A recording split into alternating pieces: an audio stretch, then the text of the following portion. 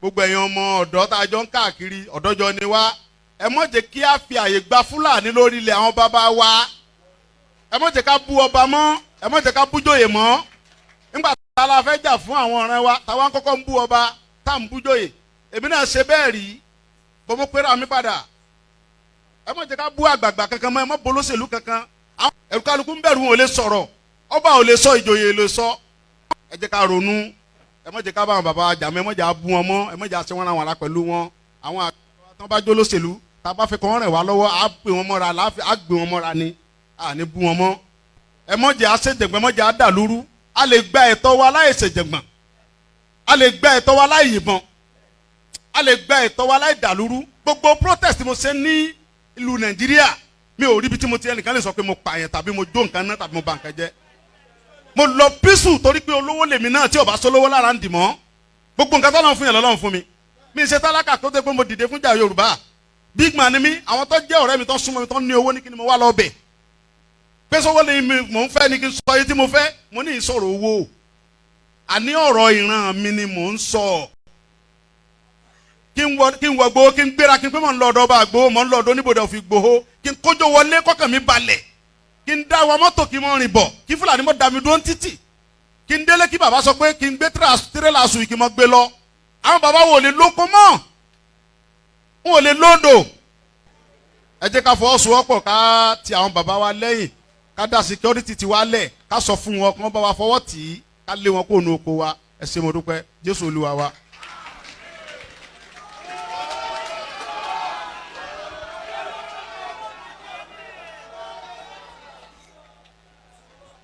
gbogbo ẹ̀yin ọmọ ọ̀dọ́ tá a jọ ń káàkiri ọ̀dọ́jọ́ ni wá ẹ má jẹ́ kí a fi àyè gba Fúlàní lórí ilẹ̀ àwọn bàbá wa ẹ má jẹ́ ká bú ọba mọ́ ẹ má jẹ́ ká bú jòyè mọ́ nígbà tá a la fẹ́ jà fún àwọn ọ̀rẹ́ wa táwa ń kọ́kọ́ ń bú ọba tá à ń bú jòyè èmi náà ṣe bẹ́ẹ̀ rí bọ́mọ pẹ́rẹ́ àmì padà ẹ má jẹ́ ká bú àgbààgbà kankan mọ́ ẹ má bolóṣèlú kankan ẹ̀rù kálukú ń bẹ̀rù wọn ò lè sọ̀rọ̀ ọba ò lè sọ ìjòyè lè sọ ẹ jẹ́ ká ronú ẹ má jẹ́ ká bá àwọn bàbá àjà mọ́ ẹ má jẹ́ abú wọn mọ́ ẹ má jẹ́ àṣẹ wọn ra wọn la pẹ̀lú wọn àwọn àgbà tó bá jó lóṣèlú tá a bá fẹ́ kọ́ wọn rẹ̀ wá lọ́wọ́ á gbé wọn mọ́ra láàfin á gbé wọn mọ́ra ni à ní bú wọn mọ́ ẹ má jẹ́ àṣejẹ̀gbọ́n ẹ má jẹ́ àdàlúrú a lè gba ẹ̀tọ́ wa láì ṣèjẹ̀gbọ́n a lè gba ẹ̀tọ́ wa láì yìnbọn a lè gba ẹ̀tọ́ wa láì dàlúrú gbogbo protest mo ṣe ní ìlú Nàìjíríà mi ò rí ibi tí mo ti ẹnìkan lè sọ pé mo pààyàn tàbí mo jó nǹkan náà tàbí mo bà nǹkan jẹ́ mo lọ písù torí pé olówó lèmi náà tí ò bá sólówó lára ń dì mọ́ gbogbo nǹkan tó lọ́n fún yẹn lọ́lọ́run fún mi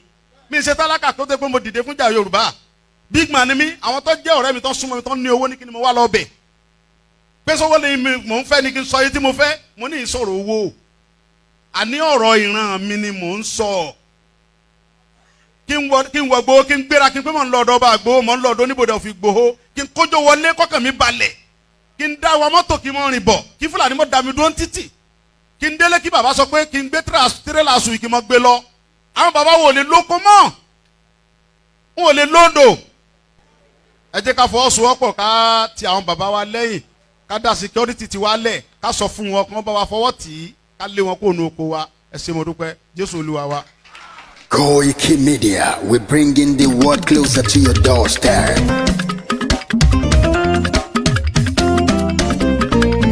Koikimedia, Koikimedia, Koikimedia, we bringing the world closer to your doorstep.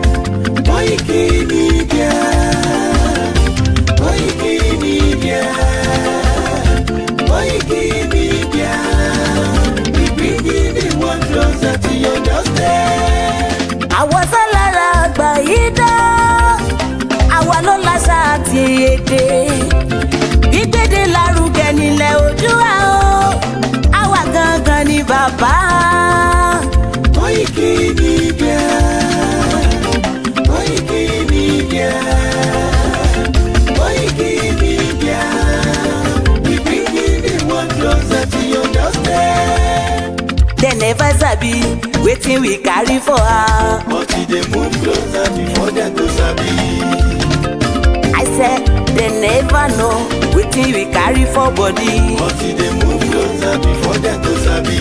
Ọ̀kín lọ lọ́jà ẹyẹ, ìníhùn ló ló lajú. Ẹyẹ tó lórí kodò bí àdán, àpẹjẹ lẹ́nu. Ká ṣiṣẹ́ fún ilẹ̀ bàbá wa, ká ṣiṣẹ́ fún ìlú bàbá wa, ká jùmọ̀ sowọ́pọ̀ ká lè gbódúdú àga. Odùduwà kò bá lè gbé wa. Ọmọ Odùduwà ṣègìrì, ẹ dìde fún ẹ̀tọ́ adúláwọ̀, ká lè jọ jùmọ̀ gbé délẹ̀ ìlérí, ká wálé gba ògo ilẹ̀ wa, ká ṣiṣẹ́ ká lè jọ gbàdé, ká lè gbàdé adé adúláwọ̀, àwa ni mọ̀lẹ̀ tí yóò tàn káàkiri. Pé ọmọ Odùduwà ni wá. Koikimedia, àwa là ń gbé tó lárugẹ. Ètò tó pọ̀jù owó tí wàá máa ní. Kásá.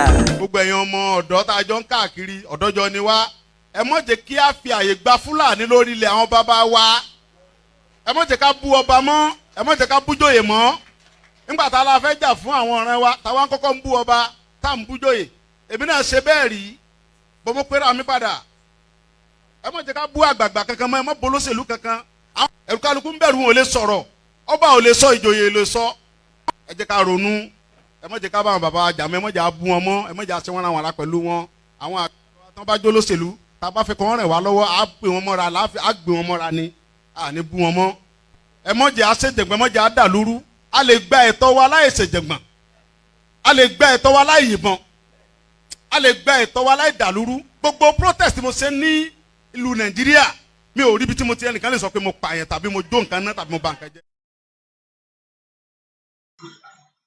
Bear with me. There's a lot of noise feeding back on my. Okay, let's play with that noise.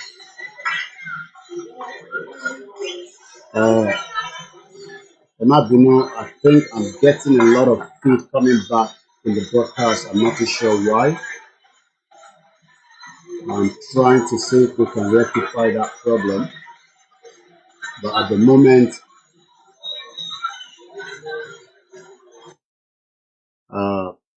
if you can hear me, let me know on the broadcast.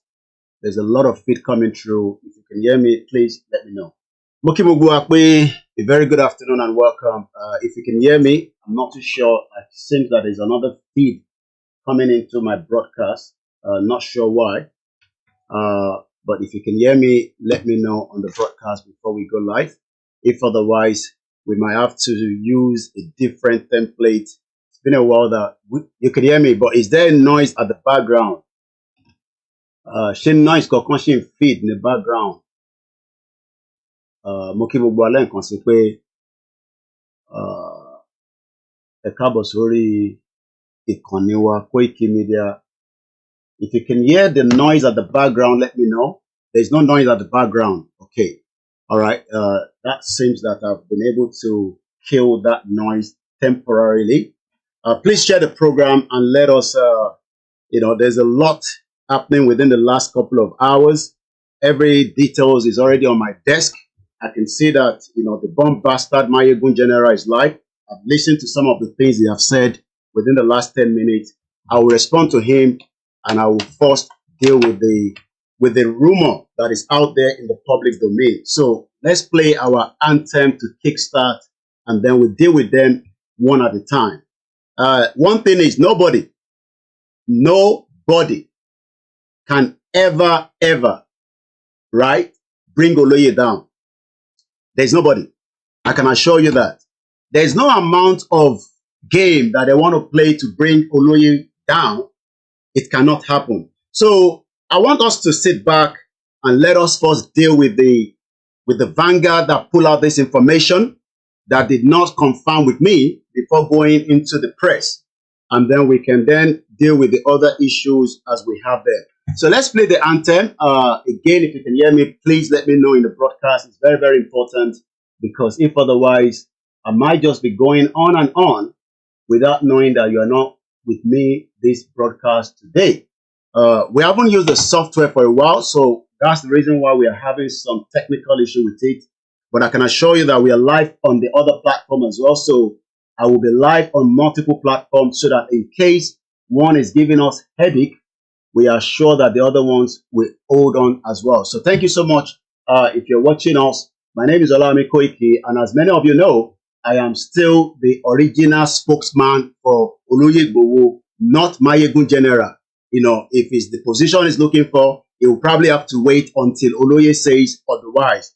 And for the rest of those that are probably also thinking that they can, you know, hijack that from me, you know, by going into the press and they want to come out, they are all bomb bastard. Look, I know Mayegun very well, but I'll deal with Mayegun in the course of the program. Oh, mommy, dada.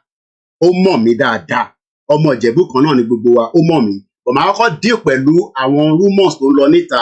Torí pé rumors yẹn ibi tó ti wá, I don't need to know. But you know go better for your papa fact check. You're a bomb bastard for even coming into the broadcast in the first place. You know go better for your papa.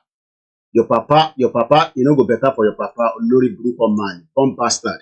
You know, let your father go and do what Igboho has done. So let's play the anthem and then we go into it gradually. I can hear the feed coming into it. I've killed the feed, but it seems that as long as Ebatine go any other feed apart from my voice, that will be fine in the broadcast. But if Toba Muigbo another feed, you need to let me know so that we can go into it one at a time. It's a very difficult time in Nigeria. I told you the country is going down, but any feed, but all the bomb bastard, including Mayegun, that called himself Mayegun General, Olori Buruko Omo Yoruba, bomb bastard. You know, he couldn't go home. I told him, let us go home together. He would dare not go to Nigeria because he's probably been paid for some of the things that he's doing as well. So let me mute my mic and play the anthem.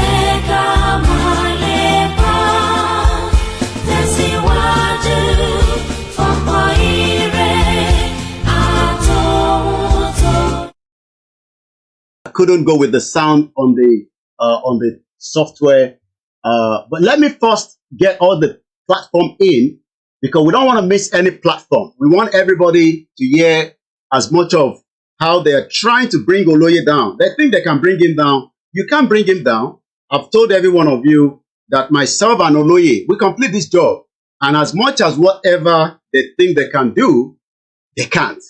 You know, so. Is a Yoruba Nation awareness continue, and it is still CSI that owns the key to the breakup of Nigeria, and everybody knows that.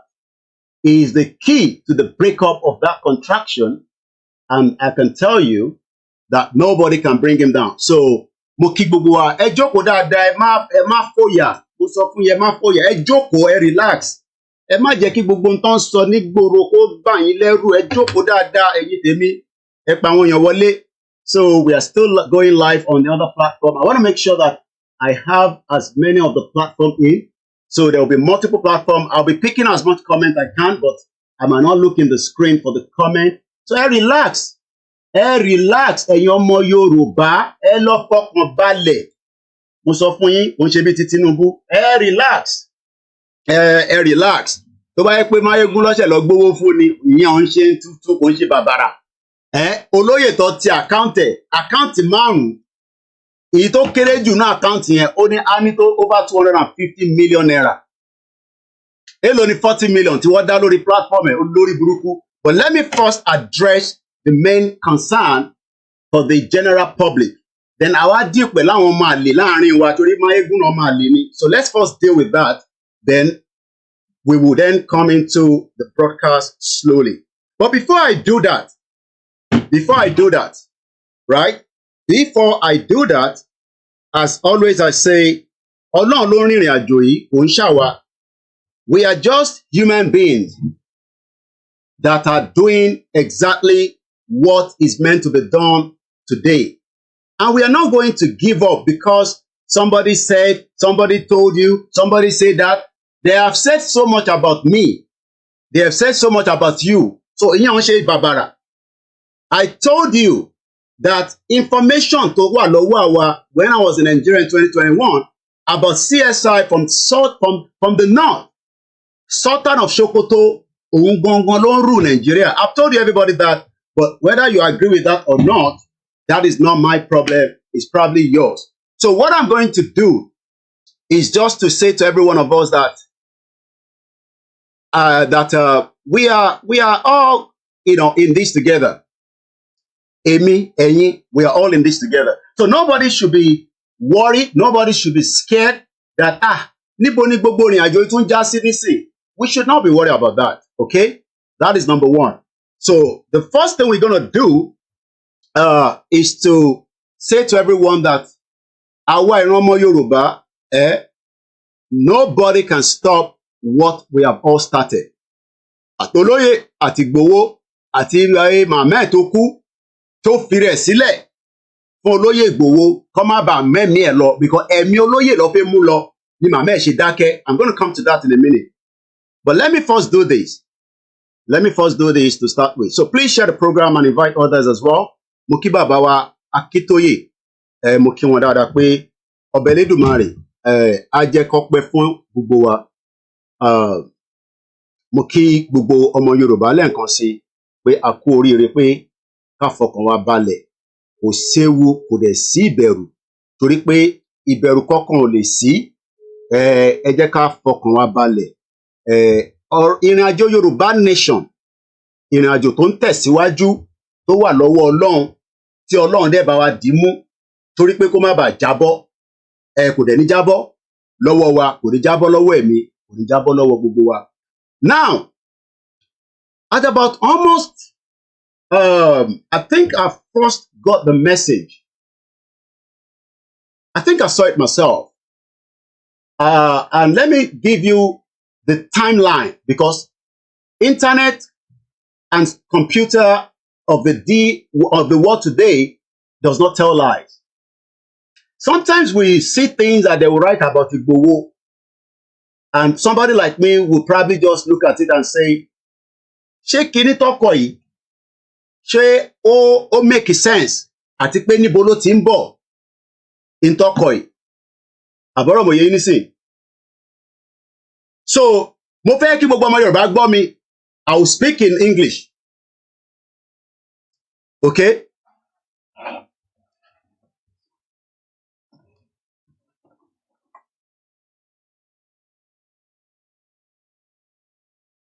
Mo ní àwa ìran ọmọ aládé, we are very intelligent, but it seems that many people are also out there to make sure that we are destroyed.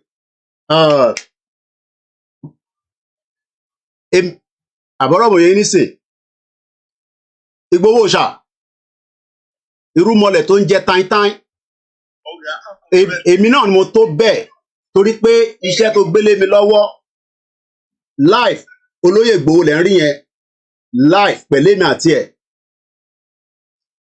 Mo ò fẹ́ kẹ́ búra kankan, kò ní ìgbà ń búra. Bó bá ṣe jẹ́, òun ni kẹ́ sọ fọ́mọ Yorùbá. Kó tó di pé mi máa gbóhùn sílẹ̀, torí pé mo fẹ́ sọ̀rọ̀. Torí pé mo fẹ́ sọ̀rọ̀. Ẹ kọ́kọ́ bá wa béèrè pé kí ni in tó ń ṣẹlẹ̀, torí pé kò fẹ́ clear sáwọn kan. Èmi mọ̀ pé ó clear sí mi, àbáwọn kan sọ pé kò clear sí wọn. Mo mọ̀ pé busy gan. Ẹ gbóhùn sókè bàbá mi. Okay now, àkọ́kọ́ náà, mi ò mọ àwọn tó plan a protest pé ebi ń pa àwọn èèyàn ní Nàìjíríà. You understand? Because Yorùbá nation làwọn gbé dání. Yorùbá nation làwọn adé tí ń pariwo ìjọba Tinubu tó débẹ̀ láti pariwo. Tó ti èsì, bàbá rẹ̀ pariwo kiri yìí, àwa ti rí àpẹẹrẹ fún tó máa ṣẹlẹ̀ ní ìjọba pariwo láyé Buhari tó yá. Àpèsè kẹ́tí ṣẹlẹ̀ ní Nàìjíríà. Ìkọ̀sẹ́lẹ̀ kankan tó dá sí ìgbà yẹn náà, ó ti lọ́ ń bú ẹ̀kọ́ ṣe But why expect the tickets to pay minimum by plan So that. ẹ ṣé gan ni. All right.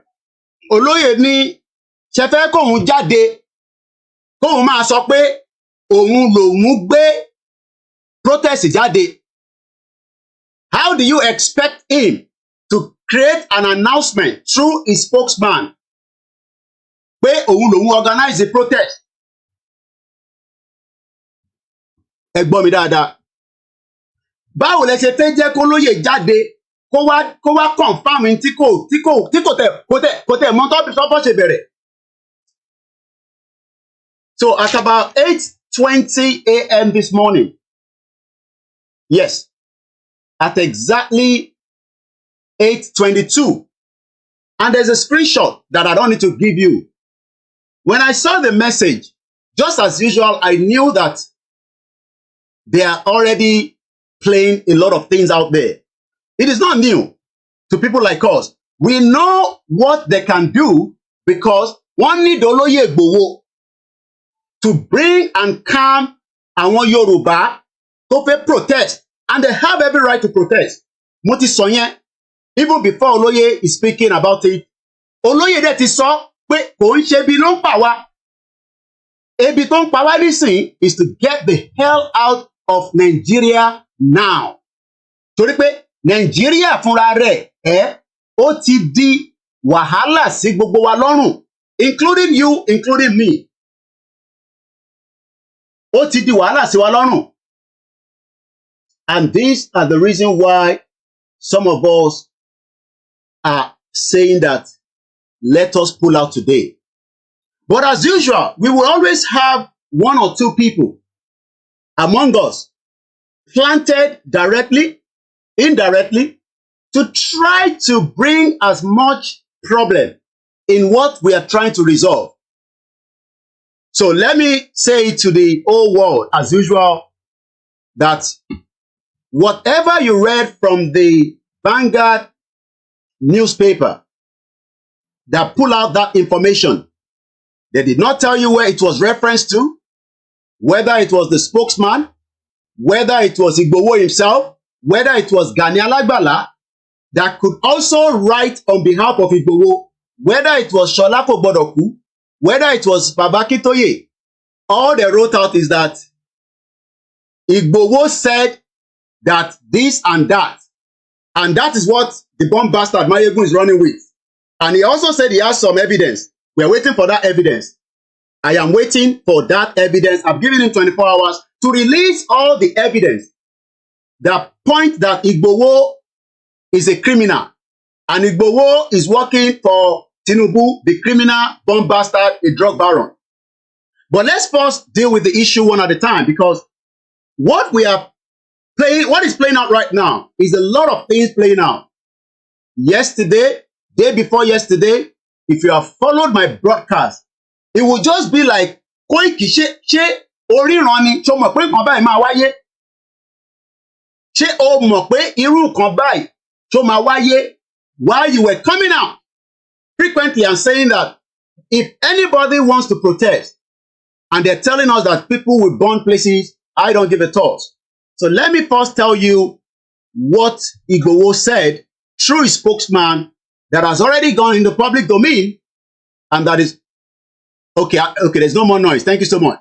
And this is the statement that we released on behalf of my boss, Dr. Chief Sunday Igboho, just about some few hours ago, and that is what you should work with.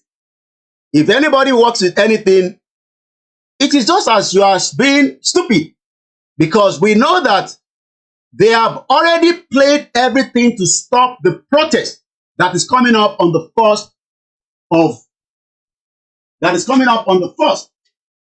which is the next couple of days. And nobody will stop whatever is going to happen. Not me, not Igboho, not Baba Akintoye. We cannot stop it because we did not plan it. We did not put it out. Those that put it out knows what they want. And this is the reason why I want everybody to listen to this press release, which is a disclaimer. And you've had it directly from CSI himself. We don't need to be doing that, but because he loves us as much as we love him, He is one man that is ready to come out at any time. Whether we told him or we are not telling him, he will come out and he will say it the way it is. So gbogbo ẹ̀yin tẹ́ ń work pẹ̀lú Mayegun olórí burúkú ọmọ àlè, Koiki ni mò ń jẹ́, ó lè respond sí mi. Ó mọ̀ pọ́kùnrin làwa méjèèjì. I will tell everybody that I know you more than you know yourself based on the period of the time that you approach me. Èmi ló approach before you can say you want to raise 40 million. Igboho has one of his accounts over 200 million plus. Nínú 5 accounts. Tinubu refused to release the account today. Bí ṣe ń bá gbogbo ọmọ Yorùbá sọ̀rọ̀. President Bola Ahmed Tinubu ó lóun ò ní release account yẹn. Ó ní ṣebí Igboho rí owó ló fi ń ṣe Yorùbá nation. Tí kò bá rí owó fi ṣe Yorùbá nation mọ́, bóyá á succumb. And Igboho dẹ̀ sọ fún pé ọmọ ọkọ Yorùbá lòun. If you want, be like Buhari, keep the account. Tó bá yá, account yẹn tẹ́ bá fẹ́ gbé lọ, owó òkúkú mọ́ wá sọ́run. So tí Mayegun bá wá ń jáde, tó ń sọ pé òun raise 40 million lórí platform òun. Yes, ó raise platform yẹn because orúkọ olóyè ló fi raise ẹ̀. Bàbá ẹ̀ kò lè raise owó tó tó yẹn. You have been asking for money in the last couple of days. People cannot raise money for you. But ó lè raise ẹ̀ because ó lórúkọ olóyè. And it is me, Olayomi Koiki. And I know I did not record anything because I don't record anything. But Momo, ìjọ tó wá bá mi, I have the date. And I told you that I will make it happen for you to get in touch with Igboho. But we come back to that in a minute. Because Olori Buruko Malini.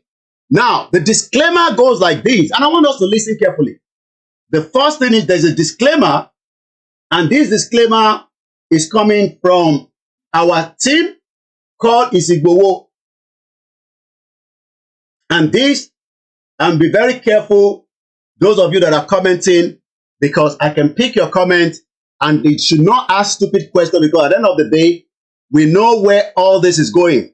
We are not here to satisfy the Biafra. Neither are we here to satisfy the Hausa. We are here to satisfy the Yoruba that wants to pull out. We don't know the Igbo before the amalgamation. We don't know the Hausa. And nobody will tell Igboho at the appropriate time or when Igboho will move with the Yoruba Nation Self-Determination Rally or as the time that will make their calling. So nobody's going to tell us that. Igboho and Babakitoye and the team that are playing out how we will pull out of Nigeria will decide that. But Igboho will come to Nigeria at any time. Mayegun will never go to Nigeria. I will be in Nigeria very soon. And if you think that Babayini Agbara come to Nigeria like Igboho has done. So let's first go straight into this program. Boki gbogbo alẹ́ nǹkan sí. Ọmọ àlè Yorùbá ni Mayegun, mo mọ̀ dáadáa, níwọ̀nba díẹ̀ kó tó di pé a tẹ̀ bẹ̀rẹ̀ Yorùbá nation. Mo mọ̀, ó mọ̀ mí. So ìyẹn ń ṣe new thing. But let's first go with the disclaimer. Chief Dr. Sunday Adeyemo Igboho is less concerned about the hunger protest propaganda. Ẹ gbọ́ mi dáadáa, is less concerned. Tó bá wù yín kẹ́ jáde, tó bá wù yín kẹ́ má jáde, ẹ̀yin lè bí ń pa. When we told you 3 years ago, pé ebi kọ́ ni problem wa, ẹ jẹ́ ká pull out. Ẹni ẹ fẹ́ lọ dìbò fún Tinubu.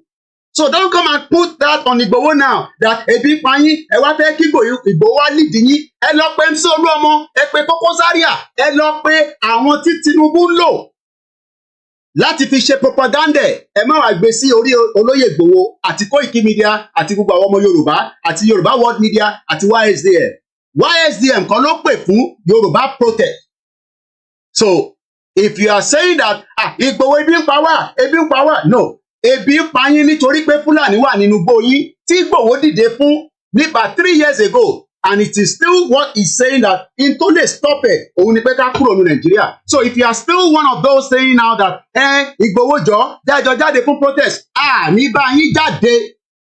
But you have every right nílé ayé tá wà yìí láti jáde and do as you think according to the law. Ìtẹ̀yìn àti law bá dẹ̀jọ face, tèbítà táwa náà jáde, the law wanted to kill us. We were almost killed. Igboho was almost killed. I was almost killed. Lady K was almost killed. We lost Adogan. So back, bó ṣe máa rí náà nìyẹn tí Mayegun olórí burúkú máa jáde tó bá yẹ pé wọ́n rí Igboho pa sínú ilé. Àwọn olùṣọ́ ọmọ àlè Yorùbá, àwọn bomb bastard. Àwọn bomb bastard. Àwọn bomb bastard. Ṣé ìwọ ló máa kọ́kọ́ fẹ́ òyìnbó ní UK?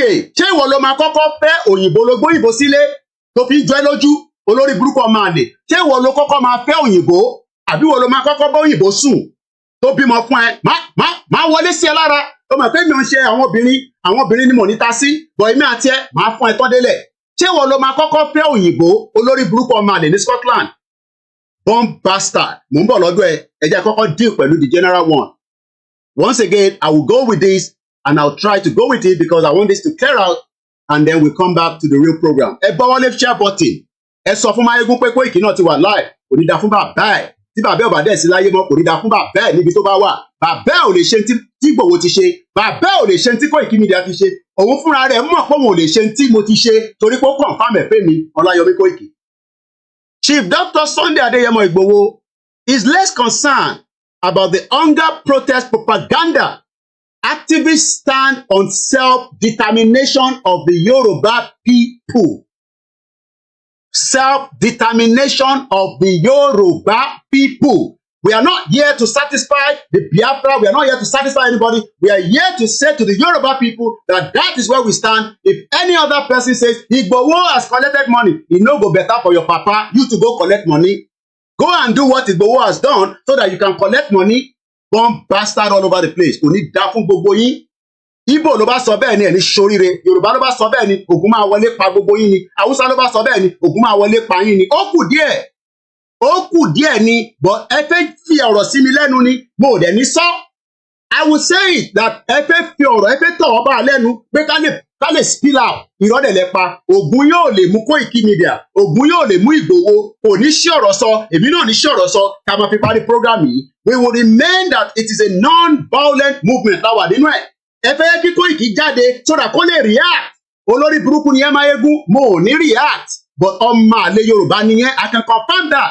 Torí pé oní proof. Tó o bá gbé proof yẹn jáde pé olóyè gbọ́wọ́ lọ́wọ́ Tinubu. Bàbá ò ní ṣoríire. Ìyá ò ní ṣoríire. Níbikíbi tó bá wà you're a bomb bastard. Mọ̀mísí mi náà náwó sórí platform ẹ bó ṣe náwó sí gbogbo platform tó bá kù. Àfi tó bá jẹ́ pé ò jẹ́ nínú ogún màmá mi ò ní kúure. Bomb bastard. Tó bá raise 40 million, ìwọ ló máa kọ́kọ́ raise owó ni, tèborúkọ olóyè ló fi raise owó, olórí burúkú, mò ń bọ̀ lọ́dọ̀ ẹ̀. Olóyè ní òun dúró lórí self-determination. Ẹ tó bá wù ní kẹ́ṣe lórí protest, he doesn't care. If you like, go out and protest, it is under the fraudulent constitution. If you like, don't protest, it is still your right. Ọ̀nà méjì ni, if you want to protest, gbàgbá. If you don't want to protest, gbàgbá. Nigeria go break. Ó ti wà lórí iná tó fẹ́ jábọ́, òun lọ̀rọ̀ Nigeria. This is a live program, Koikimedia. Yoruba activists. This is a press release. Reaffirming commitment. Commitment yẹn ni Igboho tún fi bá mi sọ̀rọ̀. Tó sọ pé yes, òun sì dúró lórí Yoruba nation. Òun ò ṣí ẹsẹ̀ òun kúrò nínú ẹ̀. Ẹsẹ̀ òun ò dẹ̀ mì rárá. Ẹsẹ̀ òun dúró dáadáa nínú Yoruba nation. Ẹni tó bá wá ní ẹsẹ̀ Igboho ò dúró lórí Yoruba nation. Kí bàbá ẹ̀ náà jáde kó wá bá wa ṣe díẹ̀ nínú ẹ̀. Àbí kẹ́ pé Ìbà Gani Adams. Tó bá jẹ́ pé òun ló máa tì í débẹ̀, bomb bastard all over the place. Ẹ ní kúure gbogbo yín. So where the propaganda is coming from, I don't need to know. Bóyá Tinubu ló ń play ni, Báyọ̀ Ọ̀nàdúgà ni, bóyá Máyégún general ló ń play ni, kò ní dá fún gbogbo yín lẹ́yìn kọ̀ọ̀kan. Mo sọ fún yín pé kò ní dá fún gbogbo yín one at a time because you know that Igboho will not come out and lead any, I don't want to use the F word, so let me restrain that. Igboho will not come out to lead any protest, but he will say it as he has said it, that he cares less if hunger is killing you, because he told us all that we are already in hunger, that we should pull out of Nigeria. Ẹ̀yin ọmọ Yorùbá sọ pé olórí burúkú ni, ọmọ àlè ni. Kódà, most of you were happy that they were going to kill him while he was in the house. I would have been a dead man. So irú Máyégún olórí burúkú yẹn ló bẹ́ẹ̀ pé wọ́n rí mi pa ni, bó ṣe máa jáde náà nìyẹn, tó máa ní olè ní Koiki. Tó máa ní olè ní 419 ní bla bla bla bla bla. But èmi Olayomi Koiki ló lò, platform tèmi ló lò tó fi rí olóyè raise owó yẹn. Well, people, if I have rejected it, kò sí nǹkan tó lè ṣe lórí platform yẹn láti fi raise owó yẹn. You know that and I know that. Oh, tó bẹ́ẹ̀ láti jáde kó ní o fẹ́ lọ raise 40 million. Tó o bá gbàṣẹ lẹ́nu mi ló gbàṣẹ, and I know what olóyè asked me. Ṣé kí n fún ní go ahead? Ìwọ ló lè fún mi ní go ahead yẹn Koikimedia. Kò ní dá fún ẹ Máyégún general. Kò ní dá fún ẹ níbi tó bá wà ní mo sọ, ò ní ṣoríire. Àfi tó bá yẹ pé màmá tèmi náà kò ń sanwó sínú platform ẹ tó dẹ̀ ń wẹ̀ dáadáa, just like I watch you as well. Tó bá yẹ pé wọ́n rán ẹni sọ fáwọn tó rán ẹ pé o ò bá wa nílé, pé ọmọ Ìjẹ̀bú kan náà ni wá, but Ìjẹ̀bú jù Ìjẹ̀bú lọ, o ò bá mi nílé, mo dúró dáadáa, mo sọ fún ẹ. O tó bẹ́ẹ̀ kí wọ́n lọ Nàìjíríà bẹ́ẹ̀ mi ṣe lọ yẹn, mò ń bọ̀ mo ì tí dé. according to the spokesman, èmi sì ni spokesman ẹ̀. Èmi Ọláyọmí Kóìkì sì ni spokesman olóyè Ìgbòho. Tẹ́ bá wá fẹ́ di spokesman Ìgbòho, ẹ jẹ́ kémi ṣetán. Ẹ jẹ́ kémi Ọláyọmí Kóìkì ṣetán pẹ̀lú olóyè Ìgbòho. Àtọ́lóyè bá tún jáde pé Kóìkì o kì í ṣe spokesman ni, mo sì dúró tí 100%. Ibi tó bá lọ ni mò ń lọ. Tó bá ti give order, I've told my wife I will leave this country and I'll be making my way down to Nigeria. Kò sẹ́ni tó lè dá wa dúró, but ó ní àwa kọ́ la pè fún protest. Ṣòwòrẹ́ ló pè fún protest. Peter Obi ló pè fún protest. Atiku, why are you adding Igboho's name to protest? Kí ló dé tẹ̀ ń gbé orúkọ Ìgbòho along with the protest? Why? Kí ni Ìgbòho ṣe fún gbogbo yín? Ẹ̀ṣẹ̀ wo gan ni Ìgbòho ṣe fọ́mọ Yorùbá? Tẹ́fẹ́ fi ba tiẹ̀ jẹ́, tẹ́fẹ́ gbé wálẹ̀, tẹ́fẹ́ bà lórúkọ, tẹ́fẹ́ bà lórúkọ jẹ́. Èèlò ni Tinubu fẹ́ fún Ìgbòho?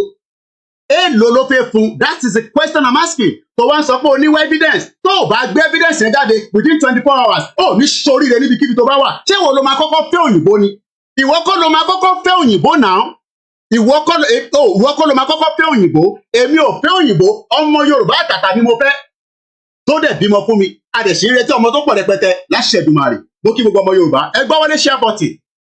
So, according to the spokesman, Olayomi Koiki, Igboho is not concerned to the planned protest set to begin on August 1st. Igboho is not concerned, is not connected rather. He is not connected to the planned protest that is set to begin on August 1st, 2024. Àwọn wòlíì sọ pé wàhálà ń bọ̀ ní Nàìjíríà. Àwọn àfáà sọ pé wàhálà ń bọ̀ Nàìjíríà. Babaláwo sọ pé Nàìjíríà pé wàhálà ń bọ̀. Níbo ni ẹ̀yin ọmọ Yorùbá, ẹ̀yin ọmọ Ìgbò, ẹ̀yin ọmọ Haúsá, níbo lẹ ti wá rí pé Ìgbòho sọ pé òun lòun máa ṣe protest o tí wàhálà máa fi dé sí Nàìjíríà? Wàhálà ti wà nínú Nàìjíríà àtayébáyé ni. In response, myself, Olayomi Koiki, the spokesman described this report as false and another propaganda. It is not going to be the first and it will not be the last. There will be more propaganda on Igboho and Babakitoye and the rest of the Yoruba people, including as many of us that are dedicated, and reason that we are dedicated is because we want to be free from the shackles of what is not today. So gbogbo ọmọ Yorùbá tó bá wá ṣì ń doubt pé níbi tí ilẹ̀ ṣúdé lẹ́ni, òkú àdògán ṣì wà lọ́wọ́ Tinubu olórí burúkú tó fún wa. Òkú àdògán wà lọ́wọ́ Tinubu, kí ló dé tí kò gbé sílẹ̀? Tó bá jẹ́ pé wọ́n negotiate pẹ̀lú Ìgbòho lóòótọ́ ni, Ìgbòho ní gbogbo tó ṣì ń dùn òun jù pé òkú tó kó lọ ẹ fún wa lókú so that we can be able to bury them officially. Tinubu ò fún wa lókú, ẹ fi ológbò sílẹ̀ ẹ máa gbólógbò lọ. Tó bá jẹ́ pé ẹ fi pé níbẹ̀ ni agbára òun wà, ẹ máa gbólógbò lọ. But ẹ fún wa ní òkú àdògán, give us the body so that we can bury them officially and properly. Oníwọ̀n feed àwọn ẹjẹ pápá parí, oníwọ̀n feed àwọn bàbá professor. Bàbá tiẹ̀ ta ló ń feed ẹ̀ kó tó kú. You're a bomb bastard, Máyégún, ò ní kúure níbi tó bá wà. Bomb bastard ni ẹ́, ọmọ àlè. In response, Olayomi Koiki described this report as false and propaganda. And you can see that they run with it. Mo kí Abiola Eru, mo kí gbogbo èèyàn Ìkòròdú. Ẹ dúró tán, August 1st, ẹ jáde. Ìgbòho ní pé torí pé ó ní tó bá wù ní kẹ́ ṣe, òun kọ́ lòun pè fún protest. Tí olóyè Ìgbòho bá pè fún protest, àwa ọmọ Yorùbá máa sọ̀kalẹ̀. Èmi náà máa bọ̀ ní wásàlẹ̀. So don't expect me and Ìgbòho to join you on the picketing line because you are protesting. We are not coming out. Àwa kọ́ la pè fún protest, ẹ̀yin lẹ pè fún. So àwọn tó pè fún náà ni kó jáde. So ibi tí Máyégún ti wá, Máyégún ní nọ́mbà mi náà, kò ṣe pè mí, tó bá ṣe fọ́ máa lè ní. Sahara Reporter ti pè mí, Punch ti pè mí, àwọn tó fẹ́ confirm wọ́n ti pè mí láàárọ̀ yìí. Many media from Nigeria, even some that we cannot tell you, they have already called to confirm that. Ṣé olóyè ló kọ ilé because àwọn ọ̀rẹ́ Ọláyọmí Kóìkì lábẹ́. And I told them that we do not have anything to do with it. But we will release a statement at the appropriate time. And I've released the statement, which is what I'm reading right now. And that is what they have to work with. So any media out there still writing any propaganda, that is your cup of tea. Olórí burúkú Linda Ìkejì tí kò ní kú síbi táṣọ ẹ̀ wà. Linda Ìkejì also picked this. Linda Ìkejì ò sọ fún gbogbo ọmọ Nàìjíríà pé Ìgbòho wà ní Ìmẹ̀kọ ní on the 24th of July, just last week. But ó wá write eléyìí jáde. Ó ní Ìgbòho ní òun ò sí nínú protest o, so that ara owó tó ń sọ fún Linda Ìkejì kó lè fi operate. Kò ní dá fún Linda Ìkejì, ò ní kú síbi táṣọ ẹ̀ wà. Ọmọ àlè, bomb bastard. The same thing with all the other ones. Wọ́n ní gbé ọ̀rọ̀ Olóyè Igboho. Olóyè was in Ìmẹ̀kọ on the 24th. Kò tí pé 1 week. Ẹ lọ wo péjì gbogbo wọn. Wọ́n gbé pé Olóyè wà ní Ìmẹ̀kọ. But the moment that wọ́n sọ pé Olóyè is not involved in the protest, so they are working with it. Àwọn yẹn ni Máyégún náà wá ń gbé. Ṣẹ́rípọ́ máa lè ní. Why is it that kò reach out sí Koiki? Ẹ bèrè lọ́wọ́ Máyégún pé kí ló dé tí kò pé Koikimedia láti confirm. Kí ló ṣe tí kò pé Koikimedia kò lè pè mí? Because ọ̀dàlẹ̀ ni wọ́n ti bẹ̀ mí títí pé kí n reach out sí mo ní mò ní láti reach out sí. Kò bá mi jà mọ́ ò bá jà. Ẹ jẹ́ kó máa ṣe tiẹ̀ kí n máa ṣe tèmi. Nítorí pé àwọn nǹkan kan wà tó mọ̀ pé òun ti ṣàṣìṣe. Kí ló dé tí ẹ bèrè lọ́wọ́ ẹ̀ pé kí ló dé tí kò ṣe pé Koikimedia? Ṣèbí nọ́mbà Máyégún lélẹ̀. I'll give you in a minute. Ó ní nọ́mbà mi now. Máyégún has my direct number. Kò ṣe pé kò ní nọ́mbà mi. But he will not call because bí àwọn ọ̀dàlẹ̀ ṣe máa ń ṣe nìyẹn. Máyégún number is +760631010. Number nìyẹn. Máyégún general. He has my number. I have his number. So kí ló dé tí kò pé Koikimedia láti béèrè pé Mr. Koiki o Koikimedia kí ló ń ṣẹlẹ̀? Mo máa rí kankan. But nítorí pé ó ti ní Ìgbòho sínú. Ó ti ní Ìgbòho sínú. And it's not new. So bẹ́ẹ̀ bá ní Ìgbòho sínú problem yìí nìyẹn. If you think that Igboho is not doing enough, ìwọ náà lọ sí Nigeria now. Mo sọ pé orí social media kọ́ láti máa gba Yorùbá nation. Yorùbá nation will happen right on the bottom of where it's meant to be, not on social media. And I've told you, Igboho remains the key to the self-determination of the Yoruba people. Nítorí pé àwọn tó yẹ kó ṣe, they refuse to do it, and that is where we are all where we are today. This is intended to discredit Igboho's commitment to Yoruba self-determination and to discourage the public participation in the protest. Because idea tí olórí burúkú Bọ́lá Tinubu, the bomb bastard criminal, drug baron, in tó fẹ́ ṣe ni pé ó fẹ́ fi orúkọ Olóyè síwájú. Igboho sí nínú protest o, kò mọ̀ nípa protest o, and that will bring the morale of the people that are going for the protest. That will bring the morale down. Ìyẹn ló ṣe máa bring morale wọn down, because when people hear that Igboho is not in support of Yoruba people that are going to protest, then many people will start worrying. Ó mà ṣe o. Bí Igboho bá tẹ̀ bá wa dá sí, kó má tún sọ̀rọ̀ síta. And that is exactly what they wanted to do. The protest is planned for how many days from now? Èní ni 30. Ọ̀la ni 31. Ìjọ́ wo ni 1st. So we are talking about less than 72 hours to a massive protest that people have planned. Those that are planning, people are prepared for it, yet they want to destabilize that protest. And they would want to use Igboho's name because orúkọ Igboho gangan òun ló ń jáwó ní gbogbo ayé nísìn. Kódà mo lè prove ẹ̀ fún yín pé more than 10 people, àwọn kan ti gbàwé wọ̀ tí gbàwé, I don't know, but I can tell you that 10 people around the world, I will not tell you the location, but I know that there's some in UK, I think there's one in France. Wọ́n ti fi orúkọ Olóyè láti fi apply pé àwọn fẹ́ gba ìwé ní Amẹ́ríkà ní UK. Ẹni mo parọ́ mọ́ àwọn yẹn, evidence wà. Wọ́n lo orúkọ Olóyè Igboho pé àwọn wà involved nínú pé wọ́n wá àtakò Olóyè sínú ilé. I am telling you today, that is the value of Olóyè Igboho. Kódà ìkan bẹ̀ wá títí anibọ̀, you are not part of the Yoruba nation. Kódà ìkan ti kúrò ní Nàìjíríà before kí gbogbo wàhálà tó bẹ̀rẹ̀. Ó ṣàfẹ́ rú gbogbo ẹ̀ mọ́, and we refuse. But no, it's not possible. Tí bá dẹ̀ parọ́, we will tell you when my book comes out in the near future. We are documenting everything, and in the near future, you will release all that for the public domain. So if Igboho's name is now being dragged into a protest, I am telling you that orúkọ Igboho ti wà nínú gbogbo home office àti ẹ̀yin tẹ́ wà l'America immigration. The name Igboho is already trending in the immigration of France, America, Canada. Ìlú mẹ́rin yẹn, I can tell you that people have used Olóyè Igboho's name towards this movement.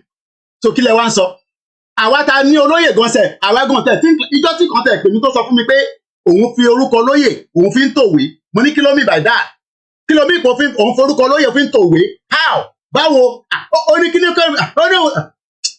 Let me just leave it like that.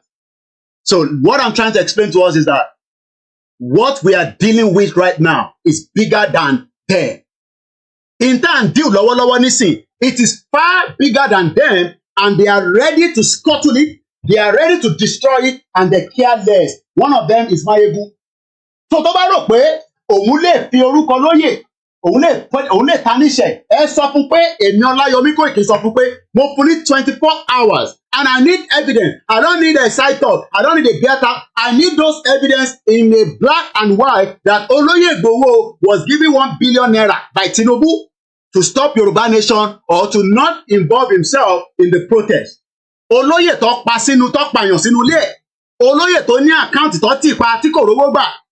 Àbí ó dẹ̀ pé orí yín ò pé ẹ̀yin tẹ́ ẹ máa ń sọ̀rọ̀ bẹ́ẹ̀ yẹn. And one thing is because it is all part of the propaganda. It is all part of the propaganda. And when they are playing that propaganda, it is because one more dájú. Ẹ má bínú, bear with me. One more dájú pé Olóyè still remain the only hope tí àwa ọmọ Yorùbá agbọ́kànlé àti Ọlọ́run Elédùmarè tó dá. Wọ́n mọ̀ bẹ́ẹ̀. Wọ́n mọ̀ dájú pé Olóyè Igboho is our hope. So when they come out and say, hey, Olóyè, a ti get the fact o, a ti rí àṣírí o, àṣírí kọ̀kọ̀, Máyégún náà ti ní àṣírí. Máyégún náà ti ní àṣírí, bomb bastard. Ó náà ti rí àṣírí. Kò ń ṣẹjọ́ gbogbo yìí. Ṣèbí nǹkan tá a gbé dání lẹ fi ń wanu sí Olóyè Igboho. But Olóyè máa ń wo gbogbo yín pé kí ló ń ṣe yín? Because when he called me, the first thing is ask is, kí ló ń ṣe Máyégún? Kí ló ń ṣe gan-an? Kí ló ń ṣe Máyégún? Ẹ bèrè lọ́wọ́ pé kí ló ń ṣe, kí ló fẹ́? Ṣé ìyà ń jẹ ni? Ṣèbó ti níwèé? Ṣèbó òun ti níwèé, bóun gbádùn ní Scotland.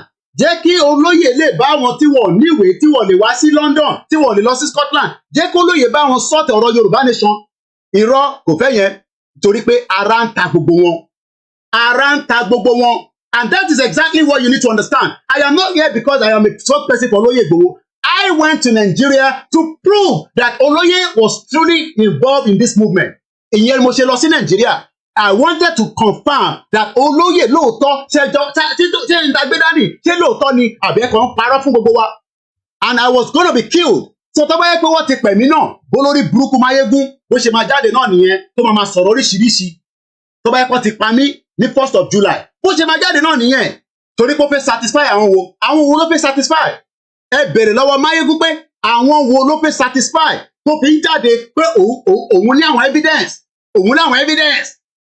òun láwọn evidence ìwọ ló máa kọ́kọ́ gbówó fólóyè ni ìwọ kọ́ ló máa kọ́kọ́ fólóyè lówó náà ìyẹn ṣe big deal o bá raise 100 million ìyẹn ṣe big deal and we are not going to give you the money back owó tó bá raise ṣé owó tó raise yẹn ò ná nínú ẹ̀ jáde kó fi ògùn búra pé owó tó kó fún ẹ ò ná nínú ẹ̀ personally for your own personal use torí èmi sọ pé owó tẹ̀ ń pè mí èmi lò nínú ẹ̀ ibi tí ọba ti ń ṣe nìyẹn ti ń jẹ ẹni kí Máyégún jáde kó wá fi ògùn búra pé gbogbo owó tó rèézì fún kò ná nínú ẹ̀ rárá ẹ sọ fún pé kó jáde kó fi ògùn búra pé òun ò ná nínú owó tí wọ́n fún un láti lò fún personal use tó jáde tó sọ pé òun rèézì 40 million fún Olóyè Igboho and then so bloody what tó bá rèézì 40 million fún Olóyè nǹkan kò ní dá fún ẹ pẹ̀lú 40 million yẹn tó bá yẹ pé òun retí 40 million ni 40 million yẹn orúkọ Olóyè ló fi rèézì ìyẹn ti lọ ìmí ni kò sọ kò dẹ̀ ní dá fún gbogbo àwọn tó bá support ẹ pé ọ̀rọ̀ tó ń sọ yẹn tó gbọ́ ẹni tó bá support ẹ tó jẹ́ ọmọ Yorùbá ẹ ní kúure ògùn máa pa gbogbo ilẹ̀ kọ̀ọ̀kan ni èmi ni mo sọ bẹ́ẹ̀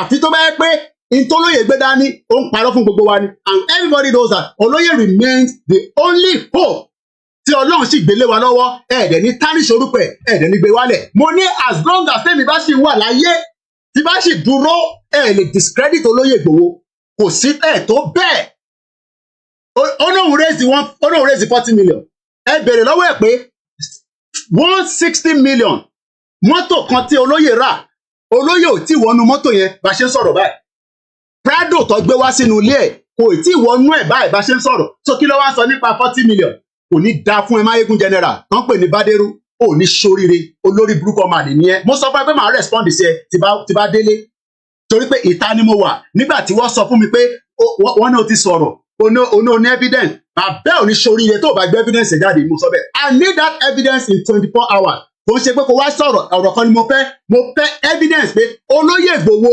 wọ́n kẹ́ ẹ níbi tó ti ń gbówó fún ẹ tó yẹ pé ìwọ ló gbà á àbí wọ́n send ẹ̀ sákàǹtì ẹ bomb bastard èyí olórí burúkú ọmọ àlè Yorùbá káàkiri gbogbo àgbáyé ìyẹn mo ṣe sọ fẹ́yìntẹ́ wà nílé tẹ bá rò pé àwọn tó wà labroad gbogbo wọn lórí wọn pé they are bomb bastard olórí burúkú ló pọ̀ jù nínú wọn but majority ọmọ Yorùbá tó wà labroad wọ́n ní ara ń ní àwọn bí àṣẹ ń jẹ̀yìn ìyẹn ló ṣe ń ṣe pé kí ni àwọn máa dúró ti olóyè títí tájọ máa délẹ̀ lérí ó dẹ̀ ní òun ò fẹ́ jẹ́ nǹkan kan ó ní I'm not interested.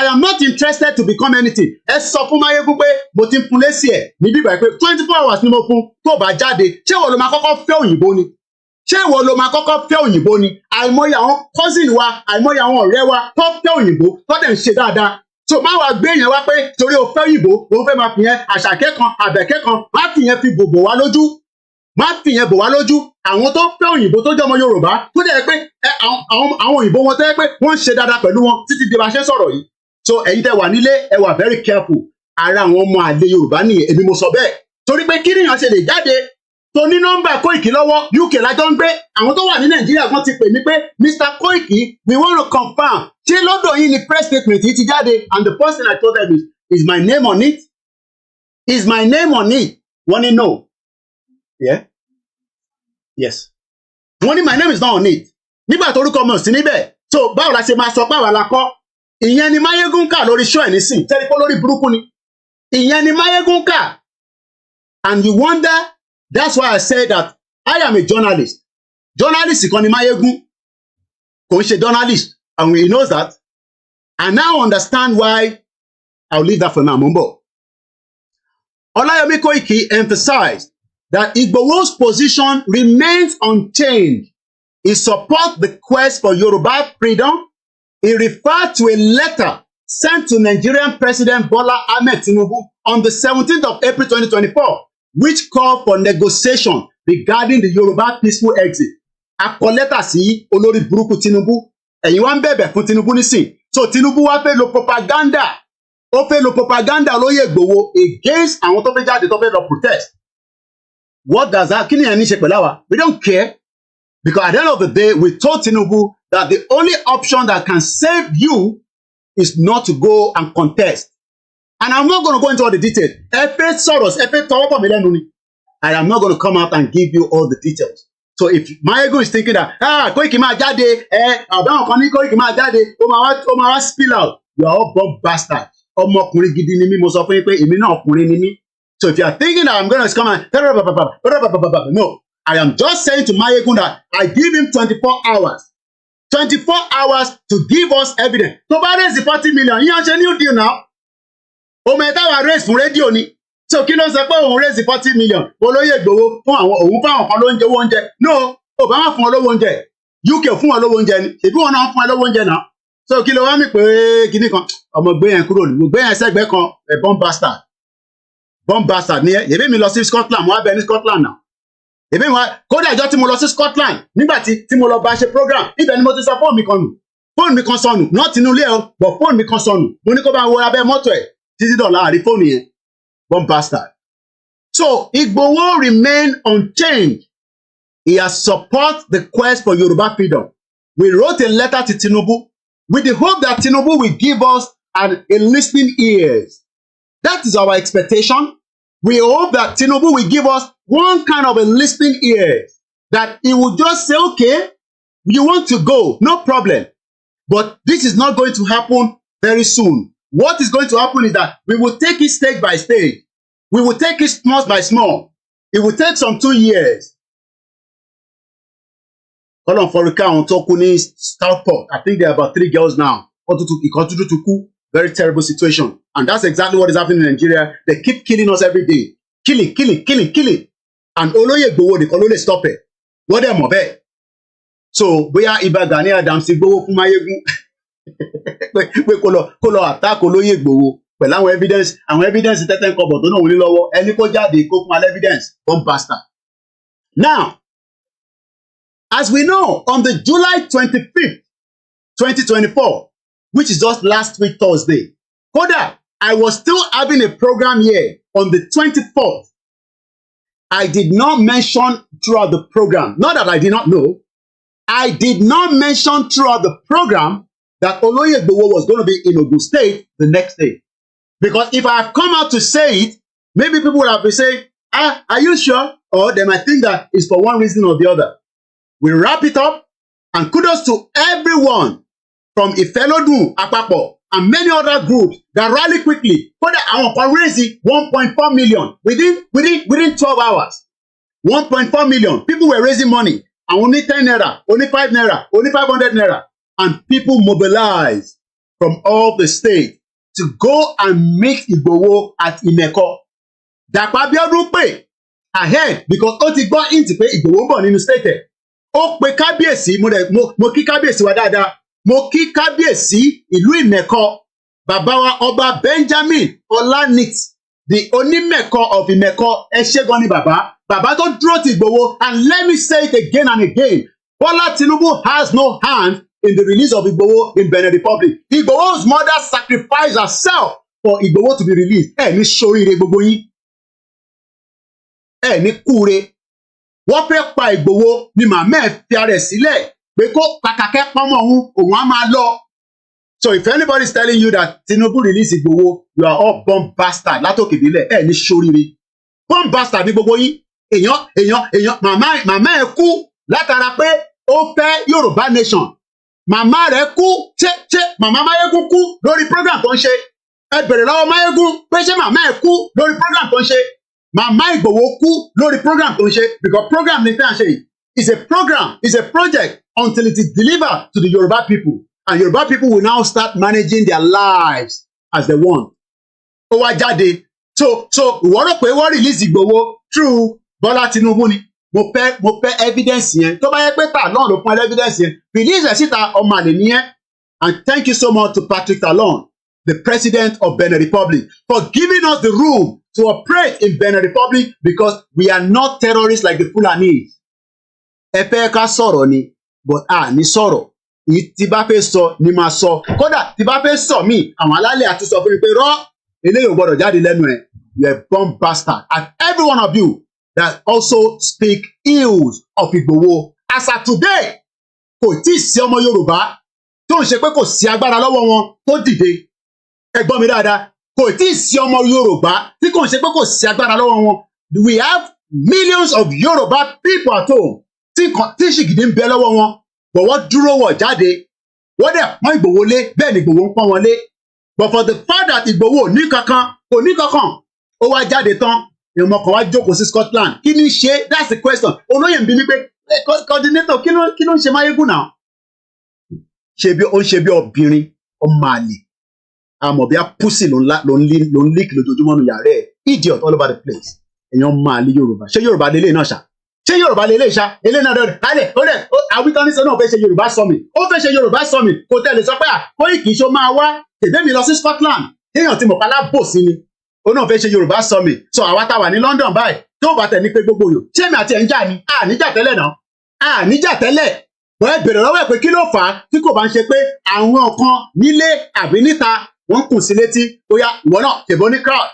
Wá àjọ ní crowd ni. Forget about that. Mo dẹ̀ ti wà nílùú ibì fún ẹ. Mo ti ń gbé ní UK kó tó wọlé. Mo mọ bó ṣe wọlé. So máa fún mi ní fúbù. Ìwọ́dẹ̀ kọ́. Tí bá fẹ́ fẹ́ òyìnbó nígbà tí mo wọlé 1998 tí máa fi níwèé. Màá ti fẹ́ òyìnbó. Tèbí wọ́n fẹ́ òyìnbó láti fi gbàwé ni. Èmi fẹ́ ọmọ Yorùbá ni.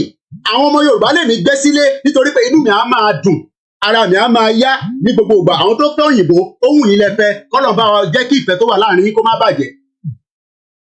Ìṣó pé o fẹ́ òyìnbó yẹn yán ṣe big deal náà. So tó bá ń fọ òyìnbó fẹ́ máa fi takara fún wa 1998 tí mo wọ̀ lùí òyìnbó sùn lẹ́gbẹ̀ẹ́ mi ni mo lé gbogbo wọn dànù ni. So máa fún wa ní fúbù yẹn. Respect yourself so that we can respect you. One bastard ọmọ àlè. So now ní July 25 kò tí pé 1 week èyí sì ní Monday ó sì kújọ́ mẹ́ta tí olóyè máa fi dé pé òun padà wá sí Ogun State. Àwọn kan tẹ̀ tún sọ pé ṣé old video ni. Àwọn èèyàn sọ date wọ́n sọ time. Wọ́n sọ date wọ́n sọ time. People are still saying ṣé old video ni. How can you say that is an old video? Báwo lẹ ṣe máa sọ pé old video nìyẹn?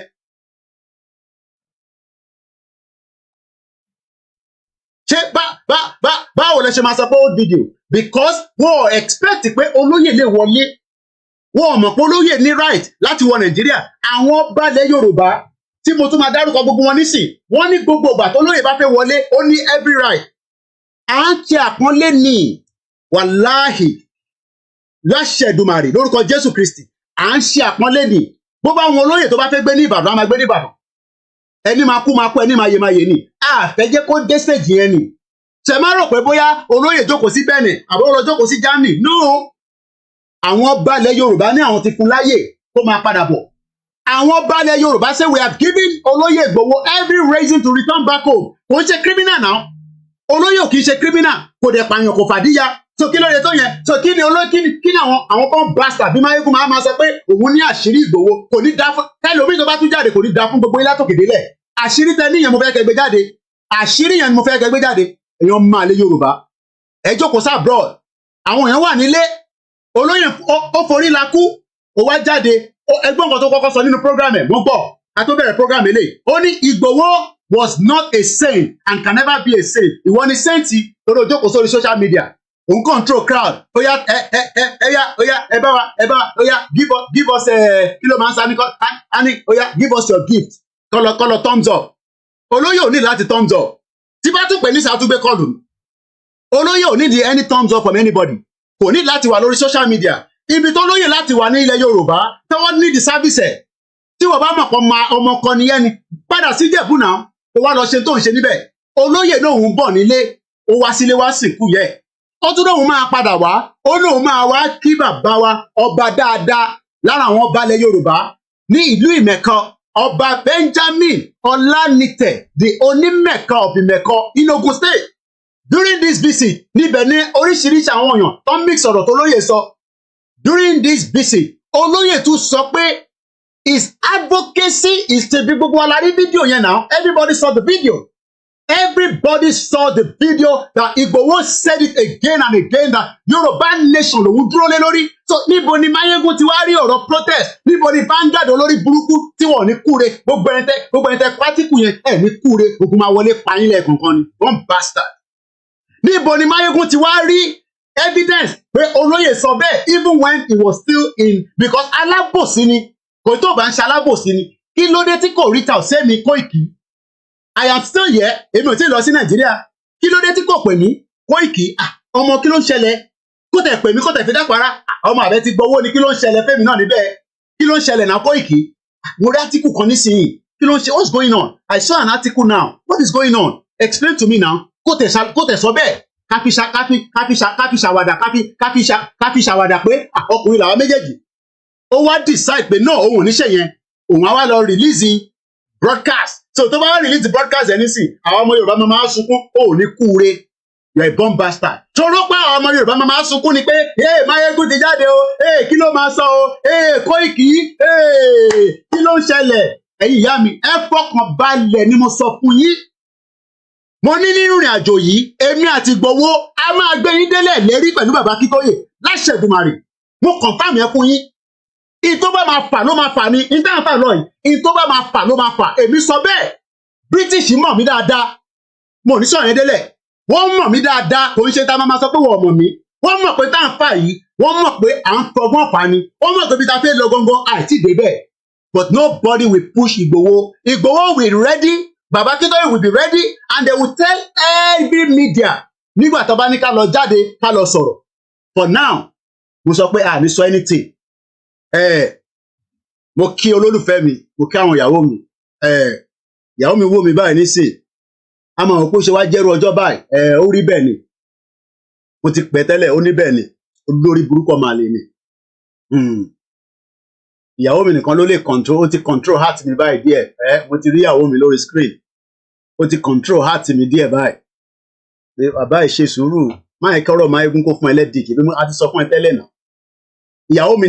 Ìyàwó mi nífẹ̀ẹ́ kò lè máa wọ program ẹ̀. Wàláì tàláì símọ́ bí láì làzílà hùwà. Tí bá fẹ́ wò ní sí ìyàwó mi báyìí lórí screen ẹ̀ báyìí bẹ̀ tí bá gbé sí báyìí. But ọmọ àlè ò ní má ṣe bí ọmọ àlè. Èmi àti oníjà tẹ́lẹ̀. But ó ní tarnish orúkọ Ìgbòho kí n má. Mo ní mo fún ẹ ní 24 hours. Ó fi release gbogbo evidence fún ọmọ Yorùbá. Ẹgbẹ́ síta sí public domain. Àwọn ò ní kan tán ID. Kí ni mo fẹ́ máa hide? Ní kankan tán hide. Wọ́n ní ìyàwó Mr. Koiki, let's free our mind today o. Ẹ jẹ́ ká ṣe sùúrù. Mo máa ṣí phone line fún yẹn, yín náà máa sọ tiyín. Ẹ jẹ́ kí n gbé délẹ̀ náà. So ní last week, ẹ má bínú pé I'm trying to speak Yoruba and English, but I will still read this straight away without any interruption again. Mo kàn fẹ́ kẹ́ get the grasp of it. So Igboho was planning to go to Ìmẹ̀kọ and he flew back from Germany. I can tell you that. Kò sí nílé. Ó ṣe travel dé ni. Èmi àti ìyàwó ẹ̀ àtàwọn ọmọ ẹ̀ Ọlọ́run bless èmi náà pẹ̀lú ẹ̀ ni àtàwọn méjì mẹ́la kan tó bá fẹ́ gbéra mo mọ ibi tó fẹ́ lè lọ but ní láti máa jáde Ìgbòho ti yàgbẹ́ síbẹ̀ yẹn o but when he was going to Ìmẹ̀kọ we decided to not come to the public. A fẹ́ jẹ́ káwọn public mọ̀ pé olóyè wà ní Ìmẹ̀kọ. Kódà ẹlòmíì gan ṣe ó wà shock pé Koiki kí ló ń ṣẹlẹ̀? Àwọn team mi they started travelling overnight. Ọlọ́run bá ń dúró ti gbogbo ẹ̀yin ọmọ Koiki. Ẹ dúró dáadáa. Mo sọ fún yín pé ẹ ní ọ̀gá tó dúró. Mo ń bọ̀ wá darapọ̀ mọ́ yín. Journalist òun ṣe tó máa sá fógun. Journalist máa ń wọnú ogun lọ ni. Journalist tèmi ò ṣe journalist máa ní ẹ à ń pẹ̀pẹ̀ náà èmi ò ṣe journalist Mayegun general. Àwa ń wọnú ogun lọ ni. Ẹ bèrè lọ́wọ́ àwọn ọmọ yẹn. Mo ń tẹ̀lé wọn wọnú igbó. Nígbà tí mo lọ lé ní 2021. Àjọ ń wọnú igbó ni. Kí ló jẹ́ pé màá jókòó sínú mọ́tò? No, ẹ já wọnú igbó.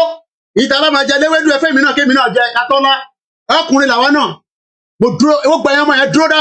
Ẹ má jẹ́ kí ìrẹ̀wẹ̀sì kankan kó sí yín lára. Mo dẹ̀ mọ̀ pé ìrẹ̀wẹ̀sì òde pé tẹ́fẹ́ ṣe olóyè ní last week. Kò tí pé 1 week now. Ẹlòmíì pé for the fact that ó kò olóyè báyìí. Egu wọ́n wá fẹ́ fi olóyè sáàrin méjì àwọn ọmọ tó fẹ́ jáde fún protest.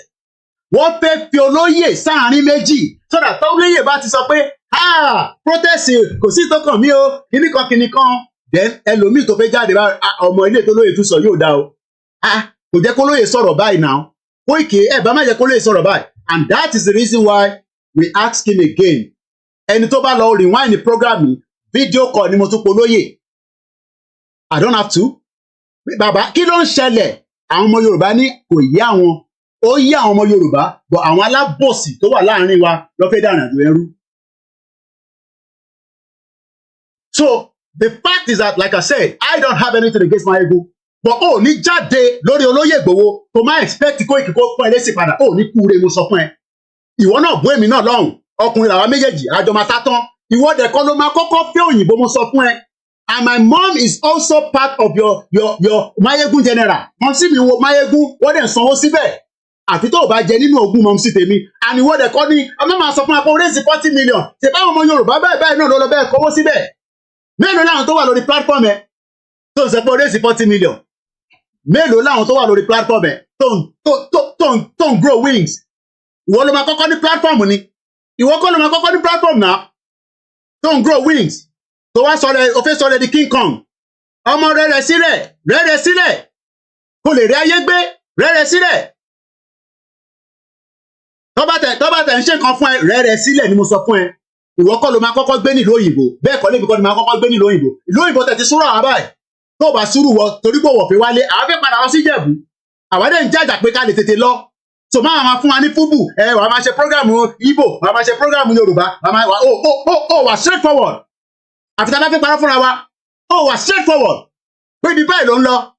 Even though pé o bá fẹ́ dá ṣe tiẹ̀ náà kọ́. Òwa náà ń feed àwọn bàbá kí tó èkó ní dá fún ẹ. Ìwọ ló máa kọ́kọ́ feed àwọn èèyàn ni. UK ò feed àwọn ọmọ tiẹ̀ náà ní bíbá yìí. Ọmọ gbé gbogbo yẹn sẹ́gbẹ̀ẹ́. Kó tẹ̀lé kó máa jáde kó máa sọ pé òun fáwọn bàbá kí tó èlò owó oúnjẹ ọmọ àlè ó ti gbéraga jù. The bomb bastard. Koiki ló ń sọ̀rọ̀ wojú mi. Kò sí nǹkan tó lè fèmí ṣe ọmọ Ìjẹ̀bú kan náà ní gbogbo wa. Mo dẹ̀ mọ̀ pé tí kò bá ń ṣe pé ìdí tó fẹ́ mú wọ ni kò lè mẹ́mi torí pé ìwọ ni ìdí fẹ́ mú kò lè múra wa. And we know where all this is playing from. So tẹ́yìn bá ń sá ògùn yìí Mayegun ló máa mú kò lè múra wa. But we need to come out and let the Yoruba people know pé ọmọ àlè kan lòun náà. Tí ó ti fẹ́ gbàbọ̀dè fáwọn ọ̀ràn ọmọ Yorùbá. Kí ló ń sọ tó ń dùn lẹ́nu ẹ? Kí ni nǹkan tó ń sọ tó ń dùn lẹ́nu ẹ? Kí ni nǹkan tó ń sọ tó ń dùn lẹ́nu ẹ? Tó wá fẹ́ sọ̀rọ̀ àìmọye àwọn tó ní 1 million subscribers gọ́sẹ̀ wọ́n rẹra wọn nílẹ̀ ni. Rẹ̀rẹ̀ nílẹ̀. I have Igboho story. Bàbá ò ní story Igboho lọ́wọ́. Olórí burúkú máa ní. Àwọn tó tẹ̀ ní story Igboho lọ́wọ́ gan wọ́n ní jáde kó sọ pé àwọn ní story Igboho lọ́wọ́. Àwọn tó ní story Igboho lọ́wọ́ gan wọ́n gbọ́dọ̀ jáde kó sọ pé àwọn ní story Igboho lọ́wọ́. Kò dẹ̀ sẹ́ni tí kò ní story. Gbogbo wa la ní story kan tẹ́lẹ̀. So máa fún wa ní fúbù kan pé kinní kan. Movie ní Igboho. Mo sọ fún yín pé tí kò bá sí actor nínú movie mọ́ kò sí fíìmù mọ́. Bàbá movie ni. Movie tàdé máa play títí táyé máa fi dáyé ni. Ta máa rántí ẹ̀. Ó dẹ̀ máa dàgbà sí gbogbo wa lọ́wọ́. Ikú kan dẹ̀ nípa Ìgbòho lọ́wọ́ wa báyìí. Ikú kan nípa nítorí pé ìyá rẹ̀ gan ó ti fẹ̀mí rẹ̀ ó ti fi jíǹkì ẹ̀. so bí ẹ̀kọ́ bá rò pé ẹ máa fi itọ́ sí gbogbo kìíní kan ẹ máa irọ́ rẹ̀ pa ẹ̀ ní gbégbó wá sílẹ̀ ni mo sọ fún yín. Ìgbòho ti kọjá stage yẹn. I don't have any problem with Mayegun, but I am telling you that gbogbo evidence tó ní I give you 24 hours to release it. Tó o bá release ọmọ àlè nìyẹn. Ìwọ tó rí press statement Vanguard. Ṣé Vanguard wá jẹ́gẹ́ bí àwọn paper ó jẹ́gẹ́ bí BBC.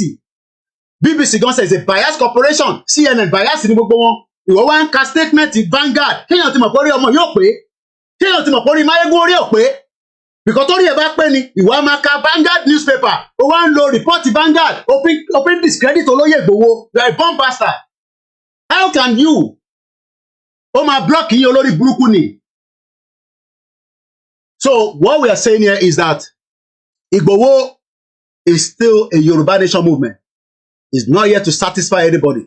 It's only here to say to the Yoruba people that he remains adamant and firm with the Yoruba nation struggle. But we know that there are so many people that want to discredit him. They want to use propaganda. Tinubu olórí burúkú ni. Tinubu is good at propaganda. Mọ̀mísí mi mọ̀ Tinubu dáadáa. Wọ́n jọ ń ṣe meeting ní London ní nígbà AD. Tí mo bá fẹ́ máa fi gbogbo sẹ́rí gbogbo ọ̀rọ̀ Tinubu tẹ̀yìn tẹ̀ ń pọ́nlé yẹn bá criminal gidi ni. Gbogbo àwọn tó jọ fẹ́ lọ ṣe Lagos State governor ní 1999, most of them returned back to London. Ẹ wọ́n sọ pé Tinubu has always been lọ dárin wọn rú, go there gbogbo ẹgbẹ́ pátápátá lọ́nà pọ̀, but Ọlọ́run Elédùmarè á bá wa dúró ti Olóyè Igboho àti Bàbá Akíntóyè, and no high blood pressure will kill any one of them, because ẹ rò pé bí àtẹ̀bá ẹ tẹ́ jẹ́ kí àwọn ọba jàre ká tó máa tẹ̀síwájú. So mo lọ bẹ́ẹ̀ lẹ́ẹ̀kan sí, mo kí gbogbo àwọn kábíyèsí orí adé tán ní olóyè máa bọ̀ wá sí ìyẹ́ ẹ. Anytime you want to come home, máa bọ̀, kò sẹ́nì kankan tó lè dẹ dúró. Buhari ò tó bẹ́ẹ̀, Tinubu ò tó bẹ́ẹ̀. Come home and bury your mother, because your mother is worth to be buried. So mo kí bàbá wa Ọba Ọládipúpọ̀ Kọ́ládé Olúpòtì of Ìpòtì Èkìtì. Àtọ́ bá rò pé àníjáde pé wàá kàn sọ̀rọ̀ Ìgbòho, ọmọ gbogbo mídíà ló máa jáde fún ẹ. Gbà bẹ́ẹ̀ mo ti fi instruction fún gbogbo àwọn ọmọ mi, wọ́n máa jáde fún ẹ lójoojúmọ́. Wọ́n ti fi ọmọ mi tó bá ń ṣe mídíà pẹ̀lú mi tó bá jáde, mo sọ fún ọ̀pọ̀ màlè ni wọ́n. Gbogbo wọn ni mo ti fún instruction, they must come out. Bẹ́ẹ̀ ló gbọ́ yẹn. Ta ló rò pé àwọn olóògbé pé káàdì mélòó ló ní? Followers mélòó ló ní? Ìwọ wá gẹ́gẹ́ bí Ìgbòho ni. O ní o raise 40 million. Orúkọ dá díẹ̀ ló fi raise owó ni. Ṣèbí nígbà tó máa raise owó yẹn, ó kọ Ìgbòho síbẹ̀. Ó ṣe kọ Máyégún síbẹ̀. Kán wá raise 40 million fún ẹ. Àwítọ́ ní I raise 40 million for Ìgbòho, so I have every right to talk. You have every right not to talk. You're a bomb bastard. How much did you raise? Ṣé orúkọ tiẹ̀ ló kọ síbẹ̀ nígbà tó fẹ́ raise owó yẹn? Orúkọ Ìgbòho ló kọ síbẹ̀ náà. You put Ìgbòho needs money for legal care. O send owó sí Ìgbòho tó bá nàjẹ́ ọ̀nàjẹ́ náà nìyẹn. O send owó sẹ́ni bọ̀ tó bá nàjẹ́ ọ̀nàjẹ́ náà nìyẹn. So tí yẹn bá ń tẹ́ lára, fuck off. You're a bomb bastard lẹ́ẹ̀kan sí. Mo kí kábíyèsí Ọba Ọládipúpọ̀ Kọ́ládé Olúpòtì of Ìpòtì Èkìtì. Mo kí Ọba Joseph Adébáyọ̀ Adéwọlé ọwọ́ àjẹrò òfìjẹrò. Àwọn bàbá ìwà dìde olórí burúkú Máyégún kan wá sọ pé òun Máyégún. Níbo ló ti jẹ Máyégún? Ta ló fi ẹ jẹ Máyégún? You're a bomb bastard. Àwọn bá dìde níbi tí wọ́n wà ní gbogbo bí tó ti ń govern. Èèyàn mélòó ló ń govern? Olórí burúkú. And many of you like that. Anybody tó bá ń support nonsense yẹn, olórí burúkú ni gbogbo yín. Because every one of you knows the truth, and only the truth will last. Gbogbo ẹ̀ dẹ̀ máa pẹ́ sáyé, òun náà máa pẹ́ sáyé, ó dẹ̀ máa rí the end result. Ó náà fẹ́ ṣe Yorùbá summit, ó fẹ́ ṣe Yorùbá summit ní London. Dẹ́ẹ̀ bá ti gbọ́, ó náà fẹ́ ṣe Yorùbá summit. Irú àwa ò wà ní interested now, torí pé alábòsí ni. Ṣèbí ó sanwó fún mi tí mo fi wá, èbí night bus èmi fi wá bẹ́ẹ̀ ṣe program ẹ̀ ní Scotland. Ṣèbí night bus èmi wọ̀, idiot all over the place. Mo kí bàbá mi Ọba Johnson Fọlọ́runṣọ́ Adéríyè kí àwọn kan máa pè mí sí. Mo bẹ̀ wá torí Elédùmarè, ẹ má ti pè wá ní sí. Let's not call now and disturb. Mo mọ̀ pé ara gbogbo yín hot, ẹ fọkàn yín balẹ̀, gbogbo yín náà lè máa dá sí. Gbogbo yín pátápátá lè máa dá sọ̀rọ̀ tó wà nílẹ̀. Wọ́n sọ fún pé ní mídíà tó dáńtọ́, èmi ò ń ṣe Máyégún blogger lòun. Journalist lèmi. Journalist ẹ gbọ́dọ̀. Sahara Reporter was the first media that called me. No Ṣòwòrẹ́ o, Ṣòwòrẹ́ ti gbé fáwọn tíìmù ẹ̀. And Mr. Koiki, àárín kankan báyìí, then Punch newspaper, wọ́n bẹ̀rẹ̀ sí pé kí lélẹ̀ táwọn rí. Kódà mo sọ fún Sahara pé èwo lélẹ̀ ìtẹ́túkọ̀ yìí. Wọ́n ní àwọn tó jáde tó ń sọ pé olóyè kọ́ àwọn ti bìlì, mo ní no problem. They both pè mí tẹ́lẹ̀ and we gave them all the press release. So mo kí ọba Johnson Fọlọ́runṣọ́ Adérẹyè, the Aláyégún of Ayégún Èkìtì. Àwọn bàbá yẹn wá gbéra láti ìlú Èkìtì. Máyégún kan wá jókòó sí Scotland. Ó náà Máyégún kọ́, Máyégún ni. Mo kí gbogbo ẹ̀yin ọmọ Yorùbá ẹ fọkàn balẹ̀. Ọba Moses Akínwándé Ògúnlànà Oníkòyí of Ìkòyí Èkìtì. Imagine 1, 2, 3, 4, 5 royal fathers presented themselves to Igboho on the day he was doing the ceremony of his late mother. Do you understand what that means?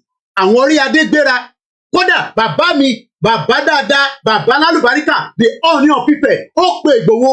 Ó náà fẹ́ gbóhùn Ìgbòho, àríbí bá Gani Adam, bó ṣe ń gbọ̀n dín, káàrẹ̀ ọ̀balẹ̀ lórí ṣíà. Ìwọ wá jókòó sí Scotland. Ṣé kábíyèsí mú ẹni? Ṣé kábíyèsí mú ẹni? Ta ló mú ẹ? Kábíyèsí pé olóyè Ìgbòho. And I don't have to, mo sọ pé ó fẹ́ ọ̀rọ̀ sí wa lẹ́nu ni, and I don't have to go into all the details, all the nitty-gritty. Kò necessary. Because gbogbo tó ń lọ l'Amẹ́ríkà ó wà classified. Mo kí gbogbo lélẹ̀ nǹkan sí, gbogbo yín náà lè máa dá sí, ẹ fún mi ní time díẹ̀ sí. Mo kí bàbá mi, bàbá tó gba gbogbo alálejò nílùú Ìgbòho. Ibẹ̀ lọ sí àwọn ọba ilẹ̀ Yorùbá bíi 5 kan sí. Àwọn ọba ilẹ̀ Yorùbá tó ń pè ní Aláàfin ìlú Ìgbòho lọ sí wọ́n sí. And we are happy that when everybody travel to Ìgbòho, ààrẹ accident ẹrù pójú lásán ni. Wọ́n ti bẹ àwọn onílẹ̀ ní pé àwọn tó ń bọ̀ nílùú wa yìí ká má rí ogun gbàmígbàmí, ká má rí ogun gbẹ̀gbẹ̀gbẹ̀. Wọ́n ti ṣe gbogbo ètùtù tó yẹ kó ṣe, wọ́n ti bẹ the gods of the Yoruba land. And nobody can come out and say that wọ́n jíyàn kan gbé àbí yàn kan ní accident throughout that period. Kódà àwọn tí mọ́tò wọn ṣe pákálá báyìí, kódà wọ́n survive ẹ̀. Kò sẹ́ni kankan tó farapa, and we continue to give thanks to the gods of the Yoruba land. Mo ní ẹ fọkàn balẹ̀, Koiki lu mí, èmi ò ń ṣe Máyégún. Koiki rẹ̀ ń gbọ́ lọ́wọ́lọ́wọ́. Yorùbá nation ṣì dúró. Tó bá wọn anybody kó jáde fún protest, and I'll continue with that in a minute. Mo lọ bẹ́ẹ̀ mo kí bàbá mi lẹ́ẹ̀kan sí.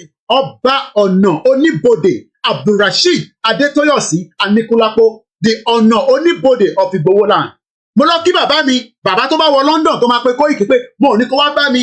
Bọ̀ wọn kàn ní kí n sọ fún ẹ pé mo ti land sí Heathrow airport. Bàbá mi, the Olú Ọba Francis Alao Akínbọ́lá, the Olúgbọ́n of Orílẹ̀-Ègbọ́n. Bàbá yẹn ò lè wọ UK kó má bá mi sọ̀rọ̀. Mo lọ bẹ́ẹ̀ mo kí bàbá dáadáa. Bàbá tó sọ fún Buhari pé ó lè mọ́mọ́ mi kí wọ́n máa bẹ́ẹ̀ ṣe meeting. Ṣé Máyégún rò pé Tinubu ló release àbọ̀dẹ̀ ni bọ̀bọ̀ yìí ni? Ṣé ó rò pé Tinubu ló release Ìgbòho ni? Ẹ fẹ́ mọ ẹni tó release Ìgbòho. Ìyá Ìgbòho ló lọ fẹ̀mí ara ẹ̀ sílẹ̀. Ìgbòho mother died so that Ìgbòho can be released. And I don't have to go into all the details.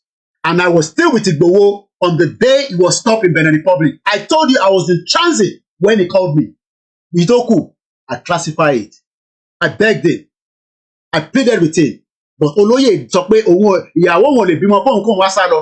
Kàkà bẹ́ẹ̀ òun ni kò mú. A dẹ̀ dúpẹ́ fọ́lọ́run pé bàbá Akíntóyè dìde. Ó wá ní wọ́n feed bàbá Akíntóyè. Èló ló ń feed bàbá Akíntóyè. Gbogbo yín ni mo rí, ẹ má bínú pé mo dárúkọ yín o. Gbogbo yín ìfá gbé mi lékè. Gbogbo yín ni mo rí níbẹ̀. So mo kí gbogbo alẹ́ nǹkan sí. Thank you so much. Mo kí ẹ má bí. So mo kí bàbá mi, the Olú of Orílẹ̀ Kemta, His Royal Majesty Ọba Adétòkunbọ̀ Tẹ́jú Oṣó. Only you cannot hold Igboho and be asking me to come in a meeting in Abuja. It's not possible. How can you hold Igboho and telling me to come for a meeting? Kò possible. Mo kí bàbá wa Ọba Francis Alao Akínbọ́lá, the Olúgbọ́n of Orílẹ̀-Ègbọ́n. Mo kí wọn. Mo kí ọba Gbọ́láhàn Timson. Àwọn ni wọ́n ń ṣe káràmásìkì pé kó bá gbogbo àwọn ọba sọ̀rọ̀. Kó lè come together. Mo máa fẹ́ gbàgbé bàbá wa yìí. The His Royal Highness Ọba Ọlátúndé Ògíní, the Ológbodò of Ògbodò Ìjẹ̀ṣà. Bàbá yẹn ló ní wọ́n ní wèrè. Sójà lòun tẹ́lẹ̀. Àwọn yẹn mọ Ìgbòho dáadáa. Sójà tó bá mọ Ìgbòho ó kù díẹ̀ bọ̀ kò ń ṣe nínú protest. Ẹ má bring Ìgbòho sínú protest. Olóyè Ìgbòho is not involved in the protest, and he has not condemned anybody to go out for the protest. What he's saying is that he believes that the protest should have not been the protest if everybody have agreed with him that self-determination was the way out. And if you want to protest, go and protest. Nobody's holding anybody's back. So let's now read this statement, and then we will continue with the program. We are multitasking everywhere. Tẹ́ bá ti feel comfortable. gbogbo platform ni mo ń ṣe double ni ẹ ṣe gan ni ẹ mọ ní ẹ fọkàn èmi mo sí lẹ́nìí ẹ fẹ́ mọ̀ pé ìgboro ni mo wà ìgboro tí mo wà yẹn wọ́n sáré bọ̀ nílé padà ní pé ta lòun ta ni Máyégún pẹ̀lú Koikimedia wọ́n bíbà bẹ́ẹ̀ da èèyàn mélòó ló mọ Máyégún àti dábàá fi sọ̀rọ̀ àwọn ò fi pọ́nra wa lẹ́nìí àwọn ò fi pọ́nra wa lẹ́nìí ta ni Máyégún èmi gan bàbá mi wọ́n mọ̀ ta ló mọ bàbá ẹ̀ ẹni kó sọ orúkọ bàbá ẹ̀ èbó ọ̀nà máa ń sọ sórí ẹ̀ àwa wọ́n mọ̀ àwa ni èmi ti gbórúkọ bàbá tèmi kọjá ibi tí òbé gbedé òbé ń fi orúkọ bàbá tèmi kọrin ni èmi forúkọ bàbá tèmi mo fi ń promote Yorùbá nation èmi ò fi owó fi èmi ò ṣe panky ò mọ ibi tó wà bẹ́ẹ̀ ló ń bá bó ṣe ń bá Simon Ekpaja náà nìyẹn ọmọ nìyẹn ó bá Simon Ekpaja ju bó ṣe yẹ lọ bó ṣe wà yẹn.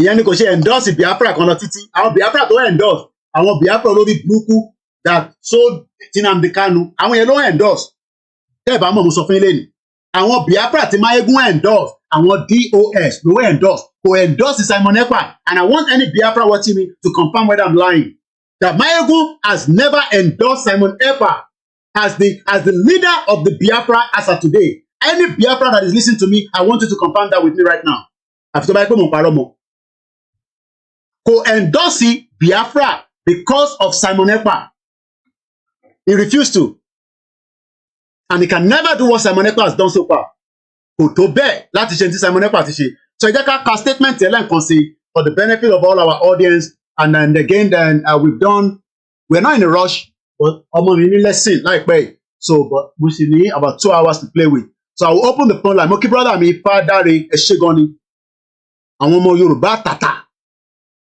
àwọn ọmọ Yorùbá tàtà ẹ fẹ́ condemn Ìgbòho ta lẹ́yìn tẹ́ fẹ́ condemn Ìgbòho Yorùbá jókòó sórí social tí bá ní kí Ìgbòho kó máa bọ̀ ní London nísìn kájọ jókòó sí bíbá gbogbo social media máa dàrú ni and it's coming in October 10 tẹ́ ẹ̀ báyìí ti gbọ́ October 10 Ìgbòho ń bọ̀ London àdèmá ṣe rally bẹ́ẹ̀ ni mo lẹ́gbọ́ lẹ́nu mi yẹn October 10 ẹ lọ máa múra sílẹ̀ gbogbo ìdá wà ní UK àti ní gbogbo borderline October 10 Ìgbòho máa ti wà ní London ibi ìwà ló ti máa celebrate birthday lágbára Ọlọ́run only 150 ticket péré ní fáwọn tó máa bá jẹ dinner ẹni tó bá fẹ́ bá jẹ dinner ẹ máa ra tíkẹ́ẹ̀tì ní £100 ó pọ̀ tó jù bẹ́ẹ̀ lọ it's only 150 tẹ́ bá fẹ́ tètè yàkùn sí mi nísì nítorí pé kí ni you okay let them play outside now just open the door let them it's even orú nǹkan fẹ́ ṣèyàn léṣe mi gan mò ń rọ́jú nínú ìwà ẹ má ti pèsè ẹjọ mo bẹ̀ yín ni ẹ má ti pè rárá ẹ má ti pè mo bẹ̀ gbogbo wa ni mo bẹ̀ yín ẹ má ti pè ẹ sì ṣe sùúrù díẹ̀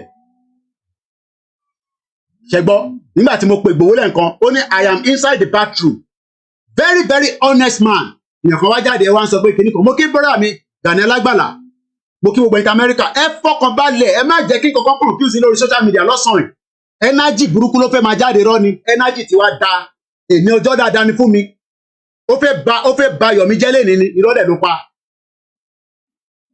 mo kí ìyàwó mi lẹ́ǹkan sí Ọlọ́run bá ń dúró tiẹ̀ òun lolóyè send message yẹn nígbà tí mo pè nígbà tá a pè yẹn tá a fi gẹ́tẹ̀ òun náà wà nínú bathroom ni lẹ́sẹ̀kẹsẹ̀ ló pè mí padà lẹ́sẹ̀kẹsẹ̀ ló pè mí padà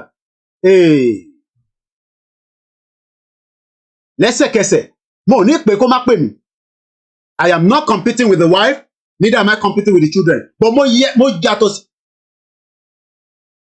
Please Biafrans out of this you endorse Simon Ekpa kò ní dá fún ẹja tó bá sọ pé mo endorse Simon Ekpa ni you no go better for your papa wetin you dey do for my program we endorse Simon Ekpa here your papa you no go better for am born bastard and I block you kò ní ṣoríire anybody that come here and say why am I endorsing Simon Ekpa I block your father no go better for you can you do what Simon Ekpa is doing Yorùbá wuyì mo rí ẹ̀ńbẹ̀ ṣe ń káwọ́ sílẹ̀ ṣó ń clear àbẹ́ ẹ̀gbọ́n Máyégún ṣá ọmọ lórí burúkú ọmọ àlè yẹn ló máa lọ ń gbóhùn síta kẹ ó máa lọ ń máa tẹ̀ sí wa lójú pé òun láṣìírí Ìgbòho mo ní kò ní da fún bàbá ẹ̀ tó bá gbá àṣírí náà àti Ìgbòho jáde Yorùbá wuyì mo káwọ́ sókè o ṣe ń ka sílẹ̀ born bastard ìyàn kan wá dá sọ pé a tún support Simon Ekpa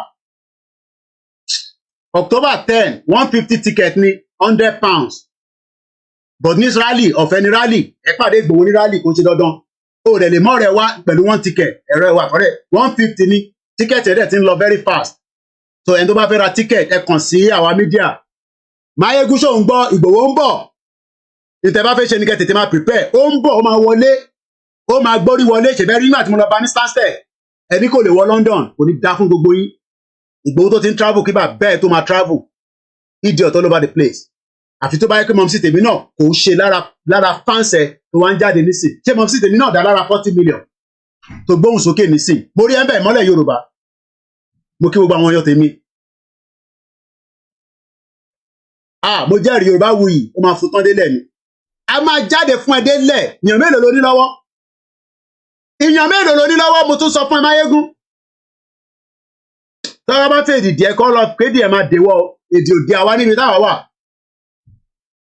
bẹ́ẹ̀ ni kí ló sọ kí ni eléyìí sọ kò ní da fún bàbá ẹ̀ ta lélẹ̀ kò ní da fún bàbá ẹ̀ bó ṣe sọ pé rọ́là ń pa tí Barack Obama bá fẹ́ ṣe dínà ọmọ ẹ̀dá fi ń lọ jẹ dínà pẹ̀lú ẹ̀ no go better for your papa èyí olórí burúkú man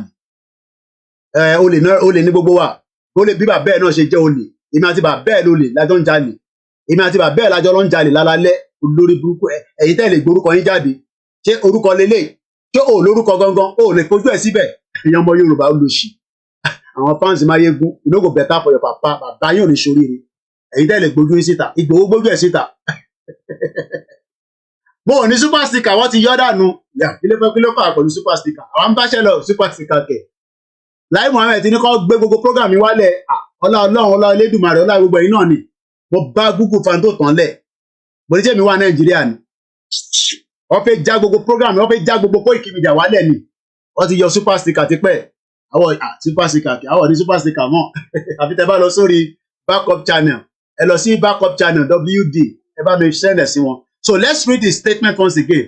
So if you sit down here and say Simon Ekpa kìnnìkan we are not interested ọmọ máa block ẹni o gbogbo yẹn bá jẹ́ Yorùbá gan a ní afẹ́ gbogbo nǹkan tó máa gbóná gbogbo tó máa gbóná lèmi ń gbàdúrà láti jọ ẹ̀ àdúrà kó gbóná wòtòwòtò wòtòwòtò wòtòwòtò wòtò airborne wòtòwòtò wòtòwòtò wòtò Nàìjíríà wòtòwòtò ẹ lọ́wọ́ program tí mo ṣe lánàá mo farabalẹ̀ ṣé ni yes kò ń ṣe Tinubu ló dá problem sílẹ̀ but it's part of the problem ògbóhùn ló lọ gbé Buhari wá Tinubu ló lọ gbé Buhari wá náà òun ló fi àkóbá sí wa I'm telling every Yoruba today Tinubu is an impediment to Yoruba people problem ló jẹ́ fún wa kàlélẹ̀ tó ń sọ pé all this is not needed èpè ló fẹ́ gbà ó tẹ bá tún rewrite again number one mo mọ orúkọ ẹ ṣé orúkọ ẹ ní Showtime what is your real name kí lorúkọ yín gangan kí lorúkọ ọmọ Yorùbá lórúkọ yín ẹ sọ pé this is not needed all the time tó bá tún write rẹ̀ máa block ẹ̀ dànù èmi ò ní the followers mọ́ èyí tí mo ní Ọlọ́run ti fi kẹ́ mi o Ifágbémilékè bá jókòó sí bíbà tí bá ní £100 màmá ti máa pè máa sọ fún mi pé ànídìgbò ilé ní dísáì mo èèyàn discredit olóyè Ìgbòho ṣé wọ́n lè discredit bàbá ẹ̀ kó má sọ̀rọ̀ ọmọ take time o mo dẹ̀ mọ orúkọ gangan mo ní torí kò sí tọkàn mi pẹ̀lú ace time most of you tẹ wà lábẹ́ fake name ìbáṣepọ̀ ìgbójú jáde ọmọbìnrin owó gbójú jáde gbogbo wa ń gbójú jáde gbogbo wa gbójú jáde àwọn èèyàn lórúkọ gangan ó wá síbẹ̀ ó sọ pé this is not needed ọmọ take time lórí platform yìí o a máa ń ṣépè fún bàbá yan a dẹ̀ máa ń ránṣẹ́ sí màmá yín náà o rò pé àwọn ṣe torí owó ni àwọn ṣe torí owó wo ọkàn mi balẹ̀ pa níbi tí mo wà yìí tí màá ti kọjá yàrá mi 3 years mo ti drive nílùú mo sọ fún yín tẹ bá rí mi nínú ẹnu kà yàn rẹ́ǹtì mọ́tò nílùú yìí o má lọ wò pé kíní o bẹ́ẹ̀ ni màá jẹ́ take it easy jàre olórí burúkú ni wọ́n ó dẹ̀ lọ́wọ́ wá sọ pé we don't need this all the time so kí Máyégún máa sọ̀rọ̀ fún bàbá Ìgbòho kí ló èmi má lè jáde tí mo dẹ̀ wá London pẹ̀lú ẹ̀ èmi ò sí Nàìjíríà jọ wà ní London nínà àdẹ̀ bára wa jà gbòmò ń sọ fún pé ọmọ àlè ni for coming out to say òun ní àṣírí Ìgbòho mo dẹ̀ fún ní 24 hours kó fi rìlíìsì gbogbo in tó bá ní nípa Ìgbòho àti Koikimedia ṣé mo pe Máyégún pé kó fún mi lówó nígbà tó ń donate owó sí ni ẹ bèrè lọ́wọ́ pé ṣé Koiki pé ní gbogbo ìgbà tó gbà ẹnu mi ló ti gbàṣẹ náà ẹnu Koiki ló ti gbàṣẹ kódà olóyè tún sọ fún mi pé ṣé ká coordinator tẹ́yìn bá ti sọ ni in tí wọ́n bá ti sọ ni and I said Máyégún èèyàn wa náà nínà tẹ̀bí bá ṣe fún mọ́rí náà nìyẹn tó da gbogbo ẹ̀rù tí yẹn sọ pé mò ń tọwọ́ bọ̀ òun nídìí àwọn bọ́ bastard gbogbo ẹ̀ náà after 3 years nísìn ṣé gbogbo ò tí clear for everybody báyìí nísìn gbogbo ẹ̀ ti clear for everybody now bẹ́ẹ̀ni ẹni tó ní respect fún bàbá Akíntóyè èèyàn kan wá síbẹ̀ ó sọ pé ká ṣe sùúrù pẹ̀lú Máyégún àbógun pé wọlé pa ẹni ẹ̀gbọ́n kan tó ń sọ ni òun fún bàbá Akíntóyè lówó oúnjẹ kò ní da fún ẹ bó ṣe fún ọ lówó oúnjẹ yẹn náà kò ní ṣoríire pẹ̀lú owó oúnjẹ yẹn. Ẹ̀yin tẹ́ wà níbẹ̀ ẹ ká gba call àbí ẹ ká gba call so ẹ padà sórí broadcast gangan lọ́hùn. Àwọn ọ̀fà followers ìta ti ní kọ́lọ̀ fún àlùbáríkà sí ni. À ń ṣe fídíò tó ń trend. Koiki ò ní sọ̀rọ̀ níjọ́ kan tó má trend. Ní gbogbo Nàìjíríà títí dé gbogbo àgbáyé agbéra wa sílẹ̀ ni arẹra wa sílẹ̀ ni sọ máa kún fẹ́rẹ̀ sílẹ̀ gbogbo wings tó níyẹn crowd mélòó ló ní o forúkọ lóyè ní crowd ni sẹ́yìn tẹ́wà ní bíbẹ̀ padà sórí main broadcast tó lọ lọ́hùn ká lè gbà kọ́ ẹ ṣe gan ni ọmọ take time àpọ́nlé là ń pa aṣẹ kan àpọ́nlé olùbádẹ́ ní ká má pọ́nlé mọ́ ká má pọ́nlé mo jẹ lábẹ́ ẹni o send owó sí mi ni owó tó gbà yẹn o send ẹ̀ sí mi ni o dẹ̀ send ẹ̀ sí wa àtìná náà nìyẹn máa sunkún sábọ̀ náà ẹ jẹ́ ká gba kọ́ àwọn èèyàn ń bínú wọ́n ní kó fún aláyè náà kí ló ń ṣe wọ̀ bọ́ọ̀ì ó yẹ pé wọlé máa pè tó bá ti mọ studio number o ok ẹ jẹ́ káwọn ọmọ ìṣeré níta fóònù ti kúlìjàlá ilé kí ló ṣe tí kò charge ẹ má bínú èèyàn wa mo nídìí tó máa charge fast kí ló sọ ọmọ Oòduà kí ló sọ You're the only one. Okay, open the door. Just open the door. I'll come and play with you in a minute. Ẹ sọ fún kó tètè ẹ má bínú ẹ̀yin wa. Kí ló tó tẹ̀sí play nínú ilé gan sẹ̀ wálé ẹ̀pọ̀ ọmọ Oòduà. Ẹ má bínú ẹ̀yin wa. Ẹ jẹ́ ń lo small charger tó lè fast. Ẹ má bínú line yẹn máa padà sókè nísìn. Ó ti lọ́lẹ̀ ni. Ìyẹn kan wá ń sọ pé kinní kan òun disrespect bàbá Akíntóyè. Mo dákẹ́ ní gbogbo táìmù yẹn náà. A lè settle amicably. Tension tó high. Wọ́n fẹ́ fi orúkọ Igboho. Wọ́n fẹ́ fi stop. Èmi fẹ́ kí tension high ní Nàìjíríà. Ẹ má máa ní ká slow down. Ẹ farabalẹ̀. Game tó fẹ́ play náà nìyẹn. So ká jáde nísìn. Ká máa fọwọ́ ra lórí. So that àwọn ọmọ tó fẹ́ jáde. Àwọn ọmọ tó fẹ́ jáde yẹn jẹ́ kó jáde.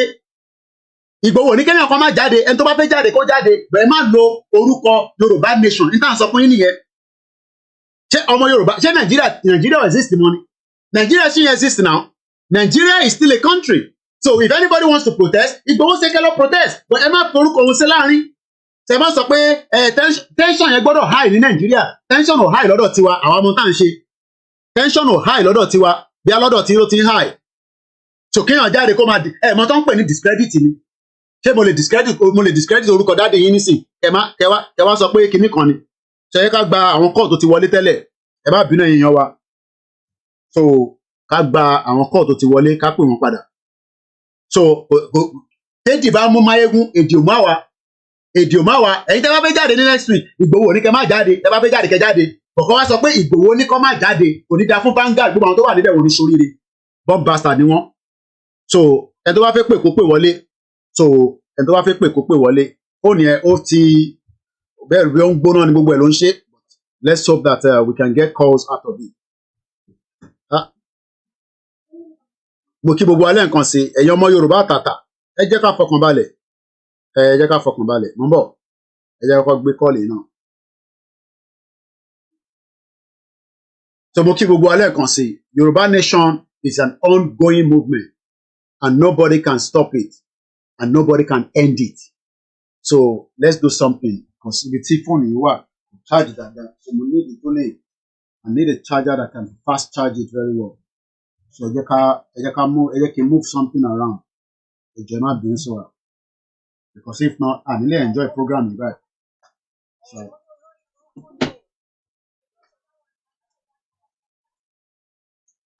Wọ́n máa wòrán tí ẹ ṣúta wọ́n máa wọrí má dà sí máa wòrán tí ẹ.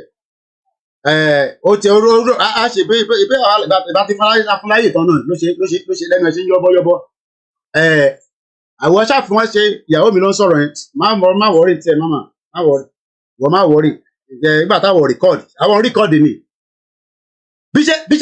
bí ṣe fún láyè báyìí tèbíjọ́ kejì ló jáde ló lọ ṣe program yẹn tó bá yẹ kí mo sọ fún máa gbé pé ó tó bẹ̀wọ̀ bíbà bẹ́ẹ̀ dá kó jáde kó lọ forúkọ lóye Igboho èmi ò ń ṣèyàn burúkú ni àwọn ò ń ṣèyàn burúkú ni èèyàn dáadáa ni Koikimedia and I remain èèyàn dáadáa Ọlọ́run dẹ̀ ní jẹ́ ká jọra wa lójú kéèyàn kan máa sọ fún wa pé ká ṣe sùúrù ẹ̀yin tẹ́ bá ní ká ṣe sùúrù yẹn mo lè block in nísìn o èmi ò ní time gbogbo yẹn o mo sọ fún pé mo mọ anybody rí o Mo mọ anybody rí rárá. Because ẹ bá mi slow yẹn yíya mi. Mo mọ anybody rí o. Torí gbogbo ilẹ̀ lè fún yàn lógún jẹ. Ìyẹn mo ṣe lọ pati kankan mọ́. Ẹ̀ẹ́dẹ̀ lè fọbìnrin mú mi. Torí pé Ifá ti sọ pé mi bẹ́ẹ̀ pé n tẹ̀lé fífẹ́ fún wa nìyẹn. Ẹni ṣoríire. Ẹgbọ́n sókè ìyá dáadáa. One bastard. Mo gbọ́ yín. Ọlọ́run máa wà pẹ̀lú. Àmì Ọlọ́run. Sherry, God bless you. Sherry láyé yìí, ó dáa kí ẹ máa ní integrity. Ṣé yín? Ó yé mi mà.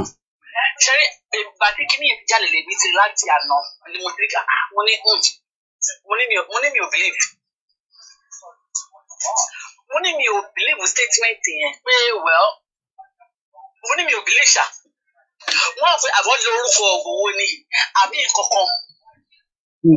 Sherry, Ọlọ́run tún máa bẹ̀rẹ̀ tí wà pẹ̀lú Ìgbòho more. Because this is so ridiculous. Right now is now ridiculous. Sherry Mayegun, Ọlọ́run máa bless Mayegun. Bó ti stop láti máa wá Mayegun like gbàtó ti gbà kan tó ti kọ́kọ́ insult bàbá tó yẹ like say was it 3 years ago or 2 years ago? Bẹ́ẹ̀ni mo rántí. Tó ti insult wọn. That was the last time tí mo wò gbẹ̀yìn. Náà báyìí ṣe fún ẹ tó yẹn. Because mo ti mọ̀ bọ̀ yìí is all about he is doing this all because Mayegun tell you about Mayegun lórí resign ibi iṣẹ́. Mo rántí ṣebí Sky ló ń bá ṣiṣẹ́. Mo rántí náà. Bọ́n. You can imagine why kí Mayegun resign ibi iṣẹ́ all because àwọn ọmọ Biafra kò fún. Ọmọ kò fún. Mayegun has never been loyal to Yoruba nation. Mayegun, he has never been loyal to Yoruba nation. He is always doing this for money. Kò dẹ̀ sẹ́ni tó kọ́ bá kó má ṣiṣẹ́, kò tẹ́ tó kọ́ bá yàwó ẹ̀. Ṣóyẹ yìí, kò tẹ́ tó kọ́ bá yà Mayegun, kò dẹ̀ tẹ́ tó kọ́ bá yàwó ẹ̀. Kí Mayegun máa tarnish image Yoruba nation. Àwa Yorùbá, against ọmọ Igbo, ìwọ ọmọ Ìjẹ̀bú for that matter. Ọmọ Ìjẹ̀bú lèmi náà. Àwọn ò ń ṣe ọmọ àlè Ìjẹ̀bú. Ọmọ Ìjẹ̀bú lèmi náà. Bàbá tèmi ọba ní Ìjẹ̀bú. Olórí burúkú ni Mayegun. Tó bá ní kó bá dọjọ́ ọ̀la, tó bá ní kí gbogbo àwọn dúdú kọ́ padà sílùú wọn, ibo ni Mayegun fẹ́ gbà ló fẹ́ padà sí. Agbéyàwó. Nǹkan láyé yìí tí o bá ń ronú. Bẹ́ẹ̀ tí o bá ń ṣe nǹkan láyé yìí, èyí máa ń ro pé ibì kan ni mo ti wá. Ó mẹ́ka ní kọ́sídà tí wàhálà bá ṣẹlẹ̀ ní state country tó wà ń bẹ̀ yẹn ń sìn. Kọ́ máa bẹ̀rẹ̀ sí pa àwọn dúdú ẹjọ́ ibo ni Mayegun fẹ́ ká gbà. Because anything tí ọmọ dúdú bá ń ṣe láyé yìí ó yẹ kó máa rò pé ilé wà mí kan tí yẹn lè sá lọ.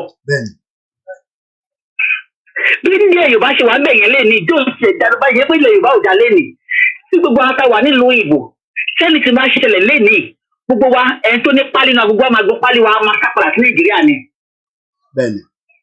Ilẹ̀ Yorùbá tá à ń kàn dẹ́mu yẹn ibẹ̀ la máa sápàdà sí. So why ti Mayegun kàn dẹ́mu ilẹ̀ Yorùbá all because àwọn Igbo kó fún ẹ. Ọkọ mi gan like Mayegun ọkọ mi lẹ́kìn ní mo Mayegun ọkọ mi go wò mọ́ for a long time. Let me don't stop láti máa wo Mayegun lọ́kọ mi ti stop láti máa wo Mayegun all because ó support àwọn Igbo against Yorùbá. Why? Kí ni Yorùbá máa wá? Èmi gan tí mo sọ pé àwọn Igbo mo gbọ́dọ̀ lóyà sọmọ Igbo jọmọ Yorùbá lọ kò possible. You can't do that. Come on, you cannot do that. Let me wait. Tí mo ṣe wáyé àwọn tó bá mi ṣiṣẹ́ àwọn tó máa wá sí bẹ́ẹ̀ mi àwọn Igbo ló pọ̀ jù nù wọn. But still wọ́n mọ̀ pé tí máa tó bá pàdé lẹ́nu ìwé ìdèwò ṣíṣe àwọn Yorùbá ń gbà sí kọ̀mí òde ever fi àwọn èèyàn mi sílẹ̀. Because ní ọjọ́ tí ó bá sí àwọn Yorùbá ìlú máa dúró tì í. Ó ní o ìyàrá sọ pé èèyàn láṣọ wa. Mo ṣe wà ní àwọn Asia àwọn China wọ́n ṣe kílíkọ̀ fún Amẹ́ríkà wọ́n ṣe kílíkọ̀ fún Amẹ́ríkà mo máa always láti ọgbẹ́ kan pé if anything fi ṣe gbáhùn lè ní máa pa àwọn ọmọ mi àwọn asápadà sí Nàìjíríà tá a sáré Yorùbá tá a sáré ìbẹ̀rẹ̀ náà la máa sápadà sí. Tó bá ní another 5-10 years tó bá ní pé káwọn dúdú kan padà sí ó ní passport ò ní passport ó lè lè wa dànù kó lu wọn. Ó possible ó rẹ̀ kí n ṣẹlẹ̀. It is very possible. It is very possible because later in the future wọ́n ní àwọn afẹ́gbàlù ọlọ́wọ́ àwa dúdú àwa kílò kìnnì kan oníkàlùkù kan kúkú oníkàlùkù padà sí ìlú ẹ̀jẹ̀ bọ́lá fẹ́ gbà tábà tí olùwà ṣe. Ìyá mi the fact that èmi àti ẹjọ́ wà ní London the fact that àjọ wà ní London ó lè confam pẹ̀lú mi Koiki ní tóun rí kí ló ṣẹlẹ̀ So kí ló ní tó kò confam mo kí àwa kan fọ́ tó ló He kú has bẹ́ẹ̀. never, Sherry, he has never been faithful. Forget, he's just a player. Mayegun is a pure player. Forget, ó wá maneuver láti rí owó tó máa jẹ. Ó dẹ̀ ń kọ́rọ̀ jọ, aṣíwèrè ń kọ́rọ̀ jọ ni kò mẹ́ tó máa ná. Ẹ jọ àwọn tó ti wá lóyìnbó 20-30 years ago tó ti kówó jọ. Ilé Ìgbòho ní síta ló ń gbé níbẹ̀ ṣèbó wà empty ni yàtọ̀ sáwọn tó kọ́kọ́ síbẹ̀. Odindi mansion Ìgbòho ti àbádọ́ rẹ̀ láti bí 2 years nísìnyí tó sùn bẹ̀. Á dá fún yín. 2 years ní Ìgbòho ti sínú ilé yẹn. Ọlọ́run tí ó bá yẹ kó bóyá Ọlọ́run pe bàbá yẹn. Ọlọ́run nìkan ló lè pè tó máa fi irú ọ̀rọ̀ yẹn lẹ̀. Mayegun ẹnu ìpínlẹ̀ Koiki. Ọlọ́run nìkan ló lè pè èèyàn tó máa fi irú kan báyẹn lẹ̀ tó máa lọ fẹ́ jà fún tálíkà.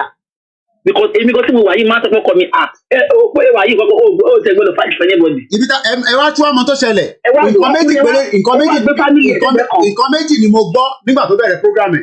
Ó ní Ìgbòho is not a saint. Ó ní ìlànà hijack Yorùbá nation ni. Ó ní ìlànà wọ́n hijack Yorùbá nation ni. Ọ̀rọ̀ burúkú. Why táwọn ọ̀lànà ò ṣe bọ́ síta kọ́lọ̀ ló jẹ Yorùbá kọ́lọ̀ máa ṣe rally. Àwọn tí mo Ìgbòho hijack Yorùbá nation lọ́wọ́ ẹ̀ why tí wọ́n ṣe lọ forí gba ikú tí mo forí gbà ní Nàìjíríà kọ́lọ̀ máa ṣe rally bẹ́ẹ̀. Tó bá fẹ́ ṣe rally kọ́ lọ ṣe rally. Ẹ tó bá fẹ́ ṣe protest. Ẹ má mú torúkọ Ìgbòho mọ́. Anybody tó bá fẹ́ kọ́ mọ́ òun kó ké o Yorùbá ni ẹ̀mí kí ló kọ ẹ̀ bàbá kíkẹ́ ìbọn kọ́ ló wà nínú movement yìí. Àwọn kọ́ wà pé they might not come out. But káwọn náà bọ́t ká kọ́ lọ ṣe kó sábà kíkẹ́ àti Ìgbòho ṣe káwọn náà ṣe we support them. Because gbogbo wọn a lot of them they are not being loyal they are just about nǹkan tó máa rí kọ́kọ́ bọ́tà díẹ̀ kọ́ fún wọn ní nǹkan tó máa rí kọ́ dẹ̀ kọ́ ní kálukú lè gbòde wọlé padà but Ìgbòho is doing it with his own heart. Because he really wanted freedom for àwọn Yorùbá.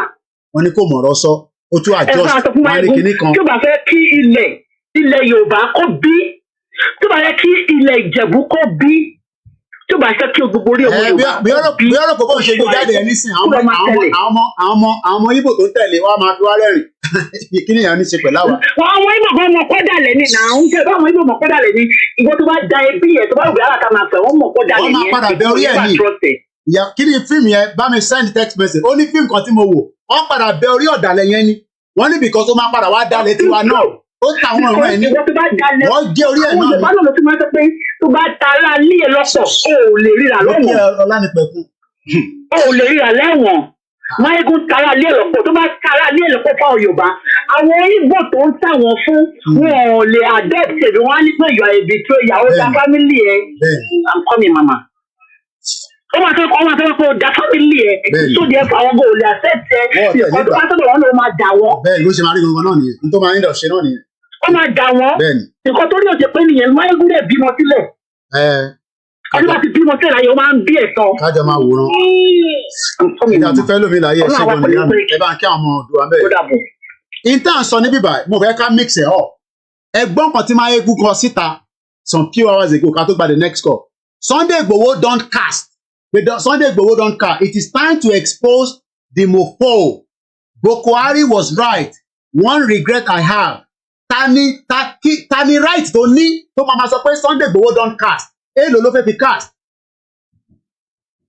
No. Ilé ìṣe misunderstanding. Mayegun wà ní UK pẹ̀lẹ́ mi. Tẹ̀bẹ́ yìí ń fẹ́ wà Nàìjíríà kan ń pè mí tí mò ń gbé kọ́ọ̀lù yín náà. Ẹ má wà carried away. Ọ̀dàlẹ̀ ni ó wà ní UK pẹ̀lẹ́ mi níbi àjọ ń gbé ní UK ni. Distance tó fi ń gbé tó bá ti bá wọ bọ́ọ̀sì lálẹ́ máa dọ́dọ̀ Mayegun láàárọ̀ la. Wọ́n wá release statement. Ó wá lo statement yẹn. Ó wá lọ post ní 5 hours ago. Sunday bí a kì í fi wọ̀nyí ní background. Ó ní Sunday Igboho ó ti cast. It is time to expose the mofo. Ẹ̀yin wá sọ pé Yomi try to understand each other. Ṣé mo jáde báyìí rí láti wá attack ẹ̀mí? Ó tún máa lọ tán. Ó tún wá tún post another one. Today, I will tell you why this betrayal. Ó pe olóyè Igboho ní betrayal. Ẹ má ẹ̀ka bára yín jà mọ́ anybody rí o. Ó sọ pé olóyè Igboho betrayal ni. Ṣé betrayal lẹ́yìn? Ẹ bá máa pè mí náà ní betrayal náà. So tó bá ti pa èmi àti olóyè sínú ilé ní July 1st bẹ́ẹ̀ ṣe máa sọ pé betrayal wa náà ni wá pé ṣèbí wọ́n dáwó rédíò sí lọ́wọ́ ó ti ná ṣèbí wọ́n dáwó kinní kan sí Ìgbòho lọ́wọ́. Ó ní mò ń bọ̀ Mr. Adam ó ní today I will tell you why this betrayal sellout was pardoned by Talon.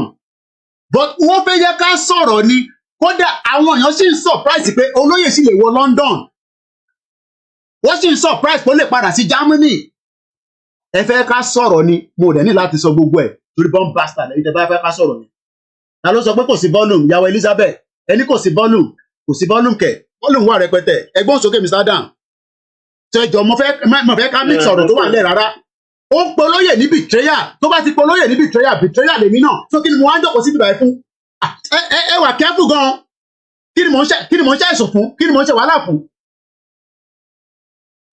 ẹ fẹ́ ká sọ̀rọ̀ ni kò ń ṣerú ọjọ́ ẹ̀nì mo ní kò ń ṣerú ọjọ́ ẹ̀nì tá a bá débi tá à ń lọ tán ni màá lè ṣe program pé yes o níjọ́ báyìí déètì báyìí ẹ ṣe sùúrù gan ní last week ìyá kan sì pè mí mo sọ lórí program náà ó náà muslim nìyá yẹn náà òun rí ní orúkọ Ìgbòho ń gbé wá síwájú òun pé Ìgbòho máa kú ìyá yẹn ò rí Ìgbòho tó fi lọ ṣe gbogbo tó yẹ kó ṣe ṣiṣẹ muslim ní UK ní bíbá ẹwọn ìyàn kan wá jáde ó sọ pé betrayal ni so tí Ìgbòho bá ti kú ní ìsìnkú ẹ ṣe máa sọ pé betrayal náà ni wa ọmọ ẹ ṣe sùúrù díẹ̀ o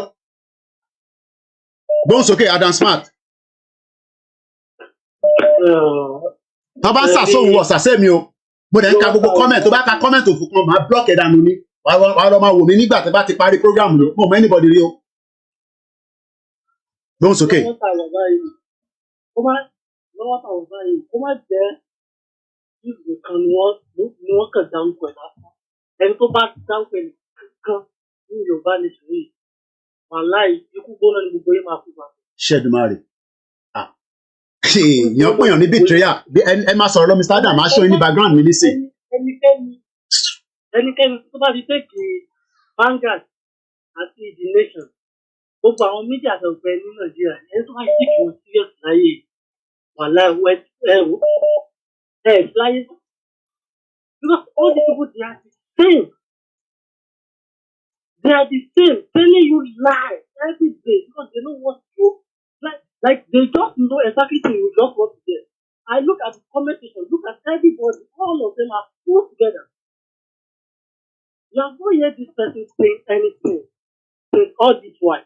But once they write, and ordinary write of all of this honestly, fully people under it. Just because you are just taking cloud up and down. Gbogbo gbogbo yìí máa àtẹni tó bá ti fẹ́ fún ẹ̀sọ́ ọ̀kan ní Yorùbá nation yìí lórí Twitter yẹn wọ́n máa wọ̀ ọ́ wàhálà ẹ̀jẹ̀ bẹ̀rẹ̀ ní anybody lọ́wọ́ ká wà yìí ó kàn sọ wẹ́ẹ̀ nìkan ní Yorùbá nation yẹn wàhálà ẹ̀wọ̀ ní gbogbo tó lè máa kú papọ̀. Aṣẹ́dùmarè. Gbogbo òdílé ní pátá ẹ̀ ní kéèrè. Ẹ ṣé gan ni thank you so much ẹ kà tó fẹ́ lómi láàyè bí a gbogbo yìí ti rí lórí screen ó ní Sunday Igboho ti cast kí ló gbà cast èèlò ló fi cast èèlò lọ fún Sunday Igboho tó wọ́n ti ẹ̀mí àwọn èèyàn tó pa sínú ilé ẹ̀ tẹ́tì bá ń di máyégún èdè ò gbọ́dọ̀ di àwa a gbọ́dọ̀ dá lóhùn kó lè mọ̀ pé èdè ò di àwa ẹgbọ́n sókè bàbá mi à ń gbọ́ yín sà. nígbà mi ẹ kú iṣẹ́ takuntakun ẹ kú iṣẹ́. gbogbo àná làjọ ń ṣe torí tẹ́mi bá ṣe tẹ́yìn ò bá gbọ́ waste of time ni èmi náà ti di betrayal nìyẹn àbí nígbà tá a bá ń support máyégún lọ́sàn-án èmi náà ti di betrayal nìyẹn kí lẹ wá ń fún mi 10 pounds mo tẹ́ ń fún mi ní 3 pounds tí mò ń jókòó síbẹ̀ 4 hours 3 hours.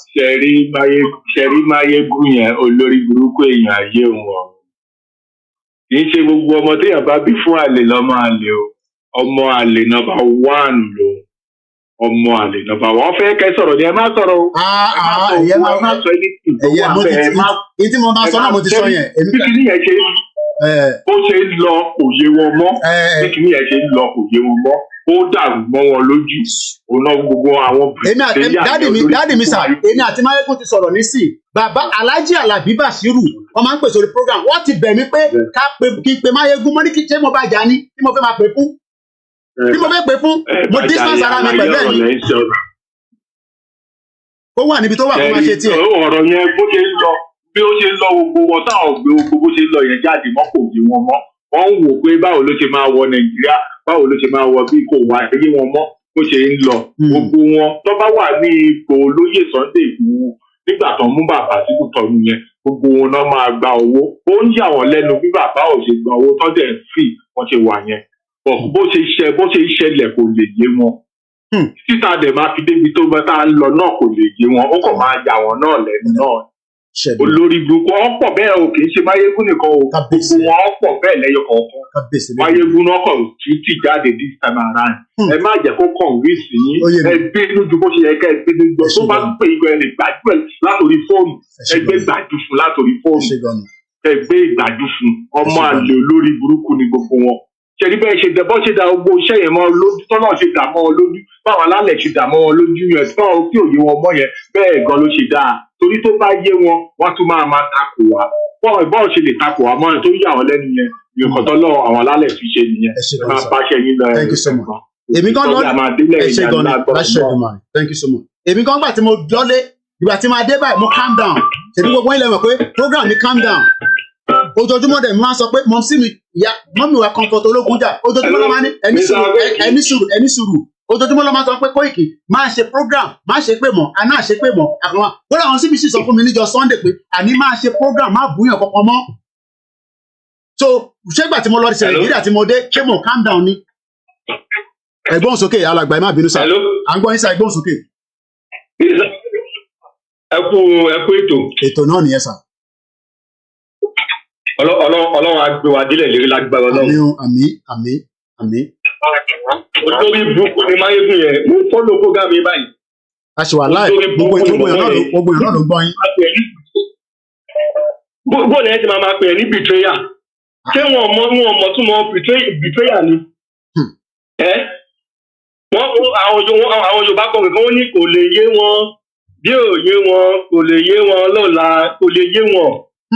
Kò lè ìgbà tí bàbá ti pariwo láti bí 3 years ago ipe ẹ fọwọ́sowọ́pọ̀ ẹ jẹ́ ká jáde àwọn Fúlàní ti fẹ́ pàwá tán kí ló dé ẹ wá já ẹni sìn ẹ sẹnu falafolo ẹ sẹnu bí ẹnu gbèrè kẹ́ni lẹ́yìn kọ́ lọ dídì pósẹ̀ kò pa kéńgbà yẹn ẹ olórí burúkú máyégún yẹn wá sọ̀rọ̀ nísìn ẹ̀yẹ tí wọ́n lẹ̀ wọ́n fẹ́ kẹ́ sọ̀rọ̀ ní gbogbo wọn tọra wọn ni wọ́n tọra wọn kò sí nǹkan tí wọ́n ẹni tọ́lọ́run ti rán Ọlọ́run ti rán nìyí Ọlọ́run dẹ̀ máa mú délẹ̀ dérí lágbára Ọlọ́run. àmín ẹ ṣé gan ni. wọ́n tọra wọn ni ẹ̀yẹ tí wọ́n lẹ̀ wọ́n fẹ́ kẹ́ sọ̀rọ̀ ní. mo tẹ̀lé ìgbésẹ̀ sẹ́nu kù yẹn wọ́n fẹ́ gbọ́ tẹ̀lé ní. kò possible ẹ̀yẹ máa wọ́n ti olórí kúkú ọ̀hún sọ fún wọn fún bàbá àgbàlagbà wọn fún olówó jẹ. bọ́mbàtà nìyẹn bọ́mbàtà very bọ́mbàtà wọ́n wá sọ fún wọn fún bàbá yẹn òun fún bàbá yẹn lówó oúnjẹ. ẹ tó bá fẹ́ máa ṣe protest kó máa ṣe protest ẹ̀ tó ní kó máa ṣe protest ni wọ́n fẹ́ bá kó ọ̀tọ̀ ní kan tí bàbá kí dá. wọ́n wá sọ fún wọn fún wọn lówó oúnjẹ ìwọ akíní kan á sọ̀bù dànù ni. ṣẹ́dùmarè ẹ ṣé gan ni sà. lórí burúkú ẹ̀dá ẹ ṣé gan ni Koiki. mo ti lórúkọ móvì tí mo wá Barbarian lórúkọ móvì yẹn mò ń bọ̀ backend team mi ti send ẹ̀ sí mi ẹ ṣé gan ni Barbarians ẹni tó bá ti wo movie yẹn go and watch it a ṣì ń gba kọ́ọ̀lù gbogbo ẹni tó bá fẹ́ pè mo ń bọ̀ mo fẹ́ kí gbogbo mo ti send ẹ̀ mo ti tag máyégún ẹ sọ fún máyégún pé kó lọ wo movie wọ́n máa padà gé orí ẹ̀ sógun ni ẹni kó lọ wo movie ọ̀dàlẹ̀ máa padà kú náà ni ọ̀dàlẹ̀ ẹni tó bá ti dalẹ̀ torí pé ó ti dalẹ̀ kí ni Ìgbòho ṣe fún ẹ o raise 40 million no kò raise 1 billion kankan Ọ̀rúnmìlà gbóhùn sókè ọmọ Ọ̀rúnmìlà àwọn èèyàn ti ń hot ìta ni mo wà táwọn èèyàn ti ń pè mí pé Koiki kí ló ń ṣẹlẹ̀ mo ní ẹ fọkàn balẹ̀ ọmọ àlè ni bomb bastard ni ó fẹ́ kí n sọ̀rọ̀ ní gbọ̀mọ̀ ní sọ̀rọ̀ mo ń gbọ́. Brami Koiki, I was very very surprised and I was very very disgusted nígbà tí mo rí kíní fídíò yẹn tí mo rí gbogbo kọ́mẹ́ǹtì. Brami Koiki, tí olóyè Ìgbòho bá sọ pé káwọn Yorùbá nation máa jáde sí protest kankan, is it wrong? It's not wrong, he is right. Nigerian government dey yẹ pé for the past 2 weeks Nigerian government wọ́n ti ń wá ọ̀nà tó máa put orúkọ kan to the forefront tó máa bully for the rest of their life. That's what Nigerian government is looking for the past 2 weeks. The entire media gbogbo Twitter everywhere Nigerian government sọ pé show your face, put your name, put your address, kìnnìkan wọ́n ń wá ojú tó máa gbé sórí face ń pé international community o ẹni tó dá wàhálà lẹ ní Nàìjíríà lélẹ́yìí o kí ẹ ti dàrú o. That's what Nigerian government is looking for. So now olóyè Ìgbòho dẹ̀ sọ pé ẹ̀yin ọmọ Yorùbá nation ẹ má lọ ní sọ pé kéèyàn ọmọ Yorùbá má lọ protest o ṣùgbọ́n tẹ bá lọ protest ẹ má pariwo Yorùbá nation Wọ́n máa sọ pé Ìgbòho ló gbé gbogbo yín jáde. Gbogbo wa ọmọdé gbọ́n àgbà gbọ́n la fi dálé Ifẹ̀ kó táwọn wa yóò bá sọ nìyẹn. Ọmọdé là wà àdẹ̀gbọ́n ọgbọ́n wà lórí wa. Báwo ló lóye ṣe jẹ́ bìtẹ́ yàtọ̀ orí Ọlọ́run? Báwo ló lóye ṣe how? Láti bẹ̀ sí ìgbò.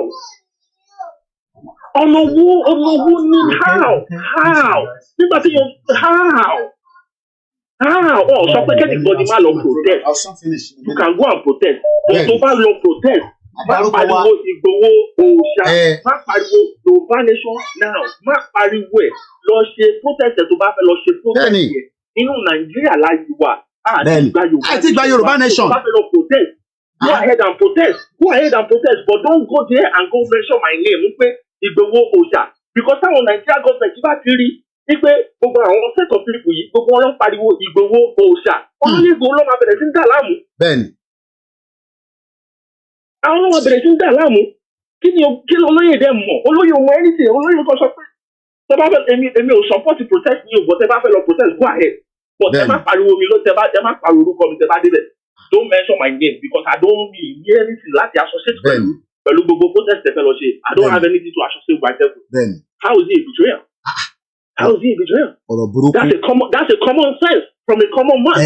Bí àwọn èèyàn mọ mínì tó ń pè betrayal bí a kì í bo ní English sọ̀rọ̀ bá ṣe máa ń ṣe ẹ mọ tó ń pè betrayal ṣá. Yes now. Táwọn èèyàn mọ tó ń pè ní betrayal.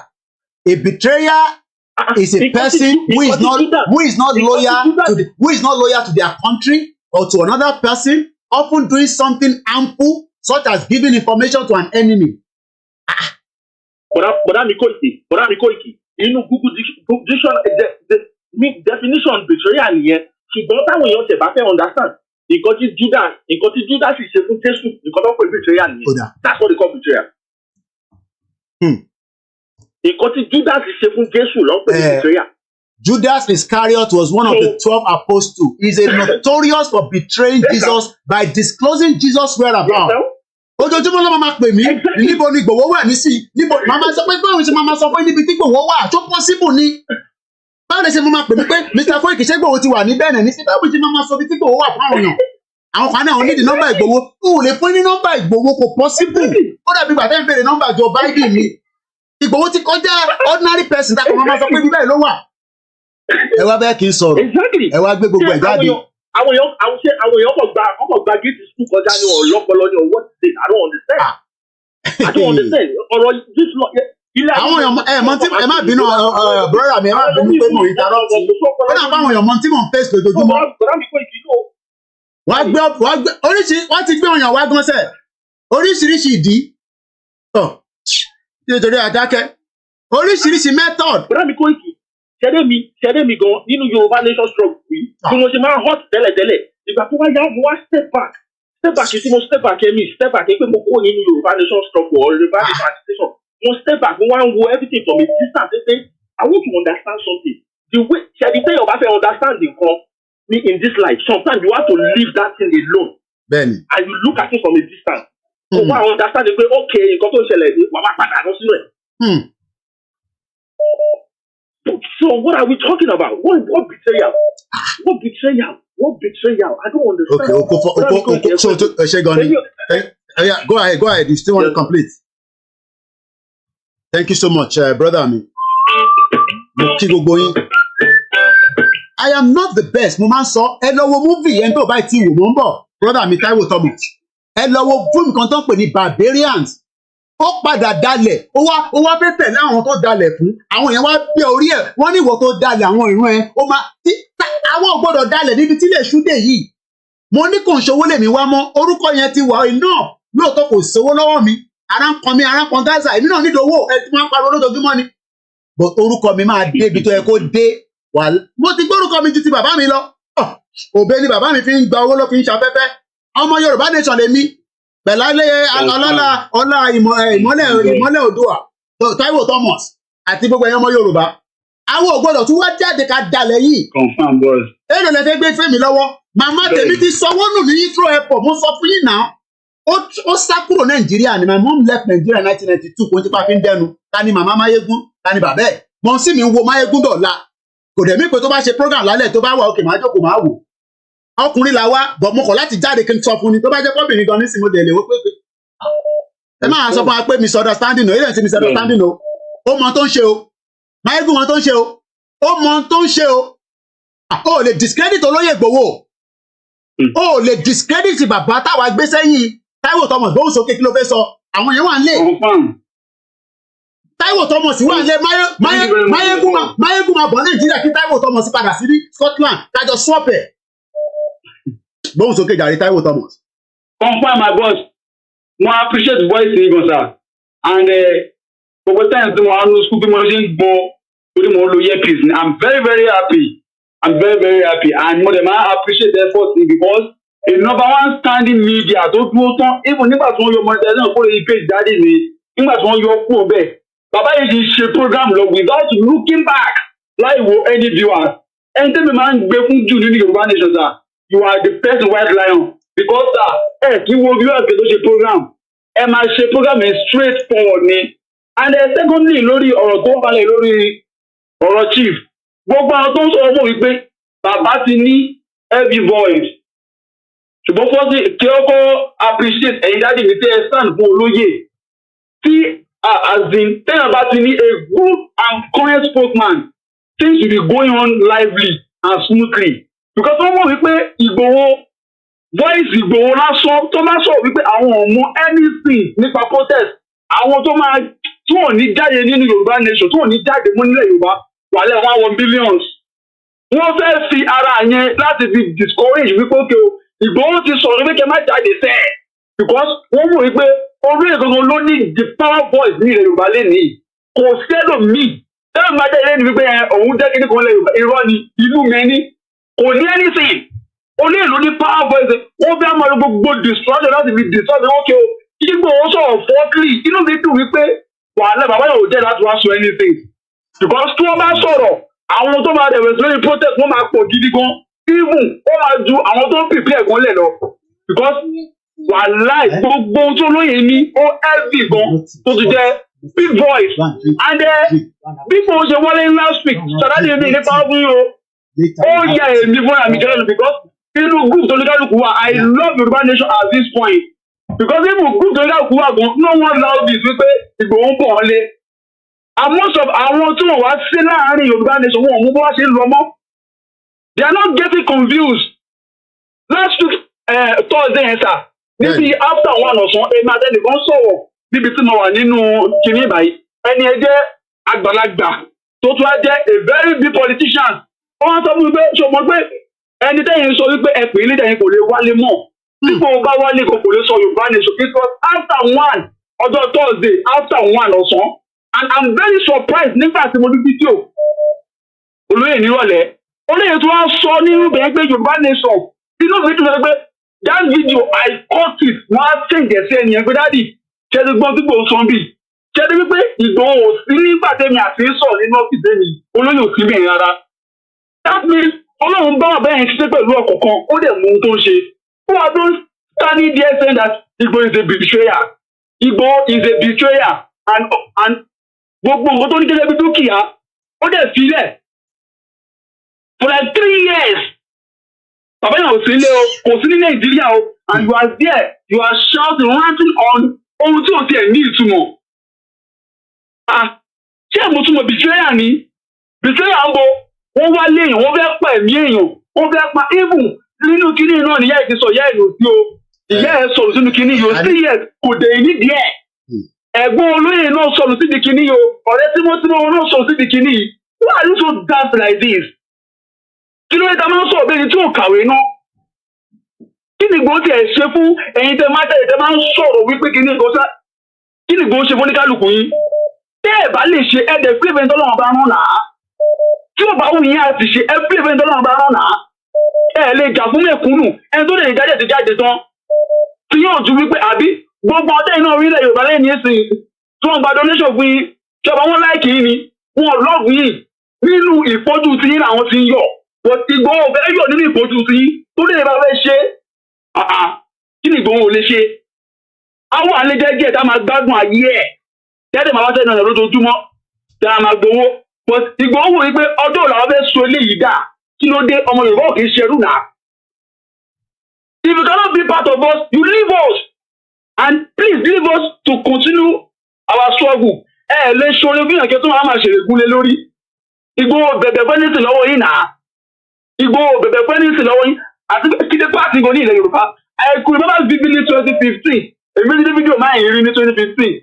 Ó ní issue kan tó ṣẹlẹ̀ ní ọ̀dọ̀ wa lógùn state tí wọ́n pa máa nǹkan àwọn custom tí wọ́n pa máa yẹn. Nígbà tí máa yẹ tó ń sọ̀rọ̀ lórí máa yẹn, wọ́n náà máa ṣe everything for that family. Àwọn máa ṣe wọ́n ṣe nothing up to date. Ṣé mi gbé lu yẹn? Èmi wà lu yẹn náà. Wọ́n ṣe anything for our family yẹn up to date. Gbogbo wọn wá lè káàkiri ni. Mo rẹ̀ di fídíò yẹn àti bẹ́ẹ̀ bí ti mọ̀ wọ́n. Àti bẹ́ẹ̀ bí ti mọ̀ wọ́n. Kí ló fọ gbélé yìí? Ẹjẹ́ kó gbọ́ gbòó sí mi kí ló dé? Bẹ́ẹ̀ bá trend mọ́ kí ló kù kẹ́ẹ̀bí trend. Mo gbádùn ẹ̀ táwọn ọmọ Ìgbòho trend. Bẹ́ẹ̀ bá ti ní láìfù mọ́ ẹ máa forúkọ Ìgbòho trend.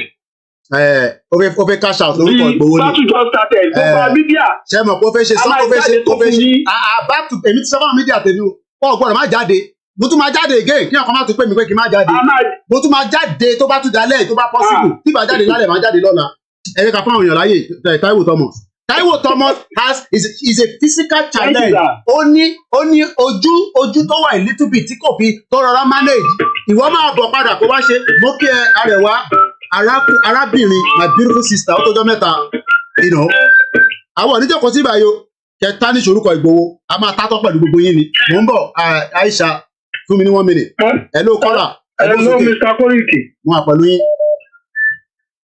Mr. Koiki ṣe ẹ̀rí Máyégún rẹ̀ Máyégún is after the Igbo's money ó mọ̀ bó ṣe wọ́n á mú àwọn ọmọ Igbo a máa pe Nnamdi Kanu ó ti ní fídíò wọn orin wọn is a crook you know how to catch the Igbos nǹkan tó máa ń ṣe nìyẹn ó ti gbọ́ yín náà lórí iṣẹ́ ẹ̀rí náà tí prince jẹ́jẹ́mà náà pè wọlé tó bu yín náà ó dà pé yín ò láti Samuel pa this Máyégún yes òkò ń ṣe níyì ó ti pẹ́ tó ti ní ẹ̀yìn àtolóyè tí mú ó pẹ́ àtàwọn bàbá yẹn ó kàn wá ọ̀nà tóun máa gbà láti fi àtàkùn olóyè yìí anybody that come for olóyè Ìgbòho go collect voto back to back. Tí àwọn ọmọ Igbo ṣe fi Nnamdi Kanu ṣeré làwa náà ó fi Ìgbòho ṣeré kí Máyégún tètè lọ báńkì àwa náà wá wo ṣú ẹ̀ àbọ̀ ṣí èrè ni àbújọ ló ti fóyìnbó àbọ̀ lórí burúkú ni.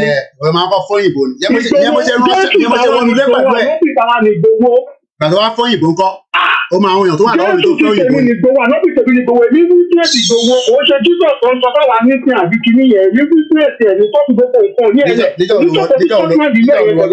nígbà olùwọ̀ London àbólórí burúkú ni anybody tó bá sọ rọ́bìṣì tó kọ́ máa bù Máyégún máa ṣòfò ni àbólórí burúkú ni àwọn òfin gbowó ṣeré àwọn òfin gbowó ṣeré ọmọ wíkìn fún ìtàn ọmọ Igbo yẹn ọmọ kó ṣe wá mú wọn asáré lo Nnamdi Kanu wọlé á lo bí wọ́n ṣe ti dínkù àwọn èèyàn náà tí kọ́tò tètè wọ́n máa dáwọ́ fún àwọn èèyàn ò lè tí táwọn èèyàn bá gba bìásà wọn ọ̀ lè gbẹ́dùn ní wọn àwọn ọmọ Igbo ń fi ara ṣeré àwọn lò wọn náà ní ìjọba mọ̀ wípé tí wọ́n lò ẹni ṣé wọ́n mọ̀ ni àwọn náà máa ọmọ Yorùbá di bí mọ̀ náà ṣe fún àmọ́ bó ṣe ń lọ ni gbogbo ṣé ẹ̀ tọ́wọ́ based on Igbo bìásà Igbo jẹ́ ọ̀dọ́ ti ní pé tó sọ̀rọ̀ Ìgbòho rí tó sọ̀rọ̀ Ìgbòho tó ṣe wá sọ̀rọ̀ Nnamdi Kanu kẹ́kọ̀ọ́ tó rí ní ti olóyè Ìgbòho so we all know we watching àwọn kì í ṣe ọdọ máa ọmọ tó ṣe wọn mú àwọn followers tó máa lo reverse psychology fún wọn a máa tètè tí a máa lè mọ wọn tó bọ́ nípa sọ̀rọ̀ ń wò tó gbé àwọn òfin Ìgbòho ṣeré o anybody tó bá wá fún Ìgbòho a máa fún gbogbo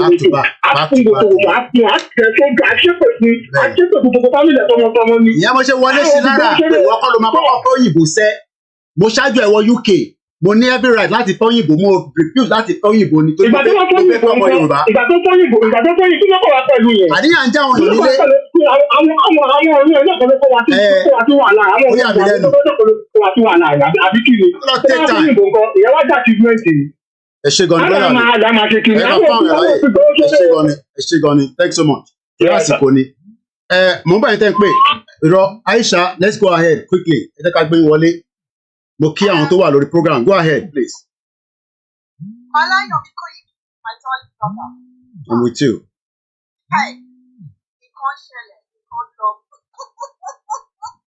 Are they with you? Ẹ máa wo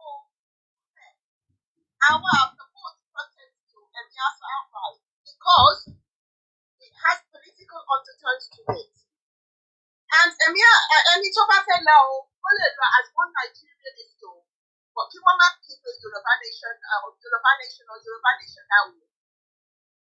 Wow, that is the protest because let me share you set up you. All of my take I just keep over somewhere, keep over label by terrorist movement. Because this is where it's hard heavy. Oloye Igboho, may he live long for us. May God continue to bless him. Always. How many times have I been on this platform? Lórí àwọn Igbo platform yẹn tí wọ́n máa bú Olóyè Igboho pé terrorist ni. Ṣé eléyìí kan ní set up ni wọ́n fẹ́ ṣe fún Olóyè o? Ara ń ta àwọn Igbo yẹn because Nnamdi Kanu is still in the prison. Kò dẹ̀ sí ní ọ̀dẹ̀ ṣe problem tí wà wá kọ́ la mú Nnamdi Kanu, Igboho kọ́ ló mú Nnamdi Kanu. Àwọn ló ta Nnamdi Kanu, olórí burúkú Ifeanyi bá wà lára àwọn tó ta Nnamdi Kanu. It's as simple as that. They are upset, they are angry that Igboho is out operating while their leader is in there. And that is not our problem. Our call Nnamdi Kanu. So they are always and that's why Mayegun is promoting this agenda. That is the reason why.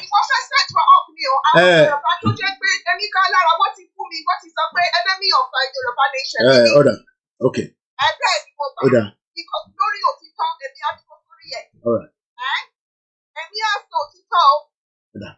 Because when you're speaking the truth and you're warning up these our Yoruba brothers and sisters, they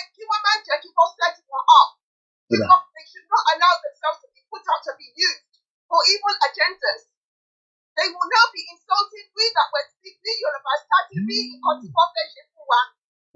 set up the Kiniyo and it has serious political undertones. We are not one Nigerianist. We are Yoruba nation.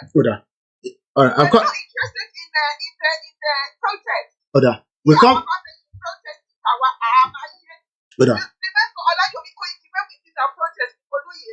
All right, we come back to you because I'm very pressed. 1 hour, I have less than 1 hour. I'm not to lesson, and if you are doing my lesson here, so I'm trying to manage as many of us. I'm going to come back to you again. Just mute there, please. I'm going to come back to the next Twitter space. Let's come straight back again to the phone calls. The phone calls is very hot.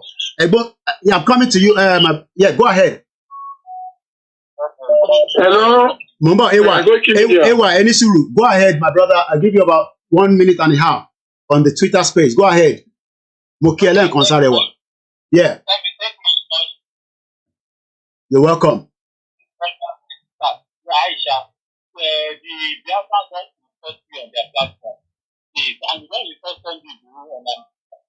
No, hey, 1 minute, Mimi, 1 minute, 1 minute. There are Igbos that doesn't believe in Biafra.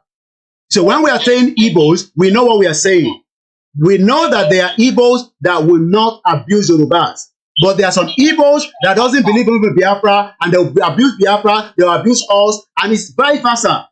So just go straight to the point because of the time. Okay, thank you.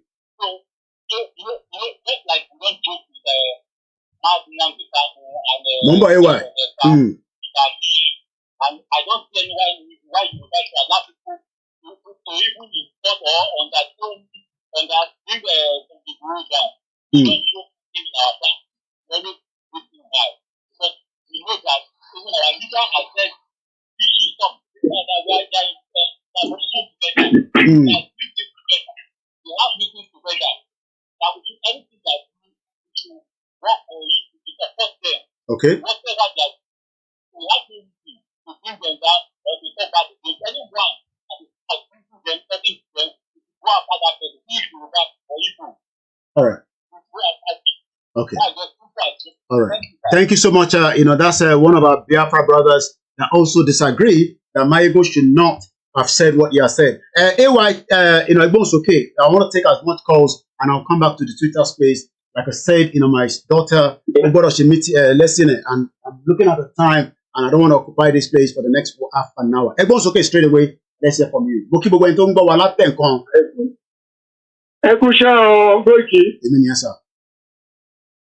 Ọmọ àlè Yorùbá wọn lè má fojú ara wọn wọ̀n síta ẹgbọ́ gbogbo Yorùbá kọ́ lọ́mọ kọ́ mo fẹ́ kó fi dá mo fẹ́ dá wọn kó dá wọn lójúlé ní gbogbo ọmọ Yorùbá tí wọ́n lòdì sí Yorùbá nation ojú inú wọn fọ́.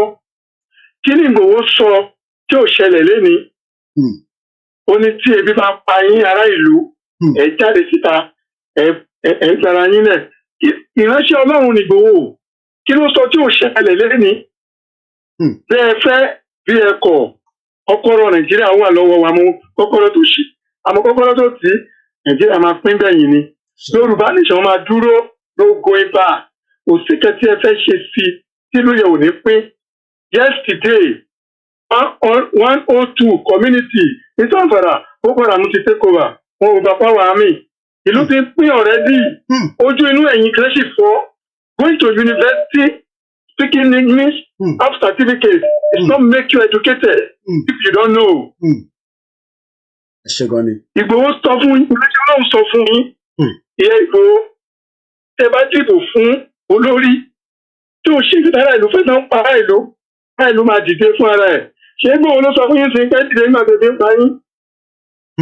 Ṣé Ìgbòho ló sọ fún yín gbogbo Nàìjíríà wọ́n ṣẹ̀ṣẹ̀ bẹ̀rẹ̀ wọ́n ti rí kankan kẹrí máyégún ọ̀nà máyégún trash òfóyìnbó bushi ìranù máyégún ogún ìjàbla ẹnu ni láti àdáni bọ̀bọ̀ yẹn sọ.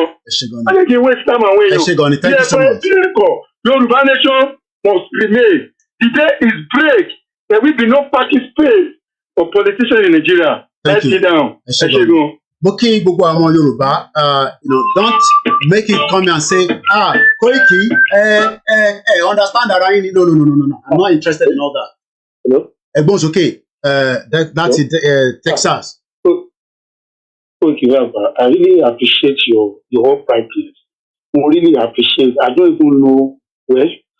I really appreciate it. Now, everybody should listen. Ṣé Máyégún, I'm so surprised. Mo ti jàjàjà lórí kí ní ọ̀dọ̀ ẹ̀dá yìí kò ti block mi gan. Now, ṣé rí ìgbà tí Máyégún tó ti bẹ̀rẹ̀ sí ní fọ́tà ní àtìgbà tó ti bú bàbá? It was too much. Àwádìí ló ń sun ẹkún mi. Now, nítorí ẹ̀fà pọ́blẹ́mù yẹn ìgbà yẹn tẹ́tí sọ pé kó máa handle kí owó finances yẹn. Àti ìgbà yẹn ló ti bẹ̀rẹ̀. A ṣe lè gbé gbogbo owó Central Bank ní Yorùbá ká gbélé ẹ lọ́wọ́ kó máa bá wa manage níbo ló ti ń ṣe yẹn. Wọ́n ní tẹ́tẹ́ máa ṣe ojú sọ́gbà yìí pé àwọn ní Central Bank gọ̀ọ̀gàn ní kíní kẹ̀kẹ́ wọ́n ṣe gba kíní yẹn kó lọ́wọ́ ẹ̀ka àti ìgbà yẹn ló fi já má dọ̀ tó kàn tá sí bàbá. Ṣẹ́ni unfortunately for you kò mọ ọmọ Igbo. Àárín Igbo lèmi gbé ní first start for close to 20 years. Àjọṣe business àjọṣe ògbẹ̀ kò mọ wọ́n ni. If the chiefs are down tomorrow, they will throw him under the bus. Ṣé owó tó wọ́n rí gbà lọ́wọ́ wọn ló ṣe ń ṣe gálágálé? I'm telling you. And ó lè tara lé ẹ lọ́pọ̀ because ò ní rí ìrà lọ́wọ́n gan nígbà tó bá fẹ́ rà. Ok, èmi àti Láyégún mo ti pèsè orí program náà ṣẹlẹ̀ àti àjọ àdìpé Nàìjíríà kò dààmú Nàìjíríà ọ̀sẹ̀ kìnìkan. Ó wá yà mí lẹ́nu èmi mo ti sọ fún mi àtijọ́ àdìpé pé even if Jesus Christ comes kò lè rúlu Nàìjíríà kí Nàìjíríà yẹn wà òkè. Even Adébóyè ò lè di politician lè kó rúlu ẹ̀ pé because of the background and the foundation of Nigeria. Ó wá yà mí lẹ́nu bó ṣe wá sọ òbí di sẹ́yìn. Àdìgbà tí Máyégún yẹn òbí ìkíníkan òbí. You can never hear anything against Obi Uma Kanta any Obi is kinikan, Adeyemo. Kanu, they Kanu, not the Kanu.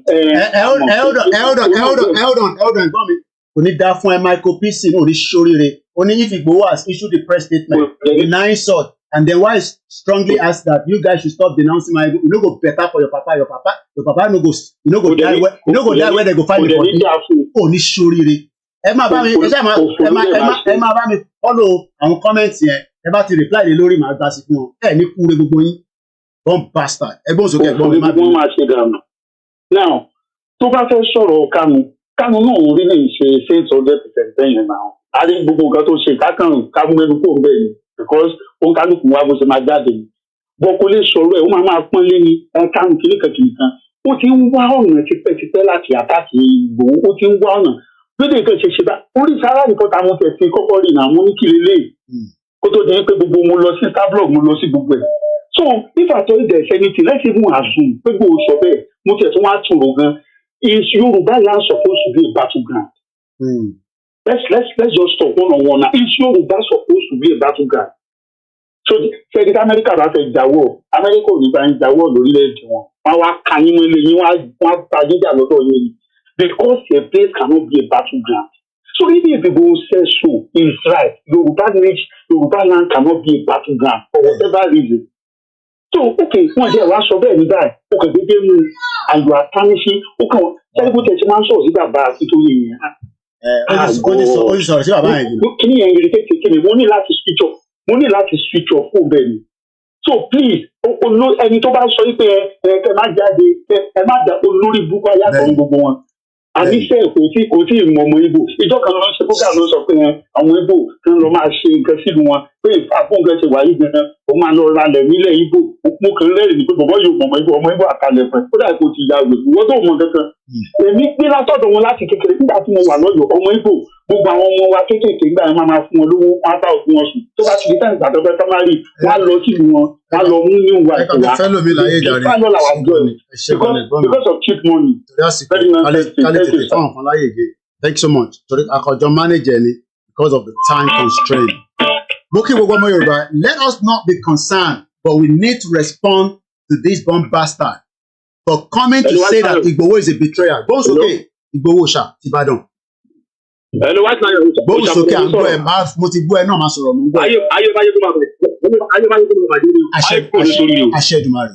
Oríṣiríṣi. Àṣẹ o. Ayé ẹ̀ máa bàjẹ́ ni. Àṣẹ o. Gbogbo àwọn tí a bá jẹ wà ní sọ́ọ̀bù láti 2020 ẹni tó bá ń sọ̀rọ̀ sẹ́ni Ìgbòho rẹ̀ dání publicly ó tọ̀ máa sẹ́kù. Àṣẹ o. Láti Èdùmàrè. Àṣẹ. Yóò ṣe ní ìrìn yẹn. Àṣẹ. Máa takò ní màá ṣe mílíọ̀nù máa ṣe fídíò títọ̀ kìíní ayé ẹ̀ máa bàjẹ́ ni oríṣiríṣi. Àṣẹ o. Oríṣiríṣi ayé wáyé kò ní dáa. Àṣẹ o. Kó tiẹ̀ máa ṣiṣẹ́ lọ kò ní ṣe. Àṣẹ gan ni. Ẹni ká dákẹ́ wọ́n gbòkú méjì lọ nínú ilé Ìgbòho àti ìgbà ẹmí tiẹ̀ mọ́lẹ̀ ìtẹ́ ìgbọ́nu ilé yẹn sà ẹ ti wọlé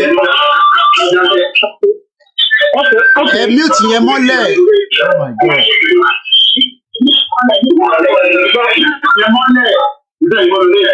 Hello. Ẹgbọ́n sókè sà. Hello. À ń gbọ́ yín. Ẹ káàsán. Ẹ káàsán sà. Ẹ jẹ́ kí n kàn sáré sọ one or two things lórí nǹkan tó ń ṣẹlẹ̀ yìí. Àkọ́kọ́ máa kọ́kọ́ kí Koiki ìjà pé wọ́n pèsè. Nǹkan tó máa sọ fún Koiki ni pé ọmọ Ìjẹ̀bú náà lè ní ọmọ Ifẹ̀ náà tún ní bọ́ra bẹ̀. Ṣé rí àwọn kankan wà tí mo rí sí Koiki pé kó ṣọ́ra ìbínú kó má tì. Àwọn ìpípé yìí gbọ́dọ̀ lọ fi ṣọ́yàn gẹ́gẹ́ bí Koiki náà ti sọ pé wọ́n ti try. Ẹ má jẹ́ kán fi ìbínú tì í. Ẹlẹ́ẹ̀kejì láyé ibi tó sọ pé òun fún yàn lówó tó wú ara ẹni iṣẹ́ orúkọ Ìgbòho náà ló fi gbowó. Owó tó sọ pé òun fún bàbá iṣẹ́ orúkọ Ìgbòho ló fi gbowó. Skọ́nà lè mi jẹ́ o skọ́nà náà lè mi wà bí wàyè jágò ni wà. Ṣé owó ara ẹni ṣé òun lówó ẹ̀ tó fún àbí iṣẹ́ orúkọ Ìgbòho náà ló fi gbowó. Ṣé ibi tí a bá ti kọ́kọ́ píyèsí gbogbo nǹkan nìyẹn. Gẹ́gẹ́ bẹ́ẹ̀ sọ bọ́n ṣe kóra ń ṣe Yorùbá nation everybody mú àṣírímọ́ yẹn ó ń bí wọn nínú ẹ take it easy ó ìsì kó ṣọ́ra kó má fi ìbínú tì í wọ́n plan ni ẹ ṣe gan ọ̀rọ̀ mi ò jù bẹ́ẹ̀ lọ. Mo like feedback brother wa yẹn mo yọ pé mo gbọ́dọ̀ má fi ọ̀rọ̀ sọ tí kò ní jẹ́ kó jáde mo ní ẹ ló kọ́lá ẹ fún mi ní ẹ fún 130 seconds ẹ mute tẹ́ ń gbọ́ nílé mọ́lẹ̀ ẹ mute yẹn ti wọlé ẹ bá mute mọ́lẹ̀ ẹ mute yẹn mọ́lẹ̀ pátápátá ẹ mute tẹ́ ń gbọ́ nílé yẹn.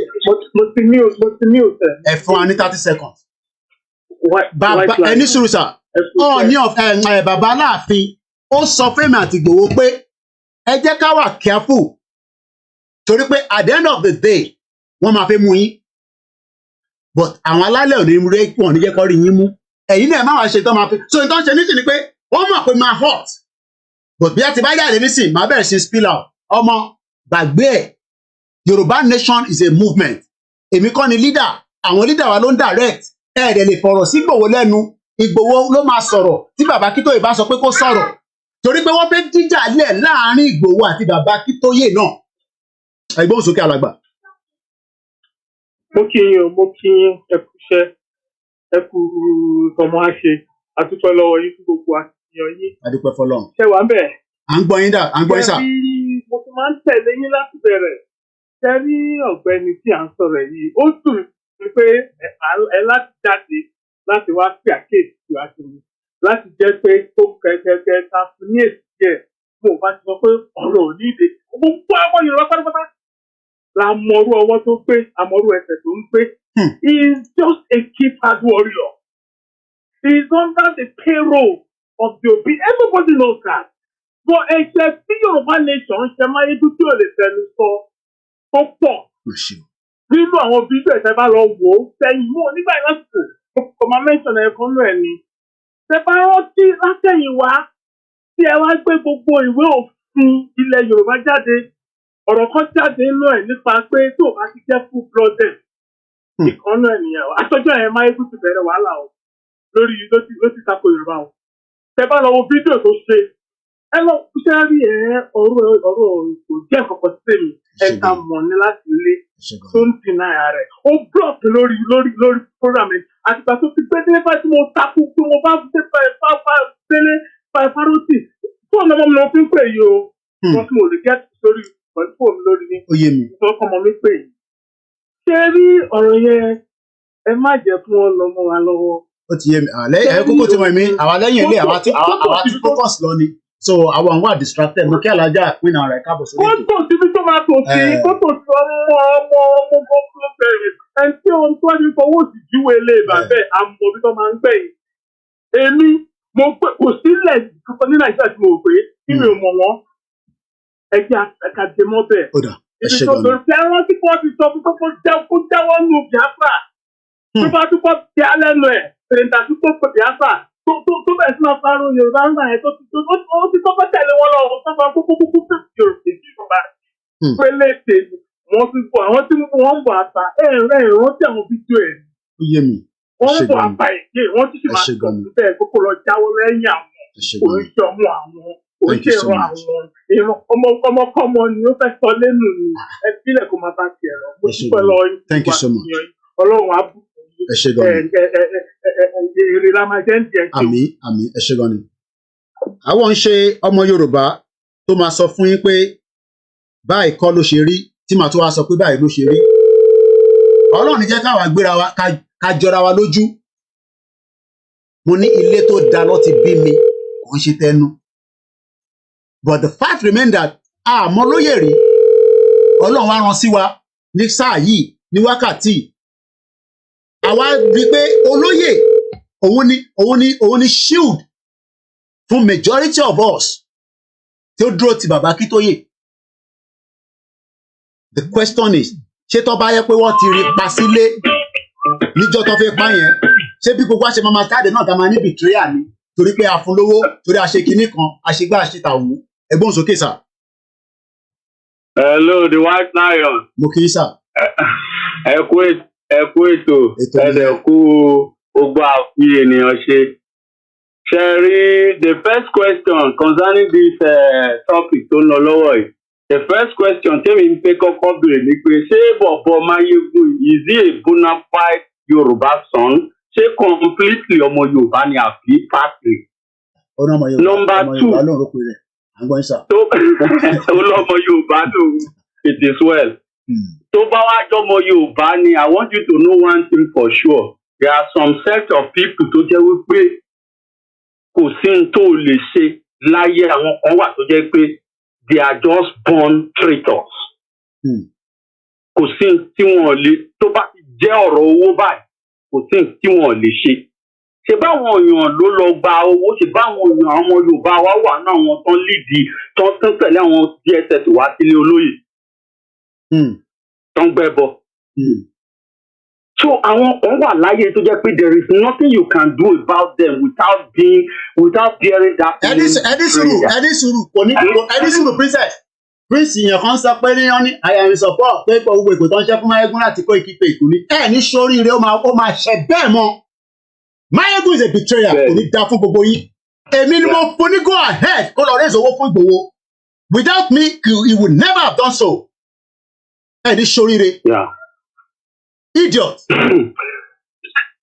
Igboho was a little bit skeptical. Èmi mo sọ fún olóyè pé ẹ̀kọ́ ọmọ kan náà tájọ́ ń ṣe gbóni ní Máyégún ní gospel plan ẹ fún ní go ahead now. Coordinator tẹ bá ti sọ pé ó wà okay ẹ padà kẹ́ sọ fún kó wà òkè. And the next ọjọ́ tó ní fẹ́ raise owó yẹn ìjọ yẹn ló pe Koikimedia ìjọ yẹn ni mo fún ní authorization pé go ahead mo connected pẹ̀lú kọ́ ni pẹ̀lú kò wò ṣá. Ó wá jáde ní sọ̀nsọ̀ gàjàgàjà nípa Igboho ìyẹn kan wá sọ pé wọ́n ń bu lórí Koikimedia. Ẹ ní sóríire gbogbo ìtàwà níbẹ̀ yẹn tẹ̀ support ẹ̀ ẹ ní kúre Koiki ló sọ̀rọ̀. You no go better for every one of you. Ọmọ Igbo tó bá wà níbẹ̀ you no go better for you. One bastard every one of you there. Koiki lèmi jẹ́.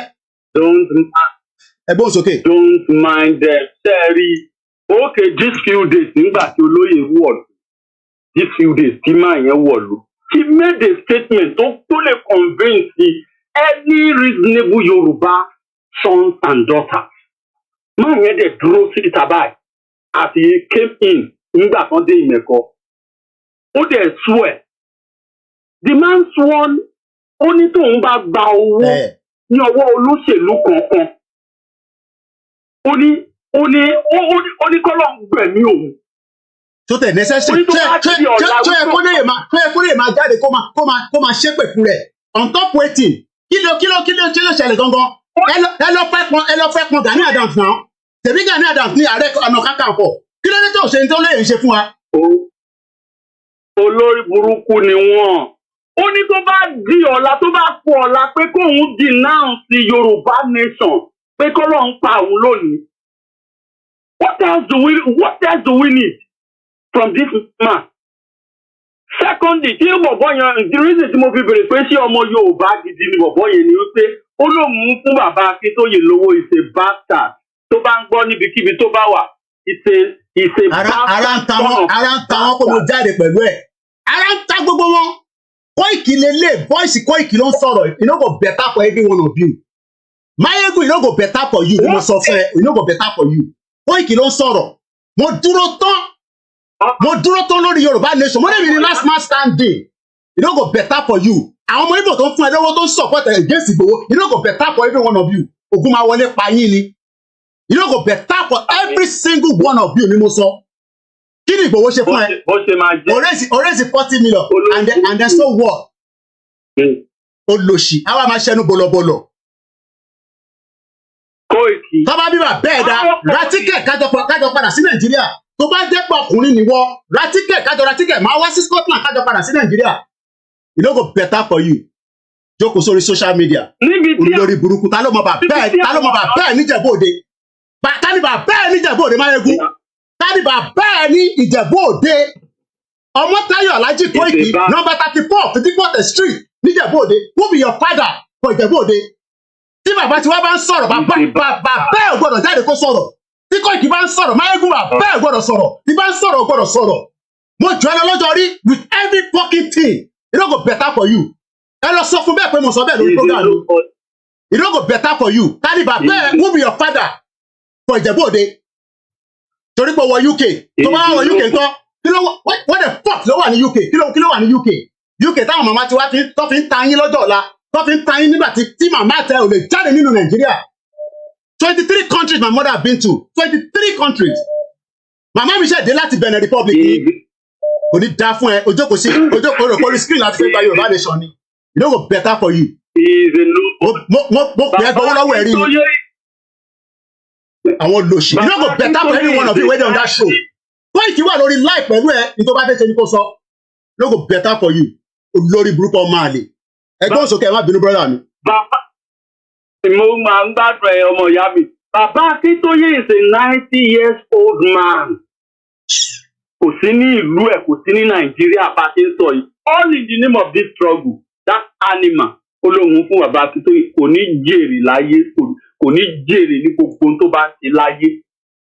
At the age of ní èjì bàbá yẹn tí ó yẹ kí bàbá yẹn máa ti kò tí ó yẹ kó jẹ́ ẹni tó ń ṣe ìsáǹsákiri. All in the name of pé bàbá yìí ń fight fún àwọn ìran Yorùbá. Bàbá yẹn ó wà ní outside country now kò sí ní ilé ẹ̀ tí bàbá yẹn bá wà lù wọ́n ti pa. Tipẹ́tipẹ́. Olórí burúkú ọmọ àlè is a bastard so there is mo ti lọ comment síbẹ̀ ó block mi bomb bastard ni. Ọmọkùnrin lẹ́mí èmi dúró dáadáa ni ọmọ dúró dáadáa pẹ̀lú Jésù Kristi mo dẹ̀ dúró pẹ̀lú Ànábì. ẹ sọ fún pé mo tún kọ́mẹ́ǹtì kó lè mọ̀ kọ́ ọmọkọ lè ní ọmọkọ gidi ni mí mo ti lọ kọ́mẹ́ǹtì síbẹ̀ fún pé bomb bastard ni bomb bastard kó blọ́ọ̀kì mi bomb bastard bomb bastard ni bomb bastard ni ẹ olórí burúkú tó bá sàṣẹ ogun tí o lè ràn wá àwa dúró tán lẹ́yìn ilé àwa ń báṣẹ́ lọ ẹ má wọrí pé focus ẹ jẹ́ ká parí program ká ná kẹ̀délẹ̀ ó lè wà rẹ́kọ̀ pé a jáde fún Tani Máyégún fẹ́ máa bẹ̀rù Tani Máyégún ta fẹ́ máa bẹ̀rù wọ́n pé gbogbo ọmọ Yorùbá Tani Máyégún ta fẹ́ máa bẹ̀rù Wúbì Máyégún ta ló mọ̀ ní ẹ bèrè pé ta ló mọ̀ níjẹ̀bú òde ẹ lọ kọ̀ǹfàmù bàbá tó bí Koikimedia níjẹ̀bú òde ní Fìdípọ̀tẹ̀ kò ní dá fún gbogbo yín ṣé torí pé gbogbo àjọ wà lórí social media abẹ́ ń ṣe eré. He's a useless human being. Bàbá mi ẹ máa bẹ́ tó bọ̀jà ẹjẹ́ fún àlùmí láàyè. Àní pẹ́ parí ètò yẹn ẹ jẹ́ ń gbé grandma ẹ má bínú èèyàn wa. Ta ló mọ kò lẹ̀ torí gbogbo àjọ wà lábroad àjọ wọ jíìsì káàkiri àwọn afẹ́mọ̀ ẹgbàá ara wọn kò ní dá fún ẹ. Ẹgbọ́n sókè. Mo wà pẹ̀lú ìsà. Mo mọ̀ pé wà pa ẹ má yẹ kí n yín láti jù. Ṣẹ́rí ọ̀rọ̀ Máyégún ẹ wò mi ò mọ̀ mú ilé sọ̀rọ̀ yẹn fún yín very very brief. Ṣẹ́rẹ́ nìyẹn èmi mọ̀ wípé ẹni tó bá ń dalẹ̀ ó máa mọ̀ lọ́kàn ara ẹ̀ pé òun ń dalẹ̀ o. Bẹ́ẹ̀ni. Nínú ọkàn ẹ̀ mọ̀ ó máa píríkì máìndì ẹ̀ pé kò tí mo ṣe òun dalẹ̀. Ẹ jẹ́ kí gbẹgbẹ́mú ẹ̀ tó ń yọ̀ tó ń ṣe yẹn ẹ jẹ́ kó kọ̀ntínú. Ọ̀rọ̀ mi yẹ ẹ máa kó jẹ́ ká lu gáàd ó gbọ́dọ̀ wà ní rẹ́kọ̀dì olórí tá à ń ṣe lẹ́yìn ilé àwọn báṣẹ́ lọ tọ́pìkì wà tá à ń treat lójoojúmọ́ àwa focus bíran Yorùbá ṣe máa bọ́ nínú wàhálà Igbo ní problem pẹ̀lú wa a ní problem pẹ̀lú wọn kọ́ máa lọ kọ́ bá ti wa lọ mo ti sọ yẹn tẹ́lẹ̀ a máa fingerprint gbogbo Igbo tó bá ń bẹ nílẹ̀ Yorùbá lọ́jọ́ iwájú ni tó bẹ́ẹ̀ ni mo sọ ní tó bá mú Britain fingerprint èmi a gbọ́dọ̀ fingerprint gbogbo yín a máa facial fingerprint yín gbogbo ẹ̀ lọ́ máa ṣe. Everybody máa identify ìdílé tó ti wá kọ́tọ́ fingerprint. Yorùbá nation sọ̀rọ̀ eré ọ̀nà àwọn èmi wà under pressure èmi ò sí under pressure mo dúró tán dáadáa kò sí ìkọ̀kọ̀ tó mú mi ìyàwó mi ti lọ síbi iṣẹ́ àwọn ọmọ wà nílé bíbà kí ló kí ni pressure ó jáde ó sọ pé olóyè Ìgbòho pé betrayal. Òun ló sọ bí. Ẹ ṣe gan ni ẹja pẹ́ lómi láì dúró àsìkò ẹ ṣe gan ni. Ẹ má ẹ̀kọ́ jẹ́ ká lose. No rẹ́kọ̀dì ilé ìlàkọ̀fẹ́ player ó gbọ́dọ̀ wà ní rẹ́kọ̀dì pé Koiki jáde fún ẹni tó ń pè ní Máyégún ní UK. Ó mọ̀ ṣé rí nǹkan tó ṣe yẹ àwọn ọmọ Ìgbò tó pàdé àpòpọ̀ ọmọ yẹn ibi tó ti ń rówó nìyẹn oníjẹkújẹ èèyàn ni. Torí by the time tó ti ń derail I called him on several occasions. Olùsílẹ̀ kò ní dá yín lọ́rùn. Ọ̀nà ọ̀dẹ̀ ẹ̀rọ kan mi. Olùsílẹ̀. Ó pè é pé pé you are working toward the world. Ó máa larí mọ́ gírí o. What you are doing the wrong route ló ń lò. No nínú àwọn fáwọn ó make a public bẹ̀rẹ̀ sí i. Okay let's see.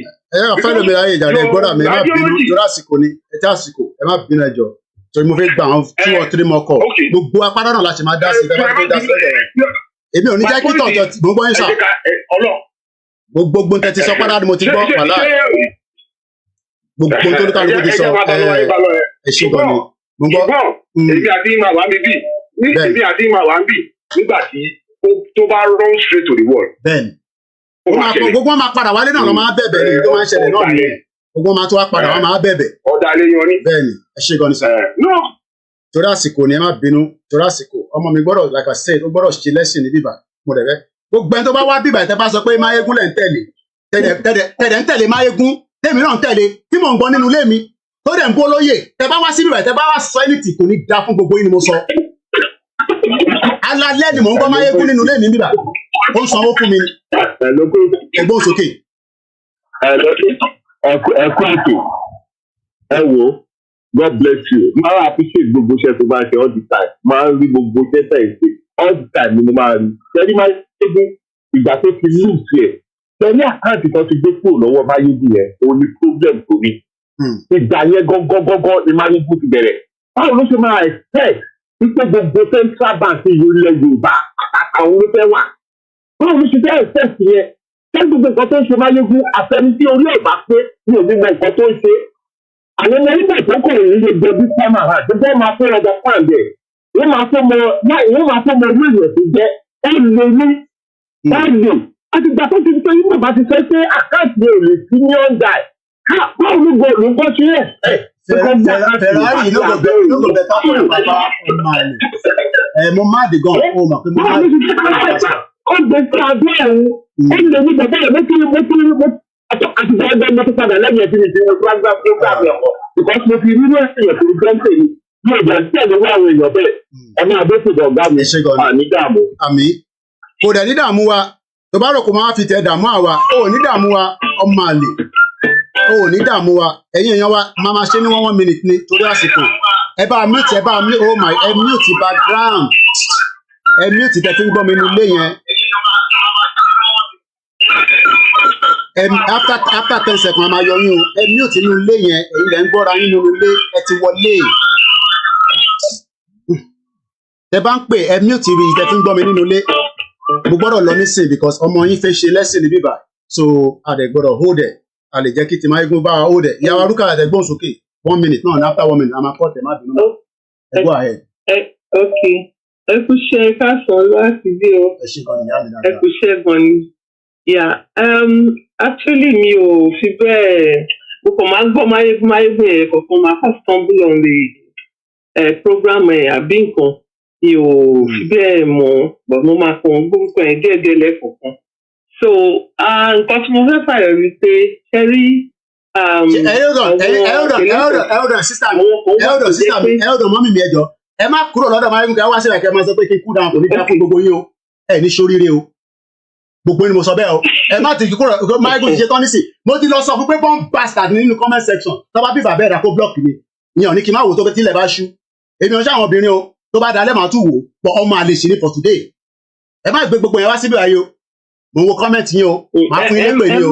ẹ má wọrí ẹ má bínú sí wọn ẹ má wò èyí tẹ́ bá lè dá lóhùn ẹ dá lóhùn ẹ má kàn máa jẹ́ kí ẹ máa wà high sínú máa bí ẹ calm down ẹ má wọrí ṣẹ́rí everybody most people tí ò bá jẹ́ everybody kan ṣé wọ́n ṣàṣírí bí everything ṣe ń lọ fún ní Nàìjíríà yẹn gan nínú tí wọ́n ń dùn sí inú gbogbo wọ́n ń dùn sí yẹn àbí mọ́mí mi. wọ́n rí bàbá bẹ́ẹ̀ ni bàbá Tinubu gan tó wà ń bẹ̀ wọ́n mọ̀ nǹkan tó ju wọ́n rí àwọn Fúlàní Haúsá ń sìn nígbà EndSARS wọ́n pọ̀ wọ́n nírọ̀ àwọn máa kọ́bà Buhari nísìnyí wọ́n dìde ti bàbá Tinubu wọ́n wò pé bóyá ẹ̀sìn o ẹ máa rọ̀ wọ̀n èèyàn wa wọ́n wò bóyá torí Yorùbá ni o no àwọn Ìgbò náà fárígá wọ́n ní kó ipe àfòbí ni so wọ́n dẹ̀ bú Yorùbá Ọlọ́run wá ṣe wá gbọ́ wọn yẹn síta wọ́n wá fojú ọ̀tá wọn hàn àti wá mọ̀ pé ọ̀tá láti ẹ̀ bá gbé láti jọ wọ́n dákẹ́ láti jọ bẹ́ẹ̀ ni wọn ò láìkì Yorùbá ìṣòro ọ̀rọ̀ tó ìgbéyà Tinubu àbí kìíní kan wọn ò láìkì Yorùbá ẹ̀dẹ̀ ń jẹ́ mu pẹ̀lú wọn ẹ̀dẹ̀ mọ́ wọn pẹ́típẹ́tí gbogbo owó tí Yorùbá ṣe pátá náà ti fọ̀gbọ̀ngbọ̀ gbà pátápátá lọ́wọ́ wọn. Ibo ti gba gbogbo ẹ̀ mọ́ lọ́wọ́ gbogbo ti gba gbogbo ẹ̀ mọ́ lọ́wọ́ gbogbo alámọ̀ yẹn náà. wọ́n ti wọ́n ralẹ̀ so yes wọ́n mú wọn bẹ̀rẹ̀ sí ní ralẹ̀ because àwọn náà kẹ́rí nínú Fúlàní àti Ìgbò kò sí yàtọ̀ nù wọn wọ́n máa gbọ́ mi báyìí. wọ́n mọ̀ ní sọ̀rọ̀ fún wọn. ọ̀rọ̀ ẹ̀sìn nìkan náà kò fi yàtọ̀. oníkálukú wọn ló ní mission ní ìmọ̀bí tó fẹ́ sí Yorùbá yà sí. Fúlàní Ìgbò fẹ́ gbalẹ̀ Yorùbá Fúlàní fẹ́ gbalẹ̀ Yorùbá Ìgbò lè fẹ́ kó nílẹ̀ yà sí ẹ̀ lè fi ọwọ́ ìlú ti ń sílẹ̀ tí ọ̀dẹ̀ náà pé Yorùbá ní. ẹ ṣe gan ni gama ẹ ṣe gan. bẹ́ẹ̀ ni nǹkan tó ń fẹ́ nìyẹn so nǹkan tí mo wá fẹ́ sọ ni pé nípasẹ̀ ọ̀rọ̀ Máyégún Ọ̀nùgbà yìí it's so unfortunate pé àwọn kan wà tó jẹ́ pé ọ̀dàlẹ̀ ni wọ́n a lè sọ pé gbogbo èèyàn náà ló máa mọ nǹkan tó ń ṣe quite okay ibi tí wọ́n bá ti máa jẹ wọ́n bá ti rí owó they can do anything they can sell people they can buy people so nǹkan tí ó wà bẹ́ẹ̀ ni ẹ wúrú bàbá Akíntóyè yẹn ní age tí wọ́n wà yẹn kí wọ́n dúró pé àwọn Yorùbá pé kò yẹ kí nǹkan rí bí eléyìí bàbá yẹn wà níta ẹnìkan make comment lẹ́kọ̀ọ́ inú mi dẹ̀ dùn bàbá ò lè wọlé because wọ́n pé wọ́n wọlé lóòótọ́ wọ́n ti wá bọ́ ẹ máa pa bàbá yẹn because ó ti hàn gedegbe pé anybody tó bá ti gbé orí sókè pé báyìí inú wọn kì í dùn because wọ́n ní mission. So ẹ wọ́n lóru bàbá yẹn tí ẹnìkan wá dé kó wá máa kó bàbá yẹn.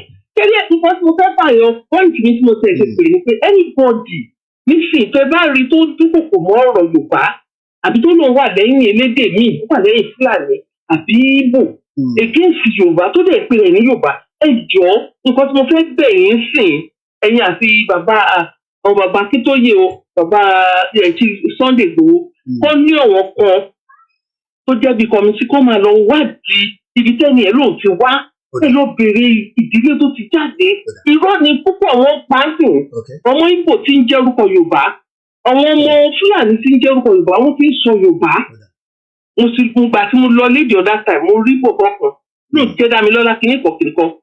ẹ bá round up mọ́mí torí àsìkò yẹn má bínú. inú ọjà mo ti wà press of time má bínú. so kẹ́ ẹ máa lọ ṣèwádìí wọn kúlẹ̀kúlẹ̀ ẹ lọ ìbẹ̀rẹ̀ tí wọ́n máa mú àṣírí wọn jáde wọ́n sọ ìdílé tó ti jáde kí lórí kì wọn kọ́ mu jáde kọ́ sọ tó àbí bóyá níjọ wájú náà anybody tó bá fẹ́ ní òun fẹ́ di gọ́vnà àbí òun fẹ́ jẹ kínní kọ̀ọ̀kan anything nílẹ̀ Yorùbá kọ́ lọ ṣèwádìí ẹ̀ dáadáa. Wọ́n ṣèwádìí dáadáa torí ibi tí wàhálà ti máa ń bẹ́ nìyẹn anybody tó bá dìde tẹ̀rí tó ń tako Yorùbá ẹ lọ wò ó dáadáa kọ́ lọ wò sàlẹ̀ ẹ̀ dáadáa wọ́n tẹ̀mí fẹ́ sọ nìyẹn. ẹ má bínú ẹ̀yin wa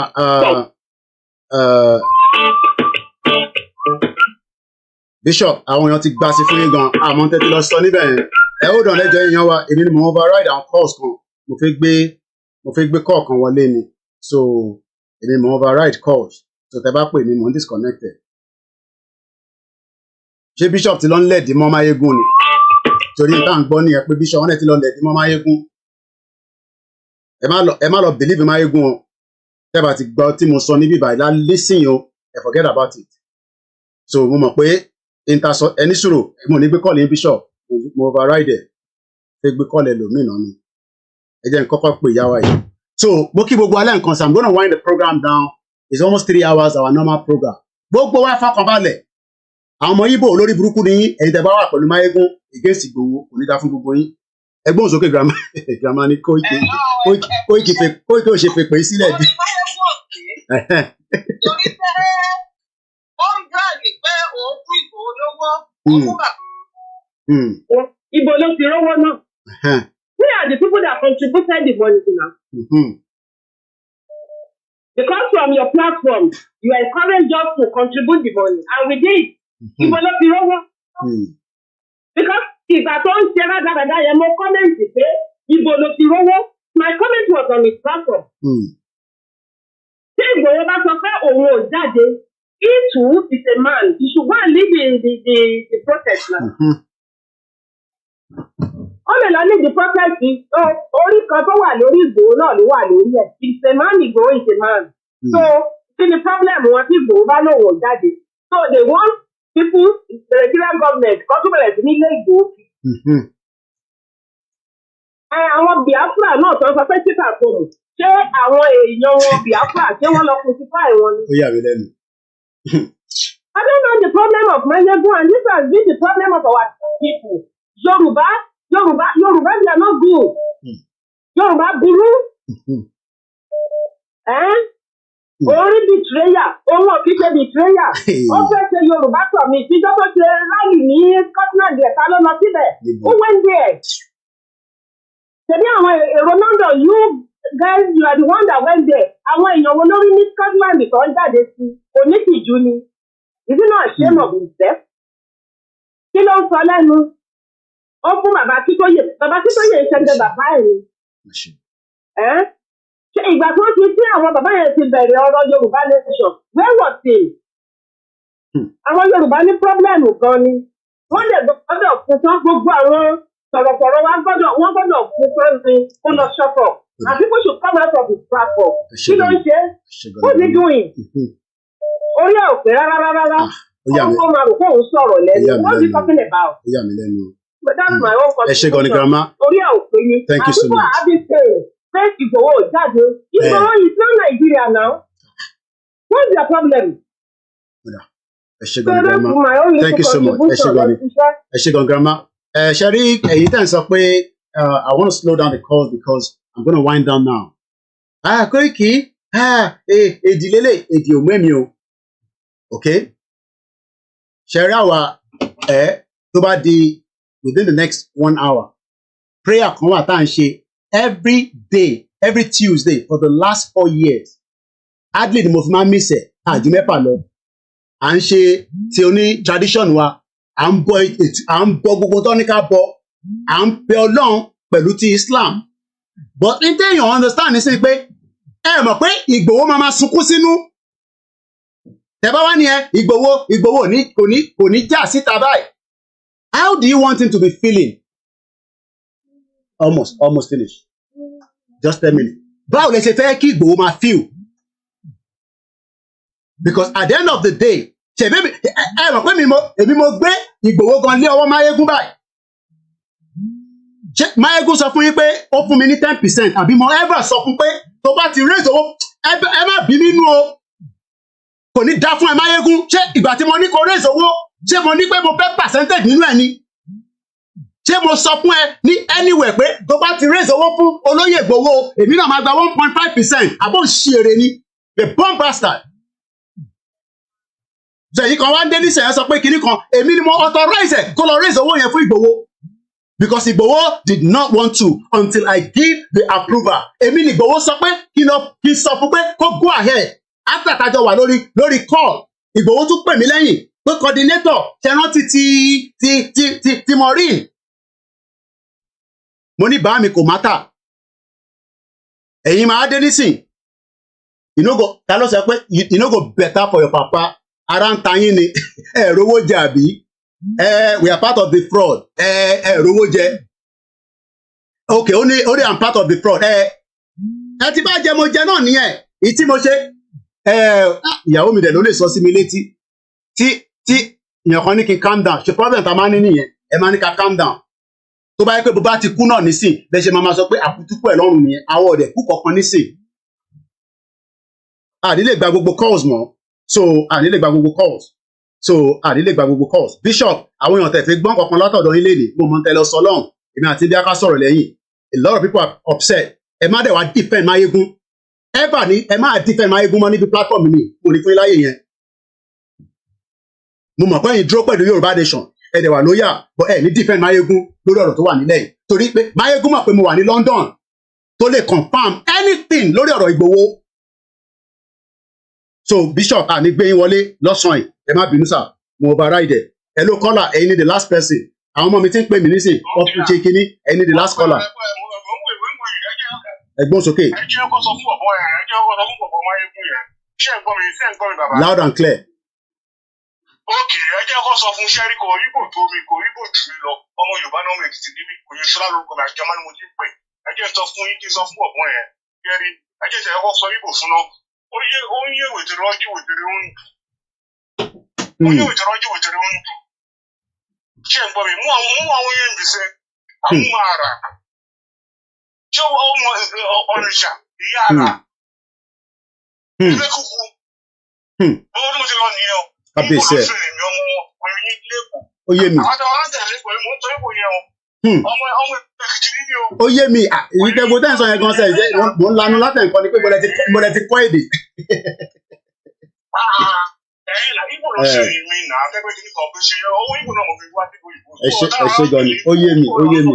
nígbà tí mo ti ń fọ́lọ̀ òwò ẹ̀ ẹ ṣáà fọ́ àjọ wà pẹ̀lú ìwò rẹ ni nígbà tí pé àtẹ̀yìn náà àbẹ̀gẹ̀ nìkan tó bẹ̀rẹ̀ ìdìbò nígbà tí mo rí èkó nílé ìbò gan mo wà surprise pé bàbá Koiki tó ọbẹ̀ wà ń bẹ̀yẹ̀ nǹkan ọbẹ̀ rẹ̀ gẹ̀. ó yé mi. torí gbogbo nǹkan tó náà délé tó ọdún méje náà owó mi mo lè ṣe náà ọ̀rẹ́ títí mọ̀. àtẹ nídìí gbogbo yẹn àjẹmọ́nú nìyẹn ẹni bá ti donate tó donate àjẹmọ́nú nìyẹn.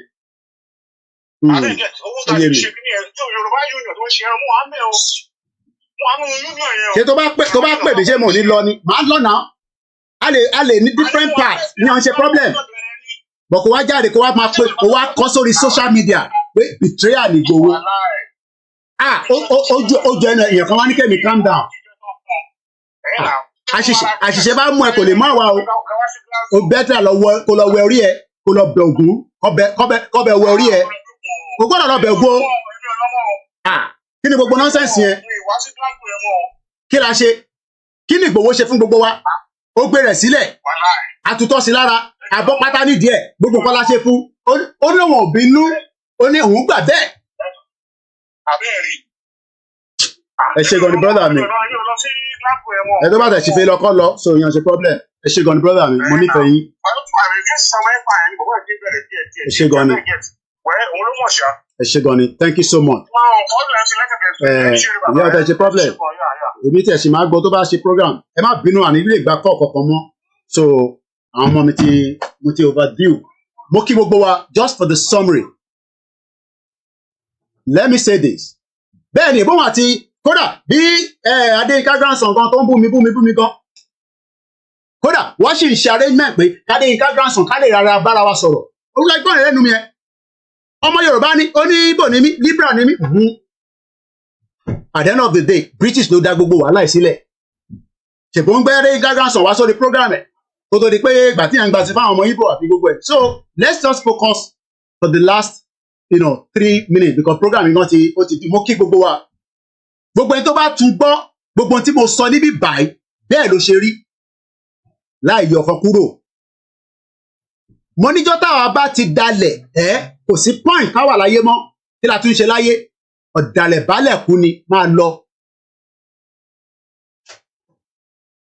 kí là ń jẹ tí kò kí ń tán àfọlá Ọlọ́run dẹ̀ là ń jẹ ẹ bá ní mo jẹ lára Yorùbá nation ọlá Ọlọ́run ni ọlá Ọlọ́run ọlá ẹ̀yin èèyàn mi pé a ní ṣe nǹkan míì but the fact remains is that we will remain honest and loyal àní santi àbámọ̀ Igboho remains self-determination and that's a fact if anybody doesn't believe that that is your problem I don't care Igboho will defend Yoruba land tí bá Gani Adams bá rẹ́dì ọjọ́ jẹ́ kájọ fọwọ́ kun táwọn tó kù náà bá rẹ́dì kò sẹ́ni kankan tó ń báyàn kankan jà Igboho bá anybody jà ẹ jẹ́ kájọ fọwọ́ kun ni bọ̀ kò ń ṣe pé kẹwàá máa fi deceit tẹfẹ́ fi tì síwájú torí pé for now nílẹ̀ Yorùbá wọn ni má dárúkọ Igboho kílẹ̀ má mì tó bá dárúkọ tèmi gan kò lè mì orúkọ Igboho tí mò ń dá ló jẹ́ kó mì and everybody knows that and we will protect and defend him from all the hyenas because hyena nìyí tó bá fún yín láyè ẹ fẹ́ poison Igboho àtẹ̀mí tẹ́ bá tó bá fún yín láyè Ọlọ́run ni wá fún yín láyè Jésù Kristo ní fún yín láyè gbogbo ọyàn ọmọ Yorùbá ẹ má mi kàn let everybody tó bá tún dọ̀la wọ́n tún máa ṣe another one we are waiting for every single one of them and we are prepared mo sọ fún yín pé mi dúró dáadáa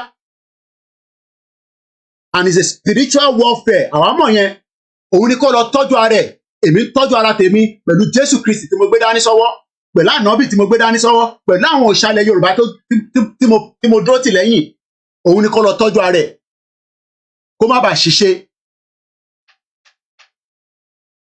kò sí nǹkan kan tó ń pè ní instigator Mayegun lives in UK he could have confirmed with me before he starts saying wrong nonsense 8:20 a.m. ni mo ti send message olóyè Ìgbòho láàárọ̀ yìí pé báyìí ló tún ti fẹ́ bẹ̀rẹ̀ láàárọ̀ yìí o láì tẹ̀ tí mo pé òun tún máa gbé tẹ̀ jáde so nobody should defend Mayegun here Bishop Adesina I'm not going to take that from you nobody will defend Mayegun today he's a bomb bastard ẹni tó bá jọ máa lè ká sọ fún pọ́ máa lè ní tẹ́mi náà bá jọ máa lè kẹ́ sọ fún pọ́ máa lè lọ́rọ́ tó bá dọ̀la and this is not a joke mo mọ anybody rí o bí ṣe máa ń sọ lóòótọ́ Prophet Cornelius wọ́n ti pè mí láàárọ̀ ìkọjá how many people láti bá sọ̀rọ̀ láàárọ̀ yìí èèyàn kan á wà ní Scotland because just like ìyá mi Fágbémilékè ti sọ ó ti mí ní mi ti pẹ́ ó dẹ̀ mọ̀ pé màá jáde fóun dáadáa torí pé nígbà tí mo ní kó lọ raise owó ṣé mo sọ fún pé mo fẹ́ percentage nínú ẹ̀ ni ṣé mo ní kó fún mi ní 1.5% àbí kó fún mi ní 1% ṣé ó send owó sí account mi rí tó bá wá ní o send owó sí olóyè Ìgbòho kó fi ṣe lọ́ọ̀yà o fẹ́ ìwọ bàbá ẹ̀ ló lówó yẹn ni ìyá ẹ̀ ló lówó yẹn ni you don't have the right to that money orúkọ Ìgbòho tí mo fún ẹ ní authorization òun ló fi lọ raise owó yẹn and I know you're watching me kò ní dá fún ẹ one bastard ta ni ẹ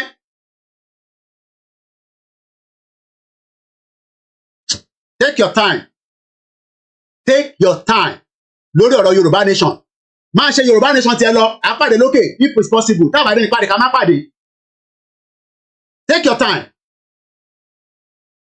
Take your time.